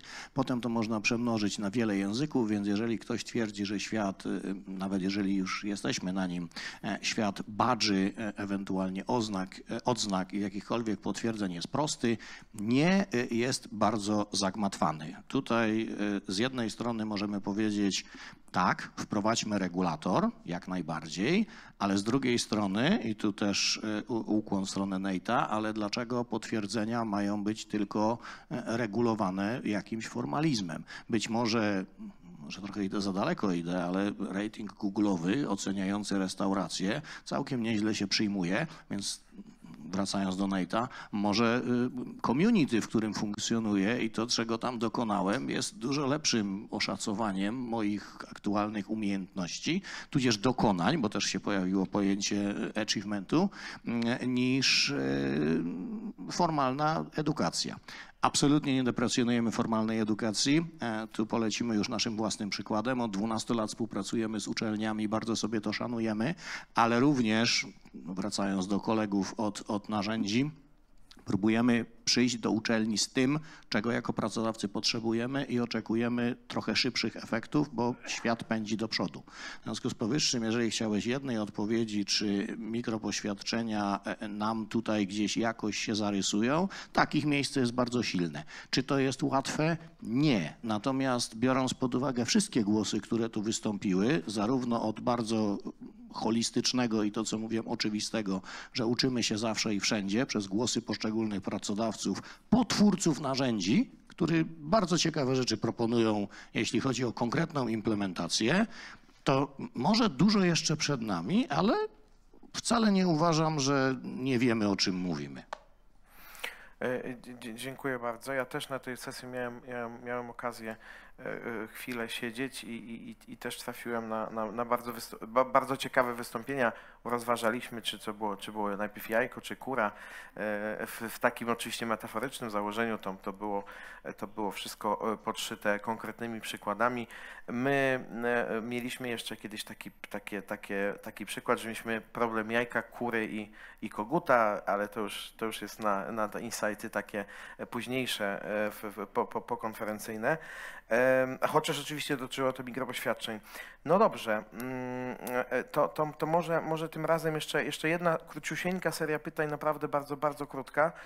Te pytania już będą takie bardziej szczegółowe, ale oczywiście cały czas dające pełną swobodę wypowiedzi. Jolu, od ciebie bym zaczął. Czy myślisz, że szkolnictwo wyższe widzi bardziej szansę w mikropoświadczeniach, czy bardziej zagrożenie? To zależy, kogo spytasz. Albo kogo ja zacytuję. Na pewno masz pełną swobodę. Dobrze, powiem i o tym wobec. Na pewno Państwo czytaliście wielokrotnie albo słyszeliście o tym, że mikropoświadczenia zagrażają losom studiów drugiego stopnia. Że podobno są dobrą metodą na dropout, czyli na przeciwstawienie się dropoutowi, ale tak w ogóle studia drugiego stopnia zanikną, bo studenci nie chcą spędzać 4 semestrów czy 3 semestrów w murach uczelni, wolą krótkie kursy i poświadczenia, które przydają mi się wprost w pracy. Moim zdaniem i zdaniem jeszcze paru innych osób, które znam, nie ma takiego zagrożenia. Mikropoświadczenia są szansą dla uczelni. Po pierwsze, napędzają pewne działania, które pozwolą konkurować na miejscu z tym, co jest oferowane z rynku branżowego, powiedzmy. I to jest dobry motywator, stymulator zmiany i bardzo obiecujący, bo myślę, że ludzie, którzy biorą się za projektowanie mikropoświadczeń w szkolnictwie wyższym, wiedzą, jakie są potrzeby i wiedzą, jak trafić do odbiorców. Również z tej racji, że na większości wydziałów, przynajmniej na moim uniwersytecie, są rady interesariuszy bardzo liczne, które reprezentują interes pracodawcy i mają bezpośredni wpływ na ofertę dydaktyczną. Więc to jest to współdziałanie i łączenie oferty takiej bardziej powiedzmy rynkowej z tą uniwersytecką, ale też zorientowaną na potrzeby absolwentów jest bardzo korzystne. Także tutaj ja nie widzę żadnego zagrożenia, wręcz widzę nową szansę przed uczelniami, które będą musiały się tak zmienić, również w kwestii organizacji kształcenia, że albo utrzymają te liczby studentów, jakie są, albo postarają się o to, żeby zwiększyć liczbę studentów i doktorantów. Także tutaj może być lekka konkurencja między ofertą jedną i drugą, ale na pewno ona wspomaga działanie prorozwojowe w uczelni również. Bardzo, bardzo pięknie to ujęłaś. Mnie się taka bardzo daleka parafraza kojarzy się, jak rozmawiamy czasami z rynkiem pracy i rynek pracy wtedy mówi, że czy mikropoświadczenia są zagrożeniem, że dam mikropoświadczenie i ktoś odejdzie od niej z pracy. A ja zawsze wtedy mówię, że a jak mu nie dasz i on cię nic nie nauczy i on zostanie, to co będzie wtedy, tak? Także to jest taka, bardzo dziękuję ci za ten głos, bo różne są głosy, tak jak mówisz, ale wydaje się, że mikropoświadczenia są olbrzymią szansą dla szkolnictwa wyższego. Ja w to bardzo, bardzo wierzę. Zresztą w naszym projekcie będziemy się otwierać na szkolnictwo wyższe jeszcze bardziej. Jeśli mogę, to o czym nie powiedziano dziś bardzo wyraźnie, to dla umiędzynarodowienia uczelni one są niezwykle ważne, nie tylko w kontekście Sojuszy Uniwersytetów Europejskich, oferty, którą się wspólnie tworzy, ale również tworząc ofertę takich kursów i poświadczeń w językach obcych, które będą dostępne dla odległych krajów, odbiorców, studentów, którzy nie mogą przyjechać, ale mogą studiować online, również dla nauczycieli akademickich, renomowanych, rozpoznawalnych, którzy mogą w ten sposób przyczynić się do poprawy jakości kształcenia poprzez udział w różnego typu działaniach, krótkich działaniach edukacyjnych. Tak, to też tutaj takie głosy padały, że umiędzynarodowienie jest jedną z łatwiejszych sposobów na włączenie mikropoświadczeń do szkolnictwa wyższego. Dziękuję. Jerzy, jak mikropoświadczenia mogą wpływać na takie świadome kształtowanie kariery w Polsce czy w Europie? Myślę, że wpływ mogą mieć bardzo mocny, bo jeżeli spojrzymy w ogóle tak ogólnie, często jest powtarzane, że jest jakaś luka kompetencyjna, są jakieś braki właśnie w podaży umiejętności, to praca z mikropoświadczeniami, nabywanie właśnie kompetencji, nowych umiejętności, kwalifikacji na takim właśnie na krótkich formach mogą bardziej i motywować, ale przez to budzić świadomość osoby na temat właśnie posiadanych kompetencji i przez to być jakby atrakcyjniejszym w ogóle na rynku. Także a długa forma, jak na przykład, nie wiem, studia podyplomowe, czy w ogóle studia, czy jakiś długi cykl szkolny może zniechęcać ze względu na swoją długość, a tutaj nauka konkretnych umiejętności w konkretnym obszarze, w bardzo małym cyklu może budować właśnie tą świadomość i stawać się przez to bardziej konkurencyjnym na rynku. Wojtek, chcesz coś dodać? A ja chciałem nawet cię zadać, ale dobrze, proszę bardzo. Dobrze składa. To dobrze się składa. W trakcie tych warsztatów też bym odniósł się do tego. Rozmawialiśmy o właśnie wyzwaniach różnych związanych z uznawaniem mikropoświadczeń. I tak się... Wojtek, to ja ci uznam tą odpowiedź awansem, także na to pytanie, bo w sensie kontynuuj, ale to już jak gdyby o tych wyzwaniach właśnie, jakie przezwyciężać? No właśnie, że nieznajomość tego formatu, jakim są mikropoświadczenia, to w zasadzie jest jedna z barier dla ich rozpoznania, uznawania na rynku pracy Ja nie będę mówił o tych wyzwaniach związanych z regulacjami, o wyzwaniach związanych z technologią i standardami, bo w sumie i Asia i Staszek też wspominali o tym trochę. Natomiast chyba my cały czas potrzebujemy bardzo dużo działań informacyjnych i promocyjnych, jeśli o to chodzi. Skądinąd też wiemy, że no, kultura credentialingu, za przeproszeniem, nie jest wcale na rynku pracy tak silna, przynajmniej w Polsce. I nie zawsze ten certyfikat znaczy więcej niż albo tyle, co niektóre inne formy, na przykład to doświadczenie, które zdobywamy. No a mikropoświadczenia zdaje się, że mogą połączyć te dwa światy i właśnie o tym też była mowa na tej sesji i częściowo w warsztacie, że kiedy mamy jakieś osiągnięcia, powstają jakieś artefakty jak w Open Recognition, o tym była między innymi mowa, no to możemy rzeczywiście wzmocnić mikropoświadczenia poprzez takie powiązanie z doświadczeniem z pracy, które jest widoczne i też buduje zaufanie, więc to dość mocno tam wybrzmiało.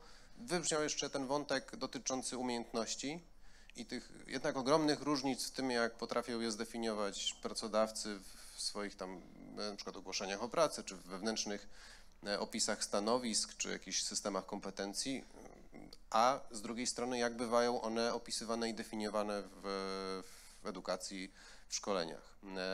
I tutaj ta kontekstualność tych umiejętności no, nam też objawiła się jako pewna bariera, których prawdopodobnie taksonomią czy no, jakimś grafem wiedzy nawet nie będziemy w stanie jeszcze przez długi czas bardzo dobrze obsłużyć, chociaż to są pomocne narzędzia. Dziękuję wam obydwu. Absolutnie. Bardzo mi się podobało to, co powiedziałeś o promowaniu i informowaniu takim bardzo starannym o tej nowej w sumie inicjatywie. Należy to robić po to, żeby uniknąć zjawiska, z którym mieliśmy do czynienia, kiedy w 2009-2011 roku podzieliliśmy studia na 2 cykle i zabrakło informowania o tym, jak ważny jest pierwszy stopień, drugi stopień i jakieś znaczenie studiów wyższych w wymiarze tym pierwszego stopnia, no to w zasadzie zdyskredytowaliśmy te dyplomy w ogóle. One do tej pory z rzadka bywają rozpoznawalne wśród takich mniej zorientowanych pracodawców.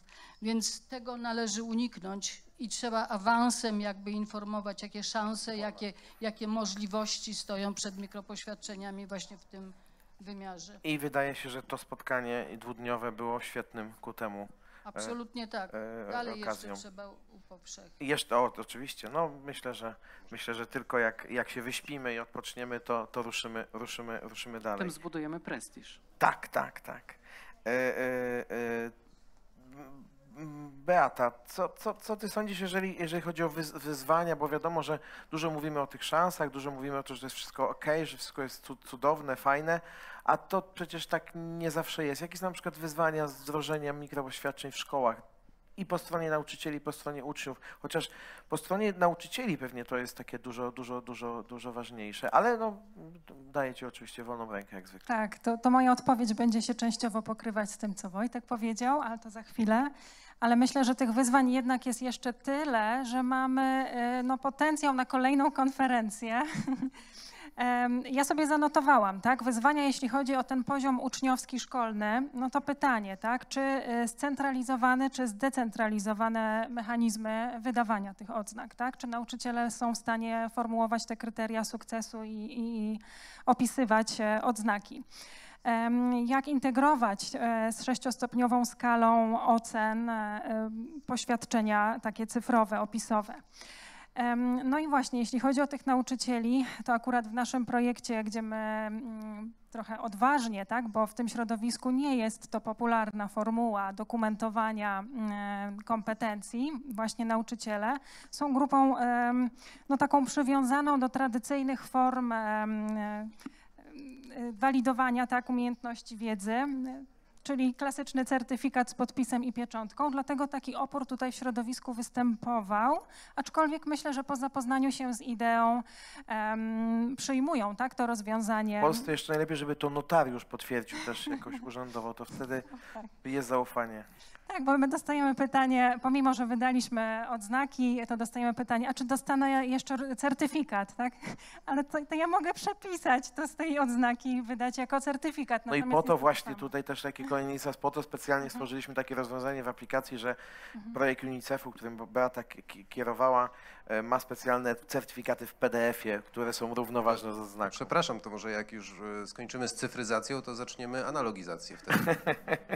Jako na drugie kółko, tak? Na razie dwutorowo i to uspokoiło atmosferę. No to dobrze. Tak, no właśnie i chyba brakuje takich systemowych, strategicznych rozwiązań, tak, żeby to nie były takie punktowe inicjatywy, o jakich dzisiaj usłyszeliśmy, tylko pewne przemyślane rozwiązania, które można by wdrażać na cały kraj. I tak, jeszcze jest taki opór wśród nauczycieli, jeśli chodzi o samą formułę taką cyfrową, takie przekonanie, że może to zniknie gdzieś, się nie zaloguje ponownie, więc te kompetencje cyfrowe tutaj akurat są barierą. Na pewno też jest to coś, nad czym warto pracować. Naszą rekomendacją z tej sesji jest też to, żeby rozmawiać z kuratoriami, z placówkami doskonalenia nauczycieli, pokazywać tę formułę jako taką równoważną do klasycznych, tradycyjnych form poświadczenia kompetencji, poważaną w ścieżce awansu zawodowego nauczycieli. Dziękuję bardzo. Staszku, też takie gorące tematy dotyczące mikropoświadczeń w pewnym temacie to jest skills-based hiring, tak? Czyli zatrudnianie w oparciu o umiejętności. Czy myślisz, że mikropoświadczenia i to zatrudnianie w oparciu o umiejętności, to skills-based hiring może zastąpić, i tutaj absolutnie proszę nie mówić, że ja tak chciałbym, żeby było, ale czy myślisz, że ono może jakoś zastąpić czy uzupełnić tą tradycyjną taką edukację? Mówię o szkoleniach, mówię o edukacji formalnej i pozaformalnej, tak? Nie, to i nie dlatego, że jestem byłym nauczycielem akademickim, ale bardzo mi było miło słyszeć opinię pani profesor. My nie będziemy jako pracodawcy w żaden sposób konkurować z klasyczną edukacją, oczywiście zakładając, że ta klasyczna edukacja jakby zajmie się tymi podstawowymi, a my tylko będziemy sobie uzupełniać właśnie tym, gdzie mamy możliwość. To jest tak trochę ad vocem. Wiesz co, ja zaraz odpowiem na twoje pytanie, aczkolwiek jeśli chodzi o język, to tu też może ciekawa uwaga pojawiła się, bardzo fajna zresztą, że mamy jakby 3 elementy. Jeden element to jest efekty uczenia i my je jakoś opisujemy i definiujemy. Potem równolegle do tego przypisujemy czy opisujemy umiejętności, a do tego, tutaj Wendy bardzo słusznie zauważyła, powinna się pojawić również pewna samoświadomość i umiejętność samoprzekonania czy wyrażenia przez samego zainteresowanego, że on to naprawdę umie. I to są 3 elementy, bardzo ładnie u nas wybrzmiały, więc a propos wordingu, to mamy te 3, przy czym ten trzeci jest bardzo ważny, bo on tą samoświadomość najbardziej kształtuje. Ale wracając do twojego pytania, tak oczywiście i tutaj znowu biorąc pod uwagę technologię i zdaje się, że mówi się, że dane to ropa nowej epoki. W związku z powyższym tu nawet przykłady narzędzi zarówno Stefano, jak i Omida z definicji pokazywały, że już skanujemy, a znaczy nie my, twórcy tych rozwiązań, świadomi tego, skanują oferty pracy, bo z całym szacunkiem tu do moich kolegów, pracodawców, to co się wypisuje czasami w oczekiwaniach, to klasyk pod tytułem idealna sekretarka, czyli 18 lat wiek, 22 doświadczenia.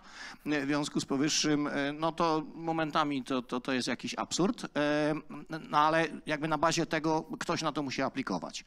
I już w tych systemach, które były proponowane i prezentowane, tam już się przewija użycie różnych technologii, nie chcę buzzwordem AI-em jechać, ale skoro się używa, to czemu nie, ale właśnie również pewnego rodzaju mapowanie i pokazywanie z jednej strony, co pracodawca albo próbowa zrozumienia, co pracodawca miał na myśli, a z drugiej strony pokazania, czy przypadkiem w ramach mikropoświadczeń, tudzież badży, coś takiego nie istnieje, czy to się jakoś nie mapuje. No i tu będę od razu, nie ma lokowania produktu, ale jeden z twórców rozwiązania stwierdził, że, co pewnie Państwa nie zaskoczy, następnym etapem również ma być rekomendacja, jak poprawić to, co brakuje u tego pracodawcy. To nie bardzo zaskakujące, więc chyba odpowiedziałem w miarę swoje pytanie. Tak. Ja też słyszałem o tym case'ie, bardzo, bardzo ciekawy. Asiu, ty jeszcze zostałaś na drugą serię pytań i to będziemy już kończyli i oddamy tutaj Państwu głos, ale o tym za chwilę. Czy poszukiwanie tych kolejnych modeli, mapowanie ich, tworzenie nowych rozwiązań nie skutuje takim skutuje na pewno zwiększaniem ich liczby, jeżeli tworzymy nowe, ale czy nie skutuje takim rozdrobnieniem, takim brakiem orientacji, że ciężko się w tym połapać? Ja bym powiedziała, że i tak, i nie, bo z jednej strony widzimy tę tendencję do łączenia tych modeli. To jest bardzo trudne. To Ildiko Mazar wczoraj powiedziała o tym, że jak dyskutuje się o tych atrybutach, o tych elementach, wszyscy dochodzą do wniosku, tu posłużę się jej przykładem, że potrzebny jest dowód, ale nagle okazuje się, że wszyscy ten dowód rozumieją inaczej. Więc ta praca, mogę tu nawiązać do tej mojej wcześniejszej wypowiedzi, ta praca, tego próbowania uporządkowania, połączenia, mapowania, znalezienia jakiegoś wspólnego słownika na to, no jest wielkim wyzwaniem dla architektów tych rozwiązań, ale to też padło pytanie podczas naszej sesji o dystrybucję chaosu. Okej, rzeczywiście może to powodować z drugiej strony pewien taki nieuporządkowanie, może zagubienie użytkowników, którzy ostatecznie są najważniejsi. Więc wydaje się, że takim wyzwaniem stojącym przed osobami, które te modele tworzą, planują, pracują nad nimi i nad tymi narzędziami, jest takie, żeby umożliwić użytkownikowi końcowemu jakby autonomiczną taką decyzję, która jednocześnie ale da mu takie narzędzie, taki portfel, który być może obsłuży te różne modele i standardy technologiczne jakby odnajdą się w tym. Ja nie wiem, bo nie jestem architektem takich rozwiązań. Tutaj są osoby na sali, które będą mogły pewnie powiedzieć o tym więcej, ale wydaje się być naturalnym to, że z jednej strony próbujemy tą rzeczywistość uporządkować, z drugiej strony nie da się tego do końca zrobić. Może po prostu ostatecznie trzeba znaleźć rozwiązanie, które to zaciągnie i wdroży i da najlepsze rozwiązania użytkownikowi końcowemu. Ja tutaj nawet nie wiedziałem, że się sam zainspiruję, bo dzisiaj rozmawialiśmy z Noa podczas obiadu i jak gdyby z naszym rzecznikiem prasowym, jak komunikować mikropoświadczenie, bo to jest wielki problem. My na ostatniej konferencji w EPIC w Paryżu właśnie była cała sesja, rozmawialiśmy o tym, jak mówić ładnie o mikropoświadczeniach, żeby ludzie nas lubili i żeby pokochali, czym one są, bo my je kochamy, ale oni często nie wiedzą, a po drugie nie chcą ich pokochać, bo ich nie rozumieją.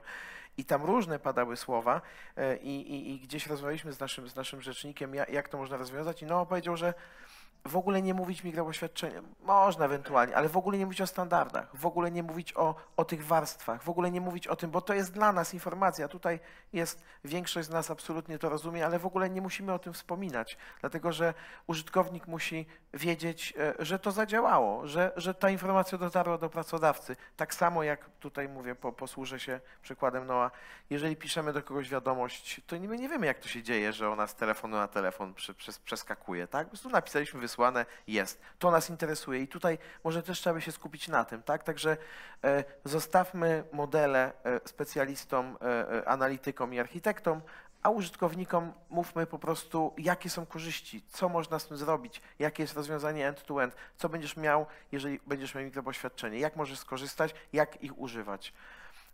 Bardzo, bardzo Państwu dziękuję, ale zostańcie jeszcze tutaj, nie będziemy robić zamieszania, zresztą będzie to lepiej wyglądało, jeżeli będę tutaj w Waszym towarzystwie niż sam stał. Czy ktoś z Państwa chciałby jeszcze się podzielić jakimś insightem? Proszę bardzo, jeżeli ktoś by mógł, dziękuję Ci, Michał.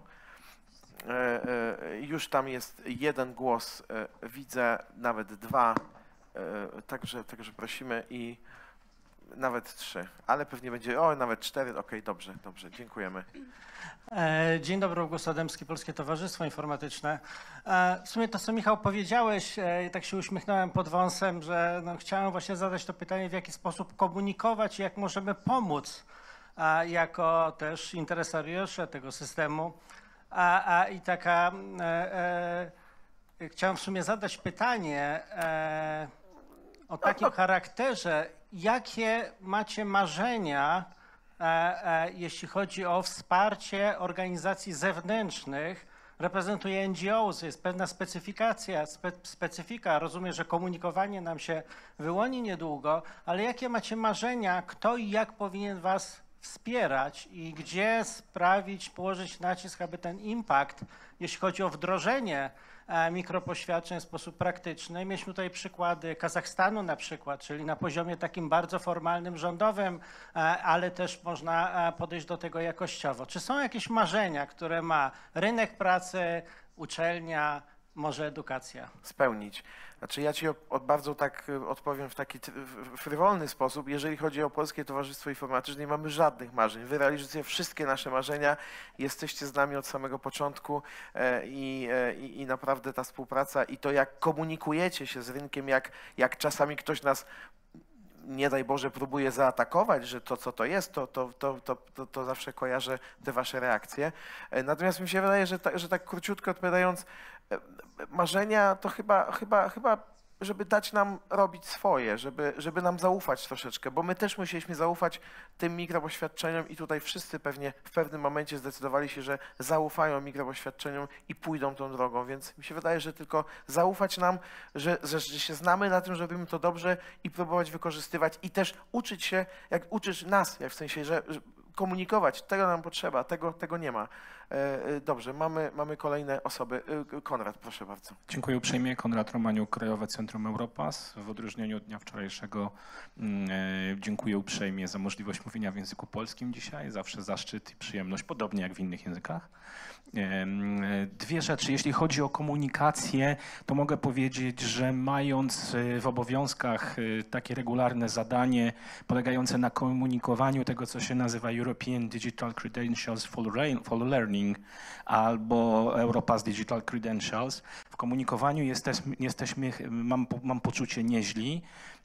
I zapraszam tutaj, żeby się inspirować. No tutaj jest taka kluczowa konstatacja i mam takie marzenie, aby w naszym języku tutaj nas wszystkich liderów światowych jednak znalazły się te 3 podstawowe pojęcia Microcredentials, które mamy tutaj dzisiaj bardzo dokładnie omówione, ale jednak w kontekście meso i macrocredentials, które mam nadzieję będą miały szansę troszkę uporządkować raz komunikację, 2 język, 3 stworzyć prawdziwe selling points, czy takie zanęty sprzedażowe dla tych wszystkich, sprzedażowe w cudzysłowie, których byśmy chcieli tym zainteresować i to jest jeden z takich głównych rzeczy, które tutaj chciałem jakby rzucić Państwu oczywiście na żer pod kątem tego, żeby wziąć, obejrzeć, skrytykować, wyrzucić, odnieść się albo nie z dobrodziejstwem inwentarza. Nie będzie tutaj odkrycia, jeżeli powiem, że bardzo dziękuję. Fantastycznie było przez 2 dni siedzieć, uczyć się od Państwa, tu za przeproszeniem brainstormować i te wszystkie inne pojęcia. Dużo wyniosłem, dziękuję. Mogę tylko zakończyć takim postulatem, uczmy się dalej i mam nadzieję do zobaczenia przy pierwszej najbliższej okazji, kiedy znowu będzie szansa coś podsumować. Dziękujemy bardzo. Wendy chyba się zgłaszała.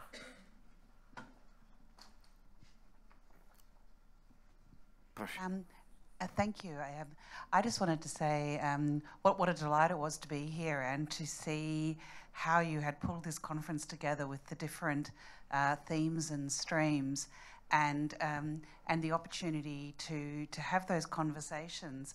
And I think from my perspective, having all the right stakeholders in the room, but also not getting too hung up on definitions is probably a way to go. Don't try and get it perfect before you go ahead. We've wasted a lot of time in Australia going round and round, having conversations about, well, what is a micro-credential? We're starting to make progress now because we're just getting on with things. And I think what I see here is the energy and the will to do it. So I just wanted to wish you all the best and thank you again for having me here. Thank you for having you, and really thank you for this great opinion about us. We are really thank you. Who else? Stuart, Martyna, zaraz będziesz. Widzę, że ty byłaś w pierwszej ławce, siedziałaś, tak? Ale dobrze, Martyna najpierw, okej. I just wanted to say thank you for inviting me, and I think from seeing what you've been doing since I met you in Slovakia in 23 to now, and doing everything that you said you would do has been really inspiring. So that's great, and thanks for inviting me. I think I've been particularly excited by the people you've been inviting, and hearing about policies and areas that I've just not heard about before. So kind of Katrin in Estonia, Daniel with Croatia and Montenegro. It's been great to hear about kind of a lot of different types of countries and areas which usually aren't as promoted as much as they probably should be. So thank you. Thank you, Stuart. Stuart faktycznie może, bo my się spotkaliśmy na samym początku projektu i ja mu opowiadałem, jakie są plany, no i on jest tutaj najlepszym ewaluatorem tego, że większość przynajmniej tych planów staramy się zrealizować. Prosimy, Martyna. Martyna Leciewicz, Instytut Badań Edukacyjnych. Ja mam taką myśl przy realizacji tego projektu, że 1,5 roku temu zaczynaliśmy projekt i pamiętam, że negocjowaliśmy z Michałem ilość podmiotów, które przepilotujemy. Zaczynaliśmy od 5, skończyliśmy ostatecznie na 25, a dzisiaj po 18 miesiącach mamy ponad 30 podmiotów. Otwieramy kolejną ścieżkę pilotażu mikropoświadczeń z szkolnictwem dla 20 uczelni ze szkolnictwem wyższym. Rozmawiamy o wdrożeniu mikropoświadczeń w systemie szkolnym i pokazuje to, jak bardzo przez ten czas idea mikropoświadczeń mimo wszystko w Polsce się rozpowszechniła i jak ciekawe i innowacyjne jest to rozwiązanie. Dziękuję. Dziękuję bardzo. Czy jeszcze jakieś głosy z sali? Jest jeszcze jeden głos. Serge, prosimy. Serge, I think it was a brilliant conference about microcredentials, but I would like to remind us that the W3C, when it started its work, worked on verifiable claims. And then they moved from verifiable claims to verifiable credentials. And I think the words we use also drive the way we think. And I think it would be very interesting that after considering micro-credentials, we could consider also micro-claims. Can you imagine micro-claims? That would be something different because there is not the same gravitas as micro-credentials. So thinking about a more informal way, because I think that there is still in the micro-credentials a very formal approach, but if we went back to the work done by the W3C at the beginning, which was about verifiable claims, why not about micro-claims? And then employers would be perfectly legitimate to validate the claims of competence acquired at the workplace, maybe not credentials, but claims would be a more acceptable word, maybe in that word. Dziękuję, Serge. Serge, jak zwykle wszyscy już powiedzieli wszystko, a on podsumowuje to jednym zdaniem i jest tu jeszcze tyle treści, że moglibyśmy rozmawiać przez 2 godziny. Ja też się waham pomiędzy bycia tym team formal, team non-formal. Gdzieś mi bliżej chyba do tych microclaims jednak, tak? Ale też wiemy, że jesteśmy w domenie publicznej i czasami nie możemy pewnych rzeczy zrobić, ale jakbym miał takie marzenie, bo tutaj Boguś o to wcześniej pytał, to żeby wszyscy uwierzyli, że zaufali sobie, że mikropoświadczenia są, jeżeli jest dowód, jeżeli jest opis, jeżeli wiemy kto komu wydał, to przestańmy w to wątpić i te formalizmy nie były potrzebne. Wiem, że to się nigdy nie ziści. Nie wiem, czy ktoś jeszcze chce coś dodać, ale Noah, bardzo proszę. Again, thank you so much for hosting this great event. And just something that I noticed throughout the 2 days was the prevalence and commonality and acceptance of saying, I don't know. And I think that there's so much pressure to know the right answer all the time that sometimes it doesn't feel safe to say, I don't know. And congratulations to you, Michał, and the organizers for creating a convening that made it very safe to embrace curiosity and vulnerability and say, I don't know, and for that to be okay. Thank you very much. Was a pleasure for hosting you and having this interesting and extremely important conversation. Maciek. Witam serdecznie. Ja pamiętam, jak poznaliśmy się, mówię, 2,5-3 lata, czy prawie 3 lata temu na konferencji i ja musiałem tłumaczyć, co to są te mikropoświadczenia, reklamując je, a dzisiaj mówimy o nich wszędzie. To jest reklama sama w sobie, to jest w sumie nie ma konferencji, nie ma komisji sejmowej, nie ma na przykład Rady Interesariuszy, gdzie o tych mikropoświadczeniach się nie mówi. Widać, że zaczyna być marka sama w sobie, po prostu. To wszyscy widzą, że to jest potrzebne i wszyscy widzą zapotrzebowanie w każdym miejscu mikropoświadczeń. Gratulacje, Michał. Dziękuję bardzo. Bardzo dziękuję. Będziemy już powoli kończyć. Ja chyba nie będę jakoś specjalnie przedłużał tego momentu. Bardzo dziękuję wszystkim gościom, którzy byli tutaj z nami i w online, i oczywiście na miejscu. Ja mam zaszczyt wielu z tych, którzy byli tutaj na sali, nie wszystkich znałem dobrze, niektórych znałem trochę mniej, ale niektórych z was mam zaszczyt nazywać bardzo dobrymi znajomymi, niektórych nawet przyjaciółmi. Jest nam wszystkim niezmiernie miło, że byliście naszymi gośćmi i na tak absolutnie, absurdalnie wysokim poziomie dyskutowaliśmy, prezentowaliśmy i wymienialiśmy idee. Ja może nie jestem najlepszą osobą, żeby podsumować, że to była najlepsza konferencja, na jakiej byłem, ale gdybym nie był, to bym tak powiedział. Bardzo serdecznie dziękuję wszystkim, którzy przylecieli nas z bardzo daleko, niektórzy naprawdę z bardzo daleka.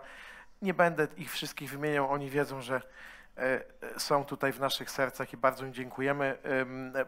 Taka konstatacja się pojawiła, że już teraz nie uciekniemy przed kolejną edycją i ta myśl zaczyna mi się coraz bardziej podobać. Bardzo wam dziękujemy, ale zanim już absolutnie zamkniemy konferencję, ja jeszcze chciałbym podziękować bardzo serdecznie całemu teamowi Odznaka, teamowi mikropoświadczeń, który przez kilka miesięcy naprawdę w absolutnie nieludzkich warunkach pracował, żeby to wszystko dopiąć i bardzo wam za to dziękuję. Muszę 2 osoby absolutnie wyróżnić, wszyscy inni na pewno się w ogóle nie obrażą, bo chodzi mi o Kasię i Martynę, bez których ta konferencja by się na pewno nie odbyła. Wielkie brawa dla nich. Wielkie dzięki.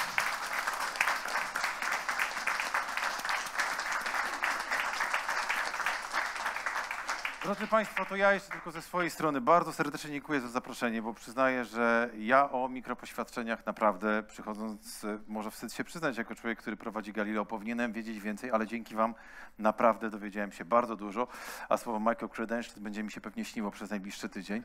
Także bardzo serdecznie dziękuję. Państwu dziękuję przede wszystkim za energię, za udział, za tą otwartość, którą się dzieliliście. Co ważne, to jest dobra informacja dla wszystkich uczestników stacjonarnych. Słuchajcie, mamy dla Was odznakę uczestnika, czyli takie cyfrowe poświadczenie uczestnictwa tej konferencji. No może niewielka, symboliczna, ale może to jest też początek większej po prostu takiej ścieżki, na przykład kompetencji cyfrowej. Kto wie, może od tego niektórzy będą zaczynać swoją przygodę. Myślę, że za 10 lat będziemy sprawdzać, kto ma wszystkie i będą jakieś wspaniałe nagrody, także proszę odbierać i proszę śledzić. Bardzo Wam dziękujemy i do zobaczenia za rok. Dziękujemy pięknie, kłaniamy się nisko, do zobaczenia.